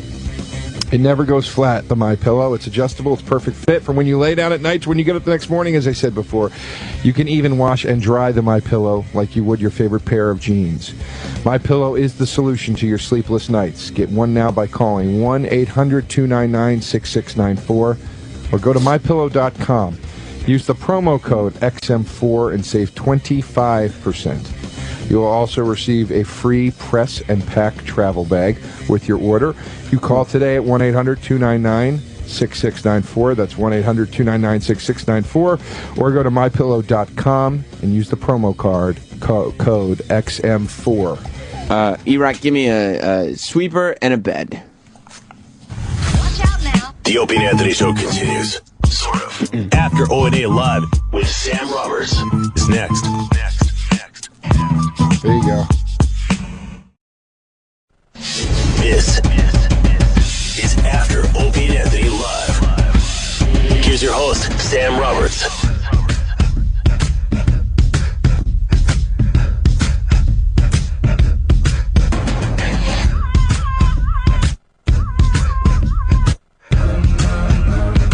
Wow. Joe DeRosa sticking around for After Opie and Anthony Live. He's been having tattoo help the entire commercial break. Are you at the moment? Like I've always been afraid. Like I got with my tattoos because I got Jack White's autograph, Rob Zombie's autograph, and then I got a White Zombie logo from I got when I was in college. You could say you like them or don't like them, but they're just what they are. Right. You know what I mean? So there's no real, like, right or wrong decision to make because the guy signed my arm. The guy just texted me. I told you he's a fan. I bet you he heard the show. Yeah. Let me You're know if artist. the tattoo heals up. I guarantee all my work for that can't be a coincidence. That's got to be that he's listening to the show. Yeah, because right? Joe's got this tattoo, and it says KKTITN, which stands for Keep Kicking Him in the Nuts, which is what George Carlin told him and every single other person that he met. But I knew that. Okay. Because this is the thing, Bobby Kelly. You did? Yeah. Bobby Kelly made fun of me for that. He's like, he fucking said everybody do. And I'm like, I know. That's why I got it, because I was like, this is what he told people, and he told me too. Okay. You know what I mean? Like I thought that was kind of what made it cool. Told you over the phone. Yeah. That's a little more embarrassing. When you revealed today on the show that your encounter with George Carlin was because you called a radio show that he was on. Well, hold on. That's a little less than I met him at the Cellar one night and we talked comedy. I called my friend's radio show at NYU. It wasn't like I called like whatever in fucking Minneapolis Right, or so whatever. it was a college radio show. I called. It was like calling into your friend's podcast and talking to George Carlin. So there's that. There's also the fact too that. I mean, I would have rather. I'm glad I met him like that versus in person, because if I met him in person, I probably would have talked to him for 30 seconds. I got to talk to him for 7 fucking minutes in a scenario where he was there to talk to people. Did he tell you anything besides what he tells everybody else? Oh my God, he gave me tons of advice. Well, why wouldn't you get some of that advice tattooed on your arm? Because it wasn't anything. It wasn't a phrase. I wanted to pay tribute to him and make it simple. Make it something that just like that. Yeah, and I picked. This is how the problem started with this tattoo. I picked the wrong font. If I picked a better font, it would have been fine. But I picked the wrong font, and I got the stupid period put at the end of it. I fucked up. Honestly, I know Jim hates the period. I don't even mind the period. Because I think the period is like, you know, like it makes it, this is a thought. Yeah, I know. That's what a lot of people said to me, but I never liked the period. It looked too like, period. Yeah, it is a little like that. I didn't like it. But I picked a bad font. I picked a font that was too aggressive and hard looking. Yeah, it is. And it almost looks like a Roman numeral type font. It's very, yeah. So then, and actually, that's what we were going to do, was just keep it with the line so it almost looked Roman numeral-ish. And then I was like, oh, why don't we put the mesh? It's my fault. Like, I fucking... So what Joe did was he went to his tattoo guy and had them add a rectangle around the initials. Right. And then just add a little bit more to the rectangle and make the top look slightly meshy. And then he said it's a microphone, which I was like, Joe, I don't have any problem with you, but I've never seen any type of microphone like that. Like, the microphone was literally the last thing I would have thought of. Yeah. Like, I would have thought that was a dog before a microphone, and it doesn't look anything like a dog. There's no legs, there's no tail, no ears. I fucked up. And that's what crushed me, is when I saw your face today. It's like that realization that, oh shit, I just got a bad tattoo. Like, I don't know what that's like, because I'm happy with mine. I like this one. Everybody's giving me shit about this one over here. I like this one. Yeah, I don't know about that one. No smoking? I'm not a fan. Why? Just because I think it's sort of like, what it is, that tattoo, it's a black circle with an X across. It's like the Ghostbusters logo without the ghost, and it's black. But, I mean, I guess I get it, and I don't mind it on the level, like, that's not like a bad tattoo, whereas that one kind of is. Right. Like, that one just kind of like, whatever, to me. What do I do? I don't know what to do. I don't think the circle with the X is necessarily a problem. I definitely wou't get it, but I understand, I guess, what you're doing. That, I think, and Troy, what you didn't see, I'm glad you're coming in here, because you're in the commercial. Joe showed me a picture of what his artist wanted to do with the initials. And that's why I don't have a problem with the artist anymore. Show Troy. No, the artist is fine. Show Troy what the guy wanted to do. He's very good. I just panicked at the thought of getting something so elaborate done. He wanted to add colorful, like, yellow and black accents behind the letters just to make it pop. He wanted to do something like that. How much better is that? Yeah, that's a lot better. A lot better. I just thought it was too elaborate. I was like, I don't know, man. It's going to be this huge thing on my arm. Yeah, but now it's like, it looks like you got branded in a fraternity or something. And it still looks like kitten, though. Yeah, like, that tattoo looks like a mistake. The problem, and that's my problem too. The circle with the X on it, that also looks like I got this when I was fucking stupid. Not like, you know what I mean? Yeah, it looks like a like a dare or something. Yeah. I like this one. It looks poorly thought out, even though it's not. I like this one. Okay. I'm going to stand behind this one. I mean, look, I got Rob Zombie's autograph on my arm. Who am I to say? Well, I mean, it's like you said. To me, this is what it is. So that's cool. Like somebody can look at this and go, "What are you against?" And I'd be like, "Well, what are you against?" It's and up you'll to go you. like I this. don't care. You go like this. When somebody says, "What are you against?" Look at them and say, "What do you got?" And just be a tough guy like that. You know what I mean? That's too. You got tattoos now. You could do it. Coy. And then add the period at the end of your tattoo. I swear to God, I almost had Keith Robinson tattooed inside of this thing. And it would have been the funniest thing of all That time. would have been fucking hilarious. Yeah, for a week. And then people would have been like... I also was like... You're right. That was actually very giving of you, because now that's hilarious forever, because it's always awful. Yeah, well, I mean... But it also would have been the opening conversation in any meeting I ever had, ever. Like, anytime you go to pitch a TV show, anything. What's that? Why do you... Yeah, but anti-Keith Robinson now it's like... yeah, it's true. If they knew who Keith Robinson was. Now you got Kitten in a box. Look, I don't know what to do. Troy, have you ever come back from like a week later and been like, oh, fuck, this tattoo sucks? Not really. Not to that level. No. I mean, I've had tattoos where over time I'm like, man, I shouldn't have. Because you've had to cover stuff up before. Yeah, absolutely. But not till much later, you're saying. Right. This is what I wanted, and I thought it was fine until today. Today was the... Really? Yeah, I had no problem with it. Well, then stand by it. Just be like, fuck all y'all. Or do you think we're right? Well, honestly, I can't tell because, as you know, this is an environment that smells blood in the water. So, I can't tell if everybody's hopping on me because like, it's the gang mentality of the room, or if it really is... As I said earlier, I don't have a fucking problem with somebody looking at it and going, I don't get that. Yeah. I just don't want somebody to look at it and go, that looks fucking terrible. Like, that's what I don't want. When Voss saw my Jack White tattoo, he trashed it. And that was because, okay, he's trashing it because he's trashing it. That's what Voss does. But when I first got it, I came in here with it, and the guys were like, you know what, that actually looks pretty cool. So it's not like they just trash it because if it looked cool, they'd probably be like, oh, actually, you improved it. Well, that's why I said I wasn't sure. And now you are. It kind of looks like a homemade... It looks like somebody did it in their home. It looks like Joe did it himself. Yeah. Like he had a tattoo gun and he's practicing on his own arm. Here's what I think I could do, and I know you said you don't want to be one of those guys with the Mike tattoo, but whatever. I think I could have the guy sort of brush up on this a little bit, make it look a little more illustrated, turn this into a more significant microphone, and then even like, I don't know, maybe I can even get fucking Carlin's face around it or next to it. I don't But no microphones are sticks like that. At least a microphone that would... I'm saying if he came out and put... But don't you think that... whatever. I told Joe, like, you don't want to be one of those comedians that has a microphone tattooed on their arm. It's like... That'd be like if I got like a radio mic, and it's like, come on, dude, what are you doing? Well, I don't know what else to do. I think you should... Take my advice. I'm not getting it lasered off. No, I don't think you should. It's not happening. Get it covered up. I think you should get some kind. Find a good artist. Covered, Troy. Well, I told you, you got to go bigger and darker. I think you should find a good so artist. What am I gonna get, a giant black spot on my arm? No. You can do something that just kind of works in. Do you not think he could add like accents to it, like that original thing, like just add yellow and green shit to it? It's hard, man, because it's just very like elementary looking. Not saying that the tattoo artist was elementary, but it just doesn't look like. It looks like somebody did it in like a trailer park or something. It does.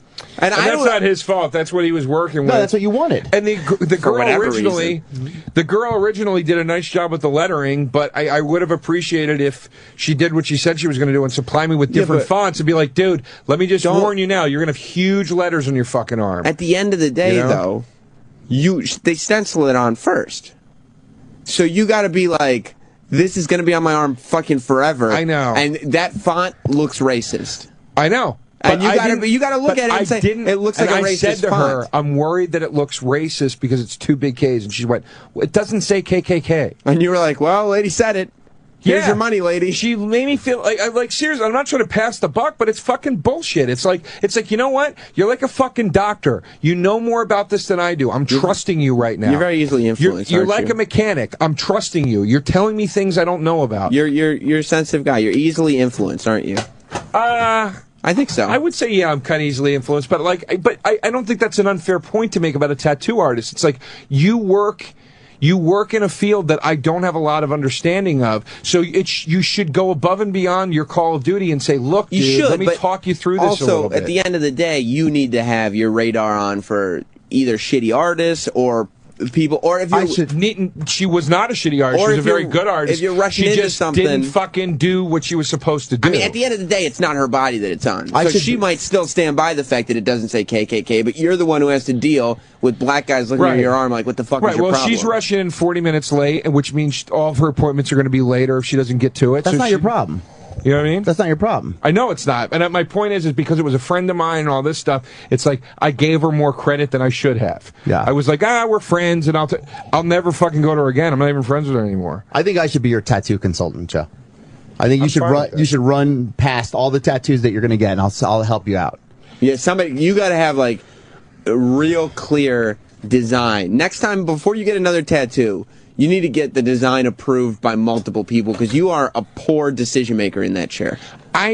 Just with this one, I stand by the other two. I like the other two. This one, they're very basic. You could have done a lot more with them. I think this. You know what I actually kind of want to do around this one is when this was healing, or it still is healing. But when I first got it, it was kind of bruised up a bit, and there was like this weird, like red, like sort of bruising, like smudge around it. And I thought like it actually would look cool if there was like this sort of like red sort of like shading around it and stuff. You know what I mean? I feel like that. I feel like that tattoo, the circle with the cross across it. Not that, but something along, like not that kind of thing, not like a star. The circle with the cross across it looks like something that you have on a sleeve that was like your first tattoo when you were a kid, and now you have a whole bunch of cool shit around it. Yeah. And it's then so dark, okay. It's like, what do you do with it? You just got to sort of live with it. Just sit it there. Like, yeah, it's the first thing I got. I was 18. But I was drunk. I know it was a dare. We were in, Daytona Beach, like spring break. There should be a really good story with that tattoo. Yeah. Well, what do you think needs to go around this one? There's not much you can do. It's just black. Like you could have done just an outline and then done some gray shading inside it to kind of just make it so bold. You know what you do? You add another line. X-Men. Wolverine movie is out this summer. Now you're topical. No. What do you think? I don't like that. Yeah. Make it an X-Men logo. No, I don't. Do you like the location of it? I mean, is that a good location? Shouldn't it have been a little higher on the shoulder or something, maybe? I mean, I probably wanted it so when he has a T-shirt on, it sticks out from the bottom of the T-shirt. Yeah, I wanted to be able to see it. I don't kind of see the point of getting it where you can't see it. Well, you can see it. Because I don't take my shirt off ever. I guess nobody. Mike in Indiana, what's up? Oh, shit. Hey, guys. When can we see the tattoo online? Because it's kind of silly you guys talking about something nobody can see. All right, Troy, can you take a photo and text it to me? Yeah. Take a photo of the kitten tattoo. All right, I'm going to put it up on Twitter, and Troy will put it up, too. Also, Joe, do you also realize that there was only one Ultimate Warrior, you idiot? He's right, Joe. Do you realize I don't give a shit? There was one Ultimate Warrior. I want to say this before the tattoo goes online, the picture goes online. The artist is tremendous. I asked for this. Yeah. He was very accommodating. On that one, I don't blame the artist. I fully blame you. He didn't have a lot to work with here. Yeah, so I don't want anybody to think we're trashing the artist. Are you back with your girl? Me? No. No, but you know what? We do talk and we have interaction now because of the show that day. I actually went home and called her and apologized. I was like, of all the places that would make me feel like I was being a dick, I was on Opie and Anthony today, and I kind of feel like I was unfair to you with certain things, and we made up. And she didn't want to go back out though. Well, I don't know. No, I didn't try. Really insensitive question. Yeah, I mean, that's a good question. It wasn't like that kind of thing. It was just kind of like, let's talk and, one of those. Thank you for asking. Jack in Colorado. And this tattoo stands for my agnostic beliefs in the microcosm. Oh, Joe, will you ever win? You're the Charlie Brown of tattoos. That tattoo artist just keeps moving that football, but you're going to keep swinging. Oh, Jesus. Eric in Florida. Hey, Joe, is a KKITN, is that tattoo you don't like? Yeah, it is. Yeah, it is. Yeah, he really fucked it up. Fix it. Yeah, is it just black text?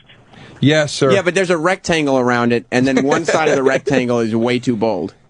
All right, there's these two guys. I was watching TV on this show. These two guys made this invention because normally you have to get tattoo removed, you have to laser it off or sand it off or something. But these guys made this invention. You can find it on the internet. It's got a 50-watt light bulb in it, and it absorbs, it shoots down and breaks the pigmentation up. And in 3 minutes, it'll start breaking that black in half until it's gone. So you could try to look for that and remove it easily, or you could just keep getting shit on. Are you being serious right now, or are you joking? Being serious. This show called Shark Tank, where these schmucks go on TV Love that and try show. to get investment. Yeah, they try to get investments from these billionaires, and they brought this tattoo invention they made. It's like a 50-watt light bulb, and it breaks it's all, the light's all shot in this one little pin center, and you point that on the black spot where you want to remove, and it breaks up the pigmentation in the skin and clears it out. Does it hurt? No, it doesn't hurt at all. I don't know anything about that. Yeah, that doesn't sound. By the way, go to Not Sam on Twitter. Did you put it up? No. Okay, Not Sam on Twitter. Here it is. To see a photo of Joe DeRosa's. And I have a buddy who does tattoo removal, Go Tattoo Removal, and if you go to their website, you can see he does amazing work. Scott in Rochester. Joe, you're overthinking it, dude. Here's what you do. You enlist in the Army. You get deployed to Afghanistan. Lose your arms in an IED explosion. Problem solved. There you go, Joe. Jesus. Ben in New Jersey. Yeah, I think Joe might want to get himself a handgun and try to tattoo his forehead. The thing is, That seems insensitive. the thing is, it's slow! That's a very good call. Thanks, buddy. Does anybody at all have anything like helpful? You fucked up, Joe. I don't That's mean, the helpful but I don't. thing. You fucked I don't up. mean that in a shitty way. I've like, been trying to help you really- out the whole time. I know. But you're Troy, not. relax today. He's not listening to you, No, Troy. he's not. He's like, does anybody have anything helpful to say? What do you think I've been trying to I do? want to hear some suggestions. I'm really asking. Here's what you do, does anybody Joe. have some Here's what you can do. alternate suggestions? Here's your suggestions. Either you get a skin graft, okay, where you have the piece of skin removed, you have the tattoo removed via laser, or you cover it up, or you just own it and you just deal with it. Those are your options. Joe is like a girl because he doesn't actually want the solutions to the problems. He just wants to be able to talk about it forever. He wants to finish out the after show talking about his tattoo. No, he wants somebody to tell him somehow that it's okay in a convincing way. Right, but it's not okay. No. It's a big mistake. But if stop it. It is. Fine. And what you got to do is either cover it up with some design.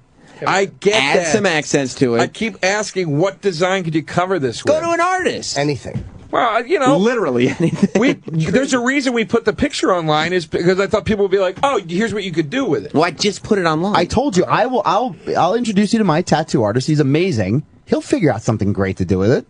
I am looking at this, but you know, and if you're on Instagram, check out his name is Justin Weatherholtz. He's at Kings Avenue Tattoos. there was another option that you didn't mention. It's this light bulb tattoo removal thing that apparently works, according to the reviews at least. Find the new tattoo removal device.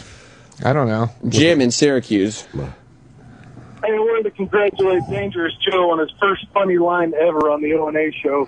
He said, if there's two things I know, it's tattoos and wrestling. There it is. There it is. And that wasn't even that funny. You didn't think so? He's joking with you, Joe. What am I still here for right now? Just for suggestions. We were all is it to wondering the the same thing. Is it to the point where now that just callers are going to trash me too? Hopefully, I was here for that. Is that it? Is that Joe, all I'm here look for? at the phones. They're lighting up. They're lighting up. If we could clear all the phone banks just to make sure every caller is just insulting Joe in some way. Well, we only got a couple minutes left. I mean, I don't know. I could mention that the reason we were talking about Ultimate Warrior earlier is because Roland and me went down and I interviewed him yesterday because he's in this new WWE video game. It's up on YouTube if you search Sam Roberts Ultimate Warrior. WWE 2K14. Yeah, that's what it's called. I have WWE 13. 2K14. Well, this is coming out to October 29th. It comes out in October. I have the other one though, from before. Right, so you buy the new one when it comes out. Right. There you go. See, I got the one last year. You got the one before? From 2K13. Oh, I believe it was called WWE 13. Right, this one we're talking about is the next one. 2K14. 14. Yes. It. And it's if you pre-order, it's got the Ultimate Warrior. But the problem was, this is what a dick Roland was. That we go down there. We didn't know the Warrior was going to be there, but I invited Eric to go with me to this press conference. Right. And he was like, "Oh, I can't go. I got stuff going on." Right. So we get down there, and the Warrior's there, and I do this interview with him, And then Roland says, "Oh, would you take a picture with Sam too?" I go, "Oh, that'd be great." And so he takes a photo, and then Roland, without any provocation, says, "Oh, and can I please jump in for one too? I'm a huge fan." And he couldn't be less of an Ultimate Warrior Are you a huge fan? I didn't know who the fuck that guy was. The first thing he does, sends old E-Rock a text, "Hey, look what you missed." It's a picture of Roland and the Warrior. You didn't care if you met him? No, I set it up for Sam because he wanted to interview him, but I was excited for the sandwiches that were there provided for me. Did that hurt you, Eric? No, because that's not how he phrased it at all. How did he phrase it? He phrased it along the lines of like, "Yeah, the interview went good." I said, "Was he crazy? I heard he's difficult." No, it went good. Yeah, but And look, that was the whole conversation. Yeah, and then he goes, "Look, we got photos," and sent me the photo. So there was nothing malicious about it. It was malicious. The whole fact that the photo exists is malicious. All right, if you say so. You know, okay, Jesus. Eric is a glutton for punishment. Don't act like you got a heart, Sam. Don't act like you're somehow calling out this terrible thing Roland did, and you see the harm in it, and you're on Eric's side. Don't get butthurt because you got a bad tattoo. I am not butthurt. I'm just saying, don't try to act like a nice guy right now. You're a little butthurt that you came on the show and you're coming to the realization that you fucked up your arm forever. Yeah, and Sam and I made a big celebrity too. And then what's it? Who? The guy who played the Hulk. Mark Ruffalo. Mark Ruffalo was on the subway with us. You met Mark Ruffalo on the subway? We didn't meet him, but he was on the train with us. I love Mark Ruffalo. Well, as he's getting off, he's still in the car, and Roland goes, "Dr. Banner!" What did he do? He just cringed and then walked off. It was the worst shout out a person could make. Mark Ruffalo is like some guy that looks like the out of shape Hulk just yelled Dr. Banner at me. E-Rock, you weren't mad that Roland. Well, at least I could lose weight. You can never get rid of your tattoo. Why can't damn! Cover your arms. E-Rock, you weren't mad that Roland decided to take a picture? No, not really. I'll take a picture of a retard. You offered me the chance. Why did you? Oh, shit. Taking shots at DeRosa again. Roland got some venom. We got to go. Because we're behind on breaks today, unfortunately. But, Joe DeRosa, where are you going to be? Gotham Comedy Club this Friday and Saturday night. And make sure to go to Not Sam on Twitter. You can see the Joe DeRosa tattoo and send some suggestions to Joe DeRosa Comedy on Twitter. Actually, please don't. Serious Actually, suggestions only. Send your comments. Please don't. Watch Suits. I'm not going to read my mentions. I'm DJing at 675 Bar in New York City tomorrow, and then Friday I'm at Los Feliz DJing. And fuck it, Norton's going to be at the Gathering. Yeah, and we're doing Montreal next week. I'm looking forward to that. Montreal next week. Tonight, Suits, USA 10 All right, o'clock. with Suits. You like that tonight. show? I love it. And and watch my interview with the Ultimate Warrior on YouTube. It's And fucking send awesome. all your requests to Joe DeRosa. All right, we'll see you tomorrow. Ron and Fez are next. Goodbye, everybody. Opie and Anthony Show is now over. For real this time. Check out the O&A Show on Facebook at facebook.com/Opie and Anthony. And catch Opie and Anthony live Monday through Friday from 6 to 10 a.m. Eastern. Ron and Fez are next. Hey.